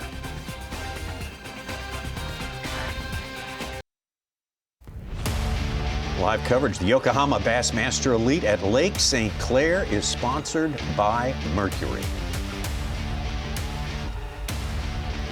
by PowerPole, and by Progressive Insurance. Okay, hour and a half till check-in. Weigh-in time starts shortly after that, about 10 minutes after that, 3:10 local time. You can see that right here on Bassmaster.com. For the Group A, flight number 1, check-in times. Others will get to fish for longer during the day.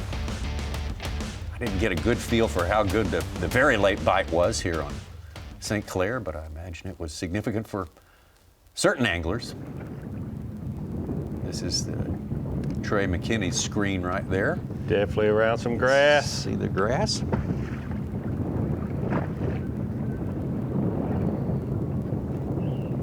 Looking for a lure. We may not have cast a lure yet. 13, yes, we have. Feet deep there.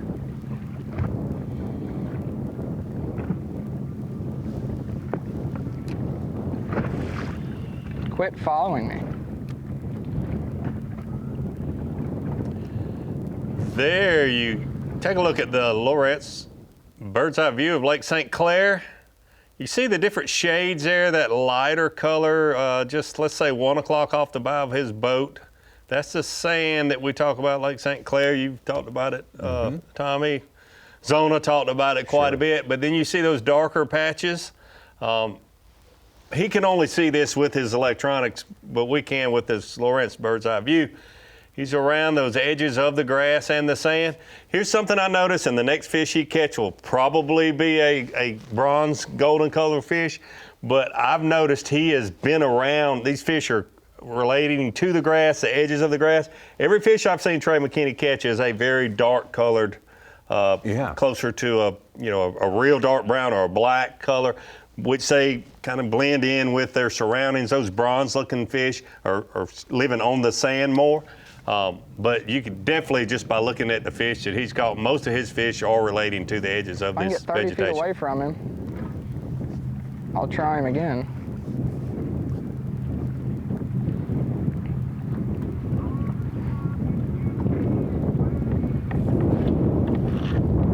Davey, we heard him tell J.T. Tompkins yesterday, just follow the seam. Yep, and that's what he was referring to is the vegetation. You've heard different anglers talk about the current. We've talked about that. If you've ever fished Lake St. Clair, that's one thing that jumps out at you, how much current's through there. Where this vegetation grows is dictated by those seams in the current also. Cast. I'm about to die.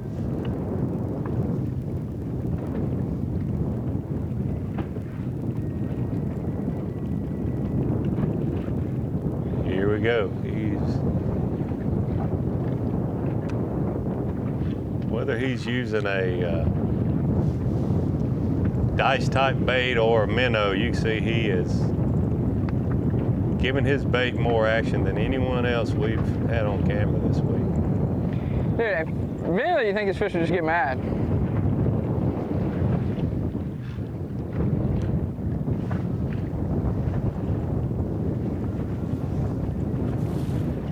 No! There's a lot of bait in here. Yeah. Smallie. Uh-huh.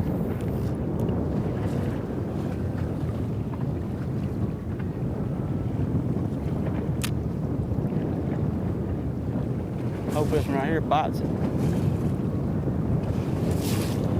I'm going to lose it.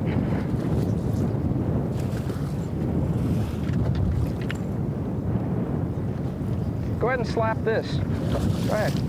Very educated fish. See how it works out for you in the end. Laid down his minnow, picked up a spy bait. Trey McKinney. Uh-oh, he's getting a little hard. Have a tournament going on today somewhere beside the Elite Series. There's a lot of locals out here fishing.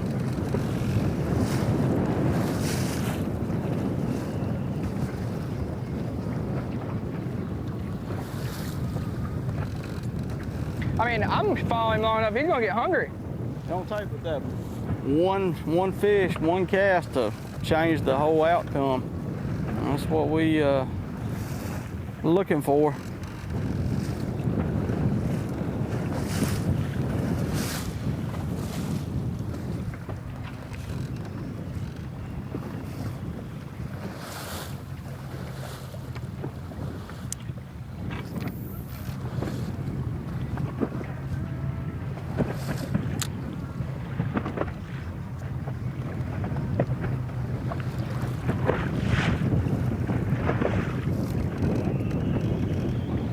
Need us a recliner up here is what we need. Or we can just lay back, troll around.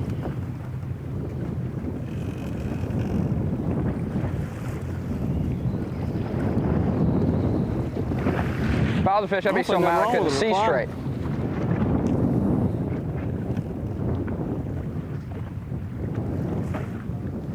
That's right.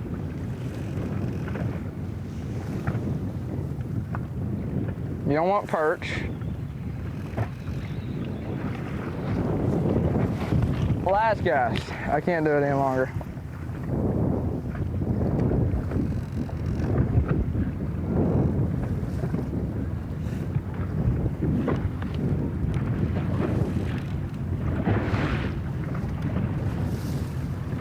Just trying to find that special little One more zone. cast, because I kind of messed that It's like one up. finding a needle in like 50 haystacks. But when you find it, you get right in a hurry.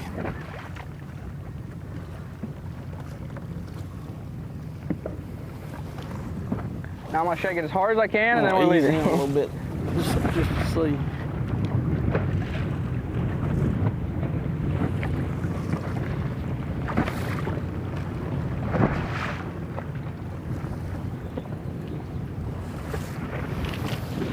I give up. So Trey was chasing that one fish that whole time. Probably made That 7, fish 8 will casts. never bite again. No matter who throws. I don't matter. It don't matter. Nope. That fish, I have educated him that he's hired to teach.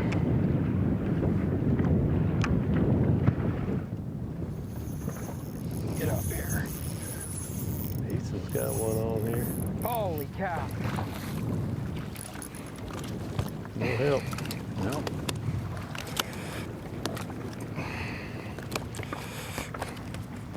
Hit it twice. He would have just, we'd have well over 23. Well over. Another wolf pack of them. Cruising right on the I edge. fish for a quarter mile almost.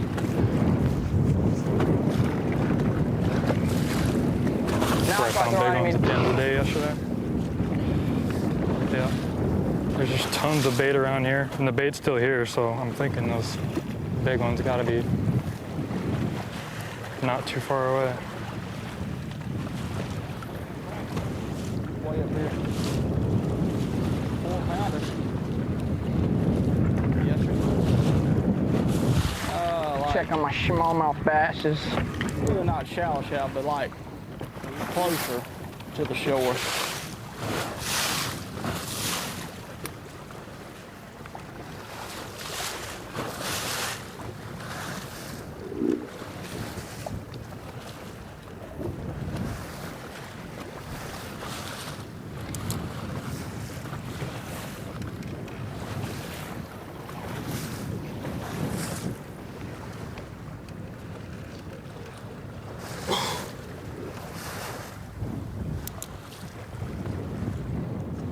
Justin Atkins and Evan Kong have knocked Chris Johnson down. They're 12th and 13th. Atkins got over 20 pounds. Jay Shakurik is down in the 30s. His saving grace is he's got the fourth flight check-in. So he's got another hour and a half from the first flight to fish.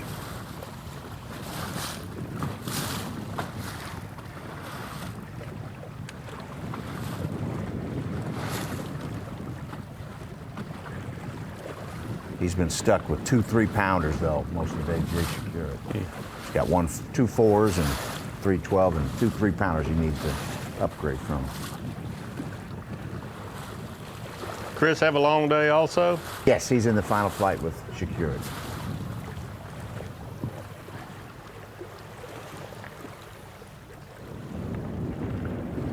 Kenny's 3rd flight, but he's done his damage.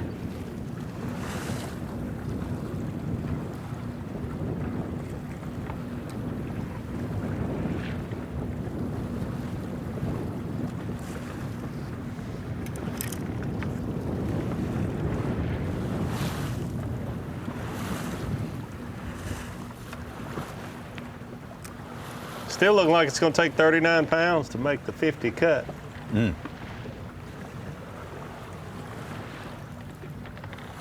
Just when you think the pressure is getting to him, takes a 4-pound average to be middle of the pack. Are we at the height of the pressure season here, Davey? I would think. When did open season start? 1st of June? Yes. 1st of June. Yeah. So this would be. Yeah, and like I say, people that travel, school starting back, I would say most of that's done. Yeah, they've seen it. They've seen it all by early to mid-August. That's for sure. That's probably one reason why we see those mid-July and September tournaments have bigger weights. You got earlier in the season, and then you have their getting grouped up, feeding up well before all of the weather up north hits, you know.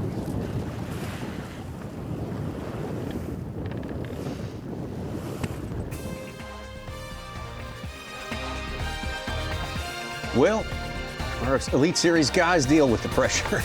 They apply a lot of the pressure and they have to deal with the results, and they do a good job at both. Absolutely, and Trey McKinney doing a better job than anyone else of our 101 anglers on this day. Kyoya Fujita been in 2nd place for a long time. It's been those two locked in at the top, and Trey sort of extending his lead a little bit. Tucker Smith, Cole Sands, and Matt Robertson back in the top 5.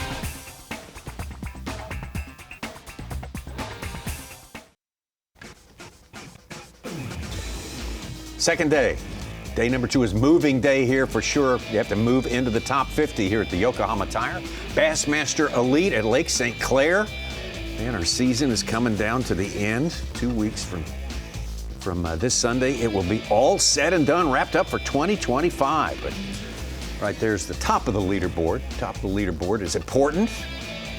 Who's getting a leg up on getting into that top 10 on the final day and have a shot at the top points and the win here. That's always important at all of our 9 events. Trey McKinney is the man. Absolutely. So far in this tournament, Kyoya Fujita would love to break through and change that narrative a little bit. The big action, though, is around 50th place. You got to be in the top 50 today if you want to fish on through tomorrow. You do not want to lose out on another chance to fish a day on Lake St. Clair. It's just so incredible. Never ceases to amaze us. This place and the St. Lawrence, always the smallmouth stalwarts, but very different. Those two places are very different. Justin Atkins, our latest to get inside the top 10. He just caught a 5-pounder, 21.5. That might be a big one, dude.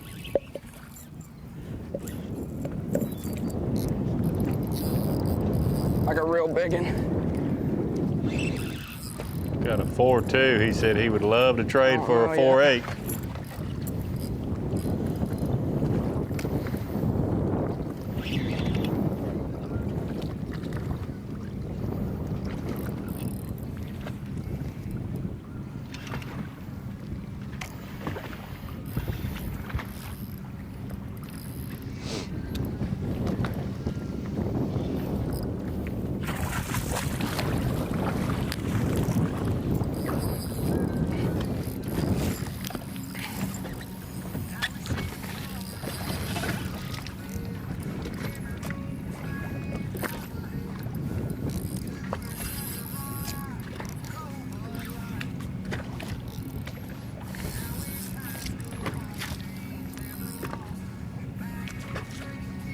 I'll play this one.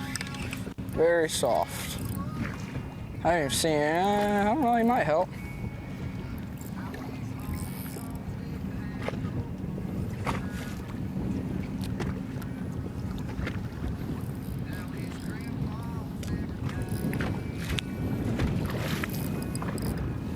Can't tell. Maybe, actually, maybe he might not. No, he's not going to. What? I really thought it was like a big. Huh. It's a 4-pounder. Say it's, yeah. How do you look good? Not as long as first looked like. Yeah. Good one, but probably. I don't think it's a 4.8. No, I don't think so. 315, bounced off 4. 315.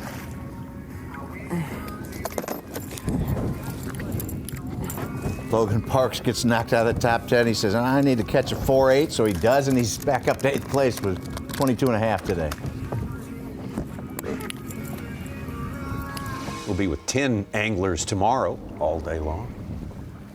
Good season for Logan Parks. He's 10th in AOY if he keeps these points. We haven't made a lot of noise about him, Ronnie. Well, he's really showing out. That's because all his old former college and high school teammates are taking the spotlight. Tucker Smith, you got Lucas Lindsay winning the Division I points race for the Opens. You know, Logan's trying to get his own get back. Whoa.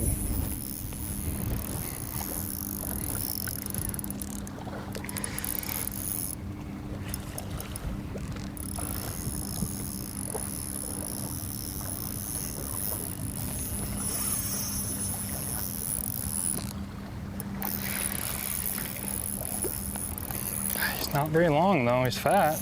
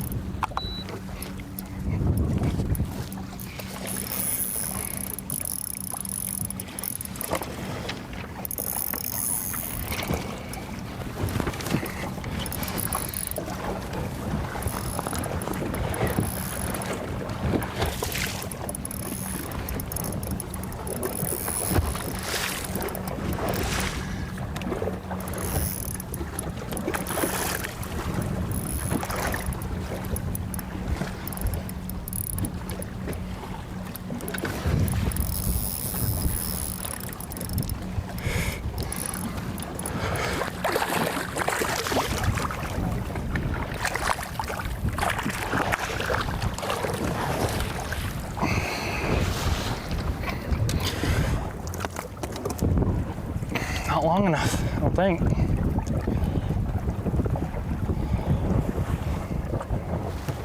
Definitely the healthiest one we've got today.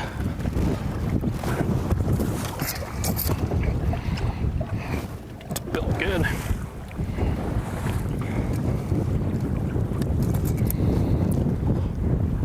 Oh yeah, 4-pounder. That's what happens when you catch one that's built, I guess. It gets rid of 3.5. Yep, 355 for a 4 even. That's a good call right there. Number 7. Pretty one. Half a pound to the good with that one right there.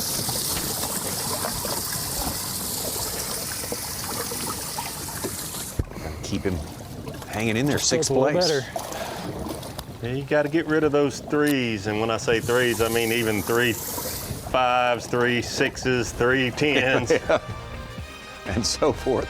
Yeah. Easton Fothergill getting it done. Getting it done here.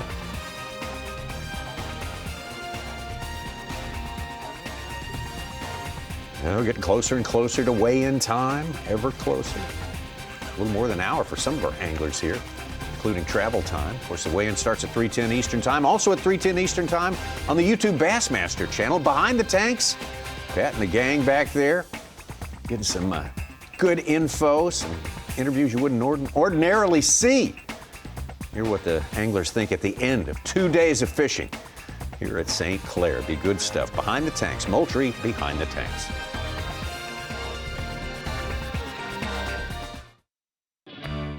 Everything revolves around bait here. The perch, I believe there's gobies in here, but there's really mainly perch and lots of crawfish. A school of big smallmouth here might cover 2 or 3 football fields, but they just kind of roam around together, and there might be 20, 30, 40, 50 feet in between them, but they'll just kind of roam around in basically big wolf packs, just kind of scattered out like that, and just roam around this vast, just shallow flat of a lake. And basically that's all they're doing is they're feeding. They'll pull into an area that's got, you know, a lot of crawfish or got a lot of perch in it, and they'll just sit there and feed and feed and feed, and after they get done feeding in that area, they'll just roam around to another one. Dakota Ebare kind of cluing us in on what a big wolf pack might look like here, and I never thought about they could be spread out over a quarter mile. Yeah, you know, yeah. They wouldn't be necessarily moving like one fish. You know, And the big key, the thing that's so challenging many times for anglers, including myself on Lake St. Clair, is he nailed it. They'll stay in an area and then they'll just move out. Yeah. And it could be overnight, it could be during the day. But they will leave you high and dry, and you've got to keep moving. You've seen the anglers that have consistently been in our top 10 this week.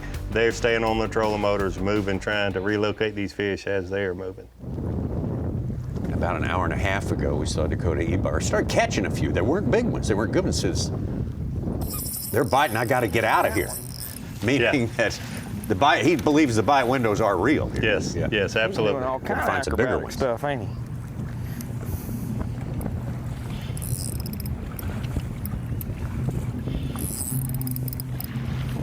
I don't know if he's gonna help.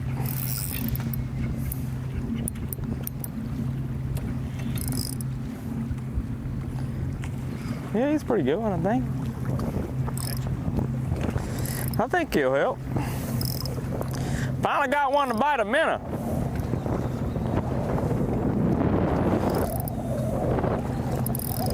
We're kind of back here away from everybody.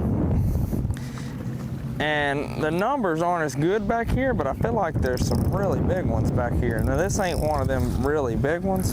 I'm hoping this is gonna help me cull, but I really don't know for sure. I don't think it is actually.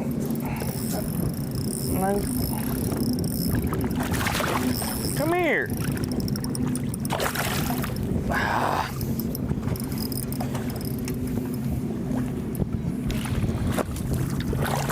Whoop, whoop, whoop, whoop.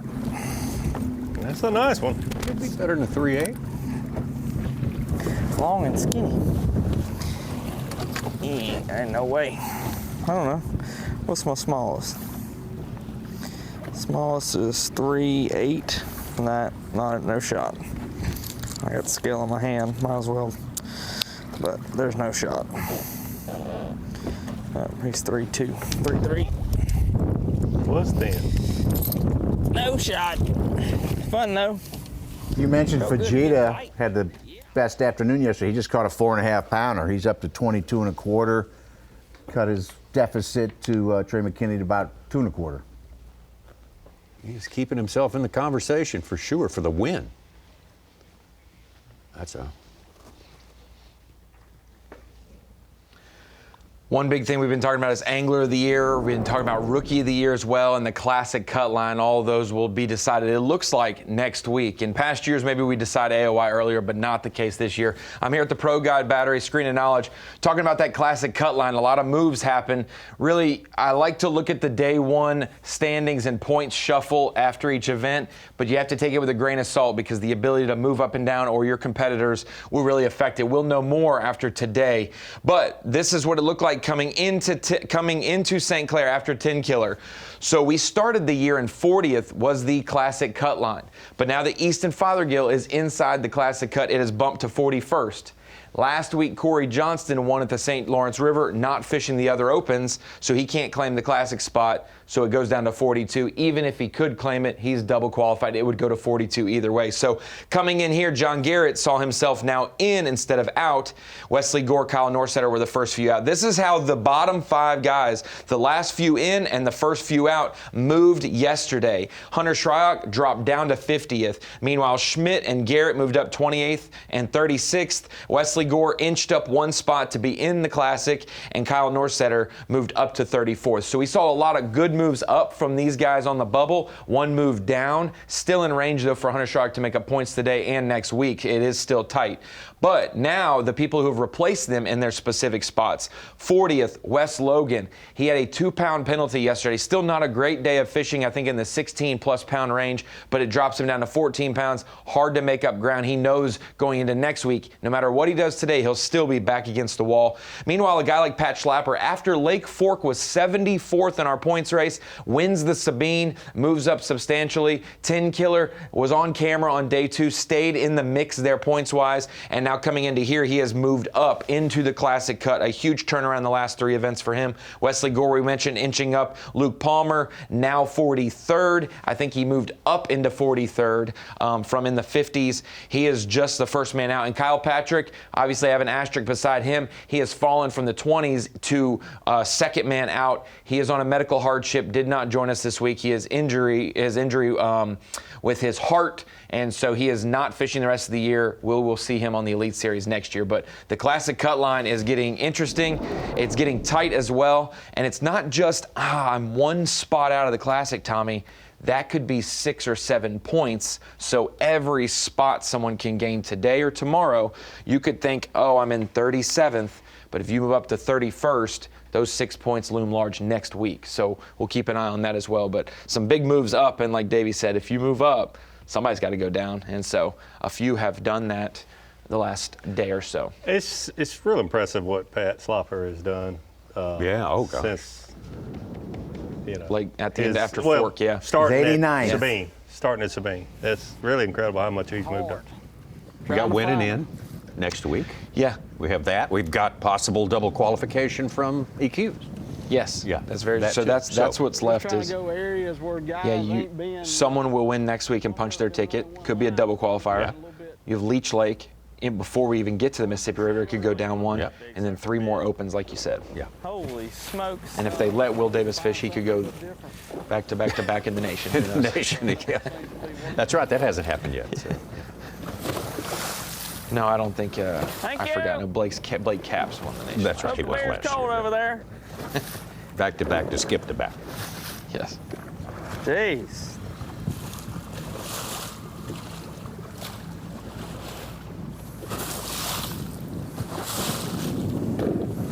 Yeah, Davey, I think one year Austin Felix was maybe in the 80s halfway through the season and made his way into the Classic. I think an Oahe victory helped him do it. But, like, there are some of those. Chad Pipkins was notorious for it. Just lose his mind in Florida and early in the year and then just reel it on in when we get to New York and up north. And we're seeing the same thing from other people. It's interesting to see there when you get on a hot streak. Did he make the run to Erie again today? I didn't see him on the map, but I don't know if he has a marshal today. Joyce Fuentes go up into Huron, though. Yeah. With several guys, Kennedy and Cox, in this river. Does look like Seems like for me, Tucker Smith maybe more down by the mile roads. Today, you're only going to get that 1 pass. But you still got to stay positive. Steve Kennedy caught a 5.5 pounder, but he's got 2 fish still under, well, 1 fish under 3 pounds, and the other's just above 3.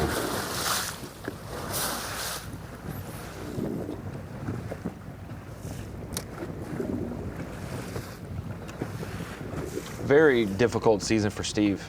A little bit surprised. We know he's inconsistent at times, but he has those high moments that befuddle you with a victories. low moment. But he has 214 points through 8 events, and you get 100 for a win. That's crazy, because normally we see him on camera in the top 10 once or twice. Sure. Maybe not on the final day, but at least halfway through the event, he's on camera doing well. So we just haven't had any high points. This could be his high point and his first cut made this year. He's about 30th right now. I didn't want to correct Trey McKinney. It's 104 points for first place, 103 for second. Yeah. He's close. Yeah. Paul Marks has caught a 4.7 to get inside the top 50. Of course, there's 30 guys without Bass Trek that would surely a dozen guys with more than 20 pounds who could easily pass his 36-pound total.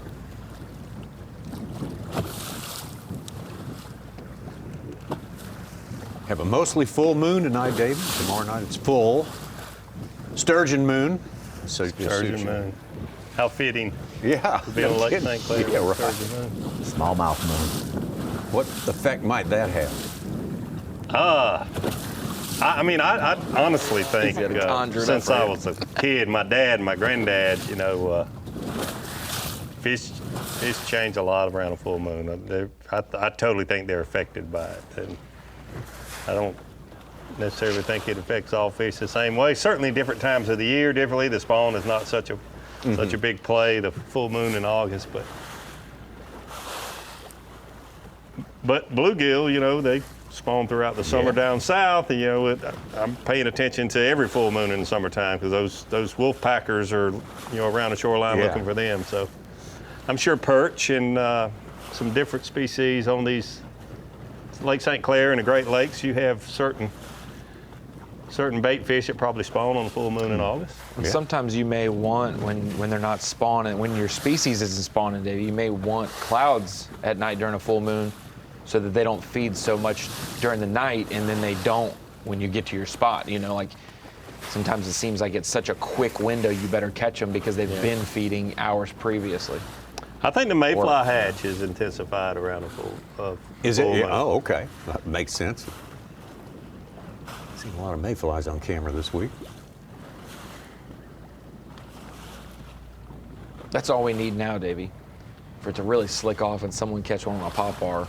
Well, that'll make the week. So that's what we did back in the day before the tumbleweed and these dice baits. We threw a lot of top water. Tommy, do you remember?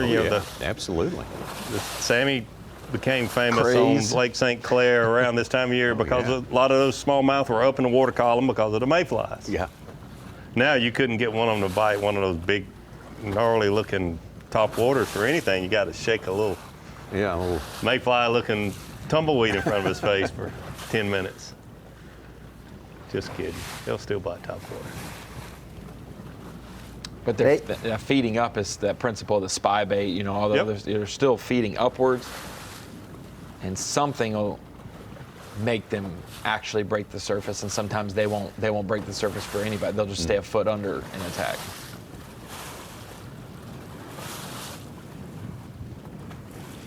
And that's true with largemouth and smallmouth. For whatever reason, sometimes they'll be really close to the surface, but will not bite a top water lure. Well, Davey, 30 years ago, we've seen guys in recent elites here fishing break walls and whatnot. Were there more guys 30 years ago fishing in the docks and break walls in the river system than out in the middle of big old Lake St. Clair? Visual, easy to see current breaks and seams. Yeah, you bet. Saw John Cox fishing some break walls in the St. Yep. Clair River just Was it Brandon Lester? And Brandon a couple of years ago, they were doing very well. Yeah, Those St. Clair on the other side of the St. Clair River. Yeah. Yeah, that was 2020 John Cox and 2019 Brandon Lester. Yeah.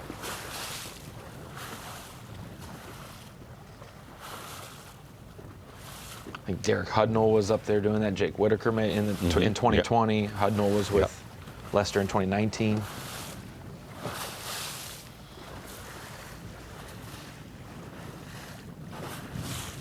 Now you want to see how much current St. Clair has. If you can't tell out here in the open water, you just go poke your head past, Algonaut up into the river. You're drifting. You got to use your trolling to control your drift as you go by docks and boats.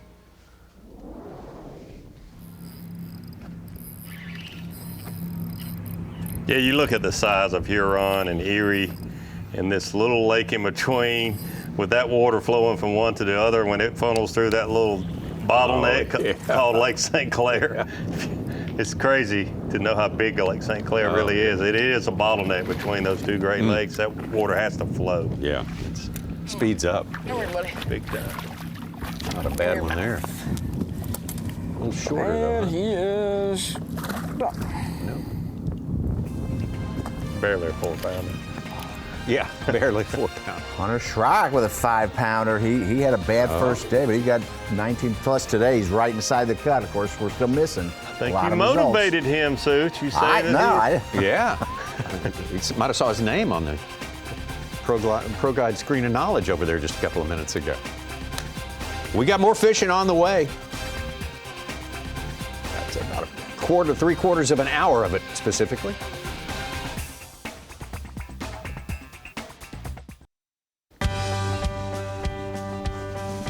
Possibly have anglers already headed back to the takeoff for the weigh-in, which starts at 3:10 local time, Eastern time here at the Yokohama Tire Bassmaster Elite at St. Clair. Our live coverage continues. That's the unofficial leaderboard as it stands now. Trey McKinney, certainly one of the top names, top performers over the last year and a half, or more than a year and a half, almost 2 years now in the Bassmaster Elite Series, having yet another great tournament here. Toya Fujita, ditto for him. Got a couple of wins during his first 3 years. Tucker Smith knocked out a win this year. Hey, we got winners occupying the top 3 spots there. Cole Sands, Matt Robertson. Go to second page. Dakota Ebare, who's been in the top 10 for most of this tournament, just recently slipped out of that. You can catch a good one to get back in. Same thing for Taku Ito, Evan Kung. Chris Johnston, very important right there in 14th place, making a big recovery from day number 1. A suboptimal, you might say, performance for him on day number 1. John Cruz hanging in there as well, looking like he might make the top 30. Caleb Sumrall spent a lot of time on the first page on day number 1. He's now just outside the top 20. Mike Iaconelli sets by. Greg DePalma took the lead early on today. Keith Combs, Gerald Swindle, Steve Kennedy would love to make a cut here. It's been a challenging year for him. Going to have to hang on there. 30th place, you start getting to where you can't be so sure that you're going to make that top 50, because we have about 25 anglers who we do not have reports on from the field today because they do not have an official score supervisor with them. Bo Browning, Jeff Gustafson in there for now in the top 50, and the bubble man, Carl Jochimson, as it stands right now. Right above him, Hunter Schrock, who was outside that number. Brian Schmidt, Greg Hackney, Brandon Carr. There's that page down below 50, the ones who've got to do some big time moving, got to get on it in a big way in the remaining hours of today. Group 1, you don't have hours, you've got less than 1 hour. The Yeti cut line, right there though. Jake Whitaker, man. Too many pages here. Jay's right. That's his initial. You're good. Yeah, Jay Whitaker. That's another way to say it. And M. Menendez right below him. M. Menendez. You got B. Milliken. And B. Milliken just caught a 5-pounder to move up to there. He was B. really Milliken having a bad morning. Brandon Lester in 56th place. So they got to have big things happen in a very short period of time if they want to even have a prayer of making it into that top 50. Why are you so informal with those other guys, but then so formal with Brandon Lester, saying his full name first and last? I don't know. Brandon's such a nice because there's 11 Brandons out there for one thing. I can't just say, hey, Brandon's doing good today too. Good job, Brandon. Yeah, way to go, Brandon.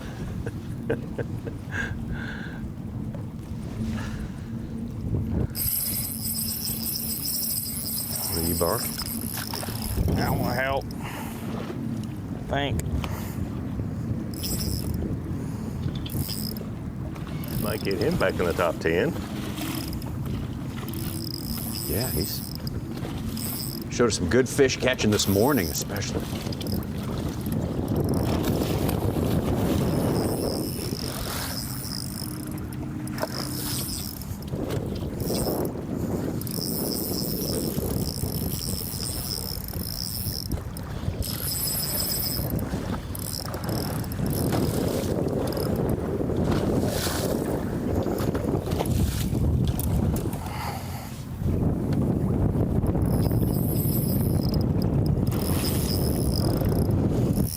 Starting to get on this minnow, I feel like. Are they just biting?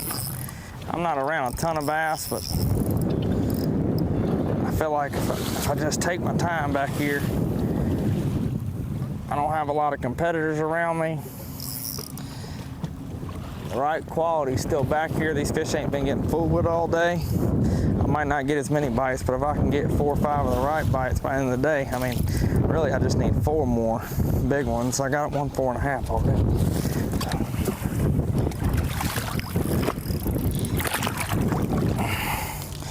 That one will help. Pretty sure. He's just skinny, man. Gummit. I'm catching skinny ones today. Yesterday I was catching fat ones. That's just the way it goes out here, though. But I think this fish is long enough. He's going to be a little bit more than 3.8.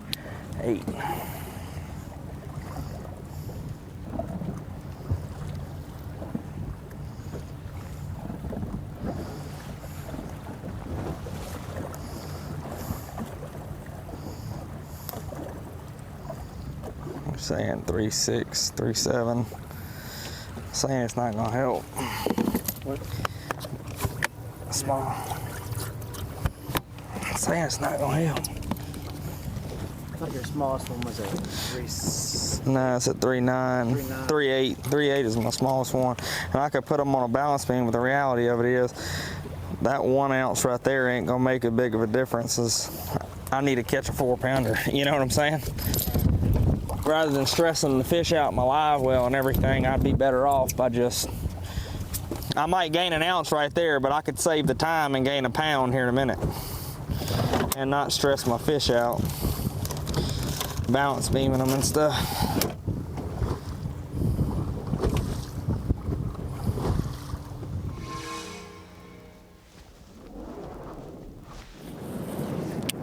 Okay, there for Bear. Will Davis Jr. still hanging in there, 7th place, been steady.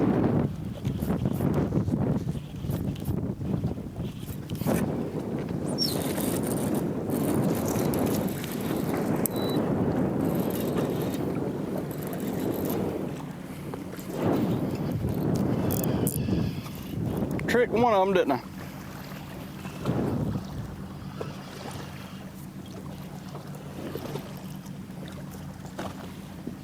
Ain't gonna help, but feels good to catch one on a jerk bait.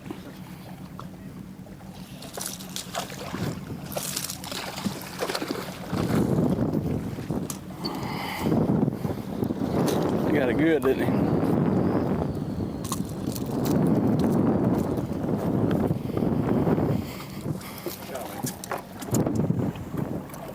Appreciate it, brother.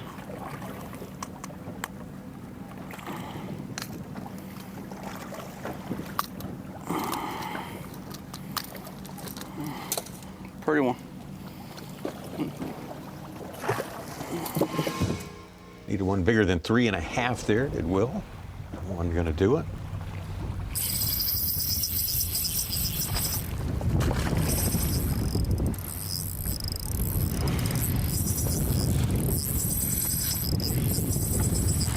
Easton has hooked more fish, closer to his boat than anyone. I noticed that. Yeah, he's like not big enough. When he sets a hook on about half of the ones we've seen him catch today, they jump right at the boat.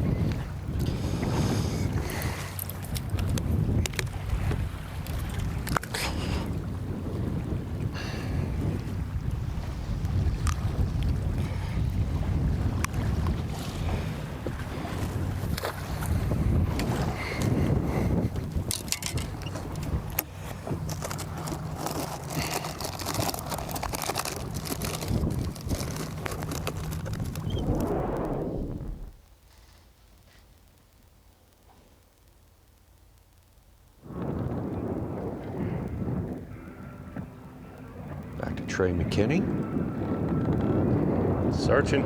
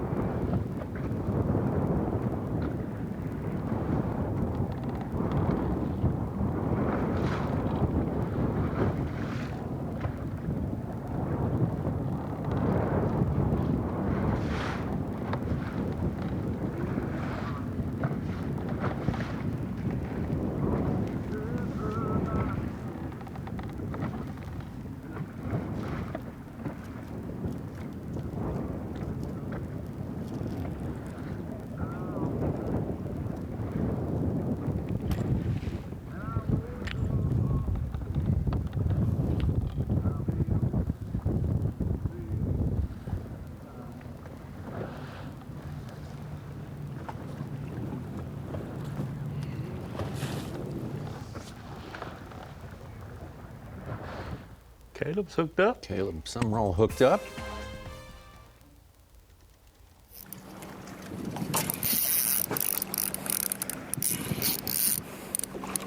Mm-hmm. That's a good one. He needs a good one. Yes. Him a lot.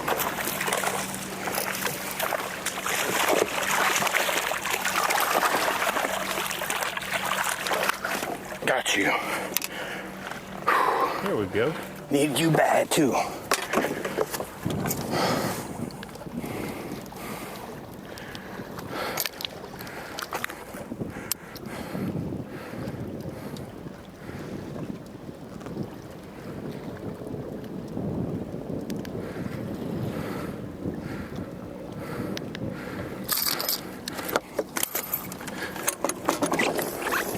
Caught that one for Axel, his son, that loves to watch him catching some bass on Bassmaster. Joey Cifuentes came down from Lake Huron with 4 5-pounders, 20 pounds even. Joey Cifuentes. Oh, right. Well, he only had 18 change yesterday. All right.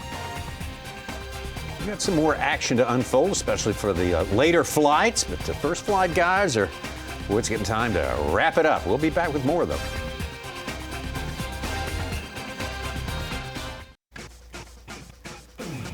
Getting down to the wire, deeper and deeper into moving day, day number 2.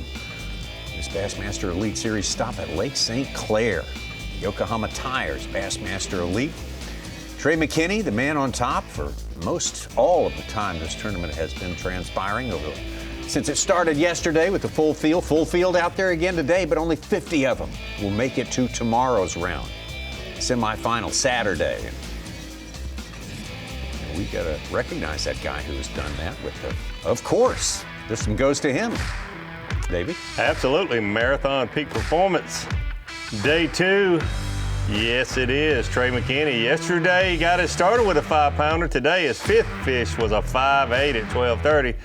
So kind of flip-flop his bigger fish, but the big key not only is the 5-pounder, but every other fish over 4 pounds. You see a lot of guys that have had that 19, 20, 21 pound kind of stringers. They have those 3-pounders in there. They might be 3.5, but the big key, Marathon Peak Performance for Trey McKinney is not just the 5-pounder yesterday and today, but those solid 4+ pounders that fill that limit.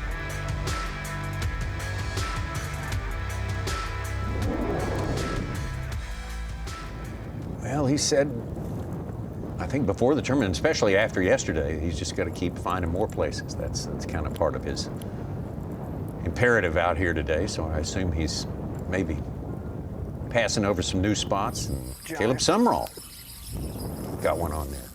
He just got a little upgrade from the last one, and now McKinney's hooked up.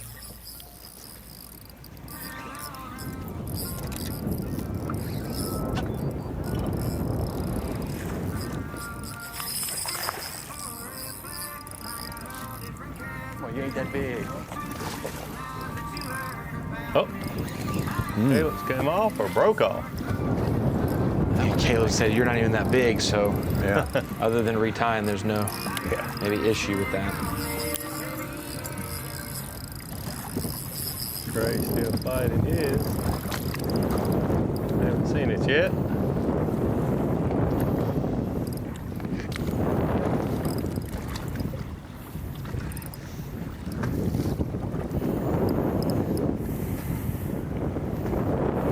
Smallest fish, 4.2 we just saw on this 5-fish limit there, the Marathon Peak Performance.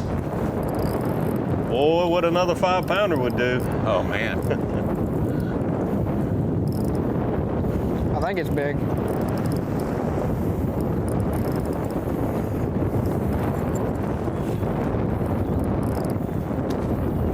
Well, if I had to pick voted most likely to catch another 5-pounder, it's probably going to be that fella right there. Oh my gosh. Oh, goodness.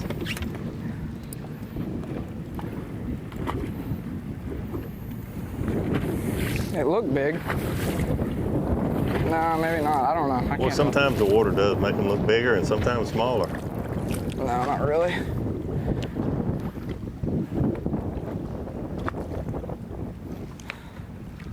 Might help though.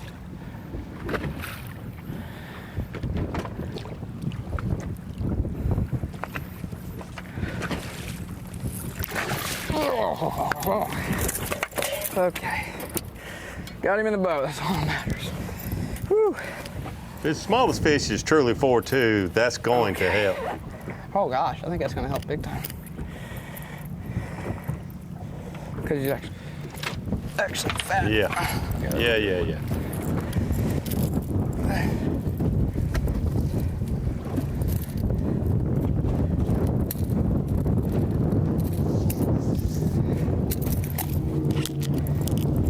Maybe not.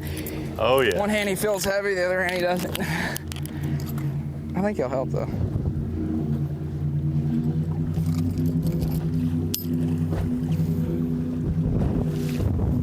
Oh yeah, come on.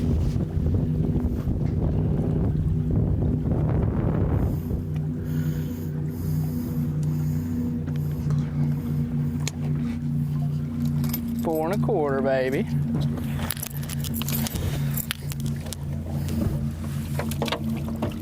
Or what the heck's going on? Oh, okay. Blue.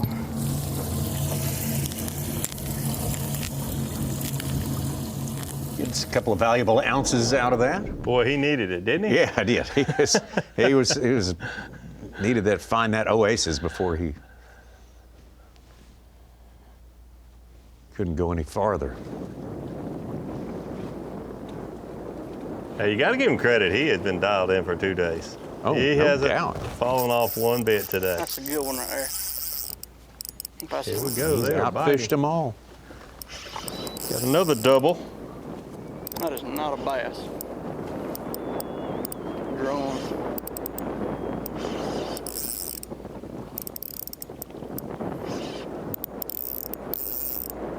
That shake that head like. I seen it. I was like, golly, he got it. Not him. Not the one. They do look like a smallmouth though. They look like it pretty much until they get up. I mean, that is a good thing, right? They're biting. I wish it was one. Eventually gonna run into a couple Here comes the wash machine. It's perfect timing, ain't it? Oh, look at that big old pig.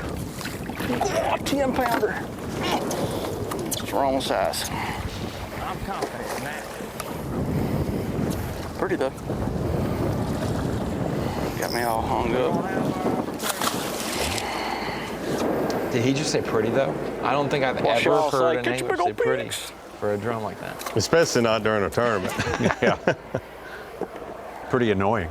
Golly, they stink too. Oh, good, there we go. I was about to say, it can't all be positive. Better looking than a muskie.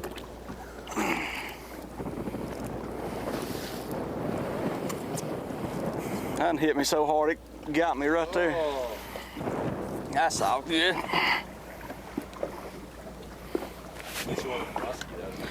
Whew.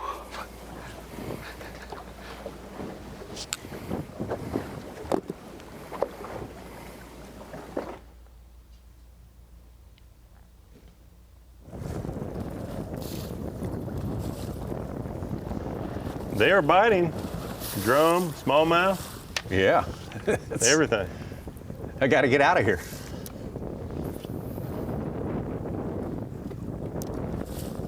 Dang, I made a bad cast. Guy Canelli up to 21 pounds, 20th place. Nice fish, 412. Getting closer and closer.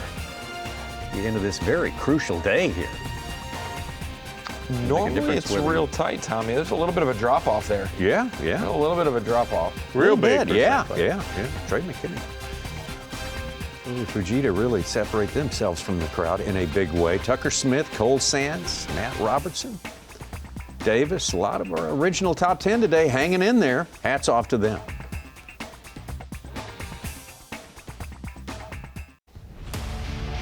'25 Yokohama Tires Bassmaster Elite at Lake St. Clair. Sponsored by Toyota. By Nitro Boats. By Dakota Lithium. And by Humminbird. a little bit of fishing time left in our broadcast today. So great to have had you with us for this, gosh, almost 7 hours of coverage today. It was a very, very important event as we get down to the season with so many races yet to be decided. So many changes we have seen in the complexion of those races. Just since we arrived on the property here at St. Clair, things have been shaken up. St. Clair's a bit of a... I didn't even see that one. I have no idea how big it is. Bit of an upsetter for some plans. It's kind of fat, I think. Dakota Ebare trying to get himself back in the top 10. He's one spot out of it as it stands right now. There ain't no way. I think something over 3.8. I don't know, maybe. I know he's still hot. I shouldn't be doing what I'm doing.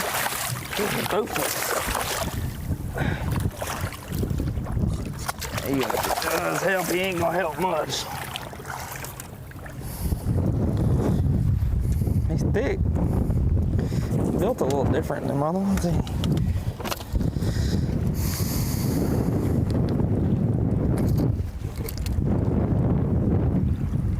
Be real close to that 3.8 mark. Little shy. No. Yep.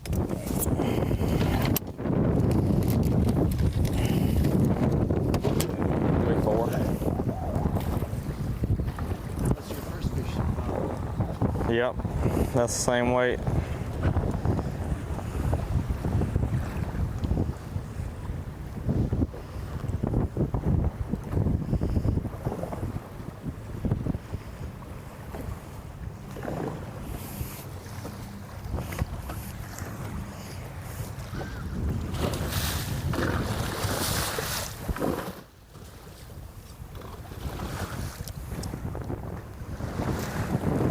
Stay in the boat.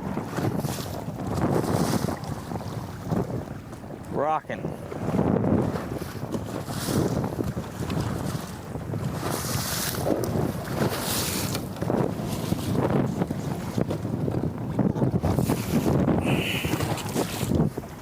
Clair's killing me.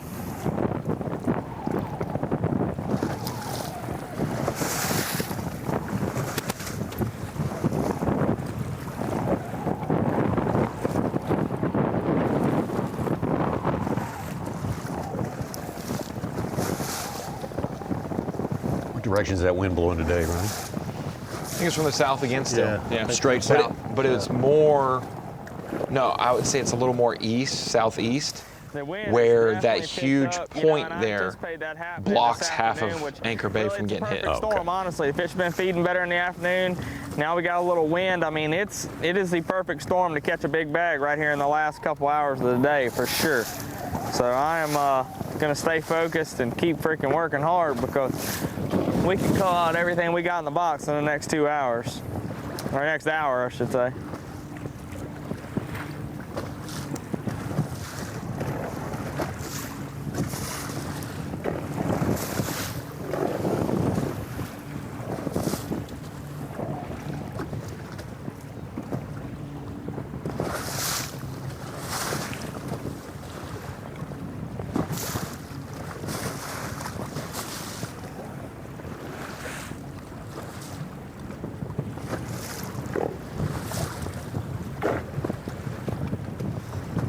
That is going to be the direction for the rest of the tournament, isn't it? Yeah, and like I think maybe Sunday and Monday, it was northeast.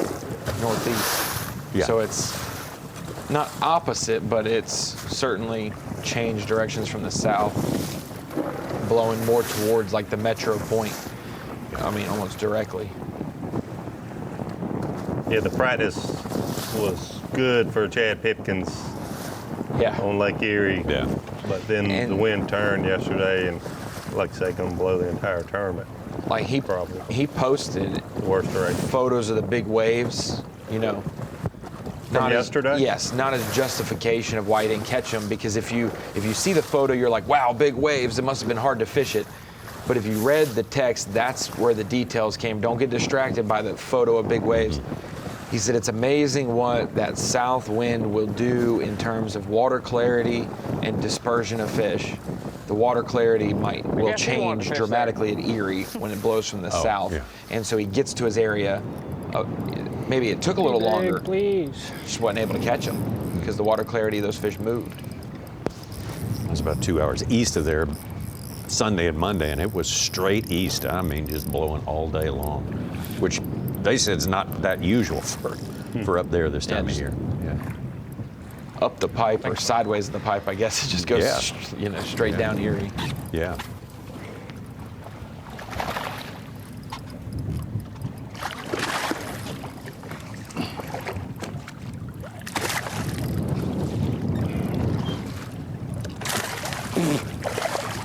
Got me again.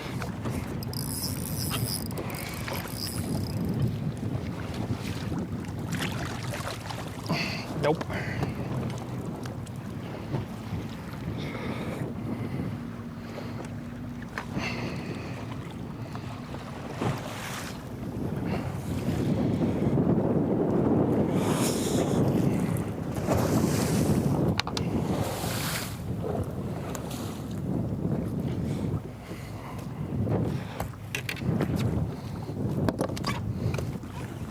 Definitely some of the anglers checking in right now.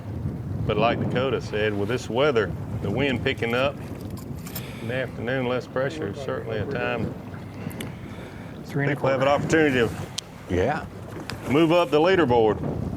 The later check-in time, you might get some action. Come on.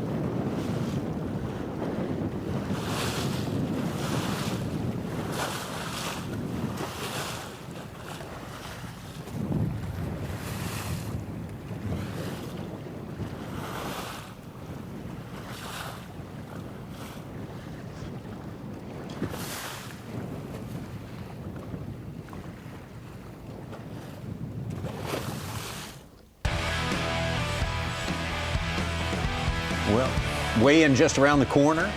Find that here on Bassmaster.com. Whoop. Smile. Important outcomes from that weigh-in, potentially. I'm going to have 50 anglers who are very disappointed, I can tell you that. That's the one certainty I have for you. And 50 are going to be absolutely delighted to get to stay and fish in this incredible place for another day. I mean, you just watching, it just looks like fun. Yeah, this is one of the few places where truly anglers hate to miss that cut because they want to go fishing there again. Not just the points and the money and all that stuff, but they want to go fishing again on a place like this. Oh, I can't blame it, man. What a show they put on today for us. Good stuff. Trey McKinney on top of the leaderboard, and he has been dominant so far here in Michigan. Waited till later in the day, catch that 5-pounder kicker fish, but got it again. 4 4+ pounders and a 5-pounder is going to put you atop the leaderboard, or real close to it. Yes. Coverage starts tomorrow on FS1 at 8 a.m. Eastern Time. So on Bassmaster.com, more coverage for you tomorrow. We cannot wait to see you then for day number 3. Very, very important moving day as well.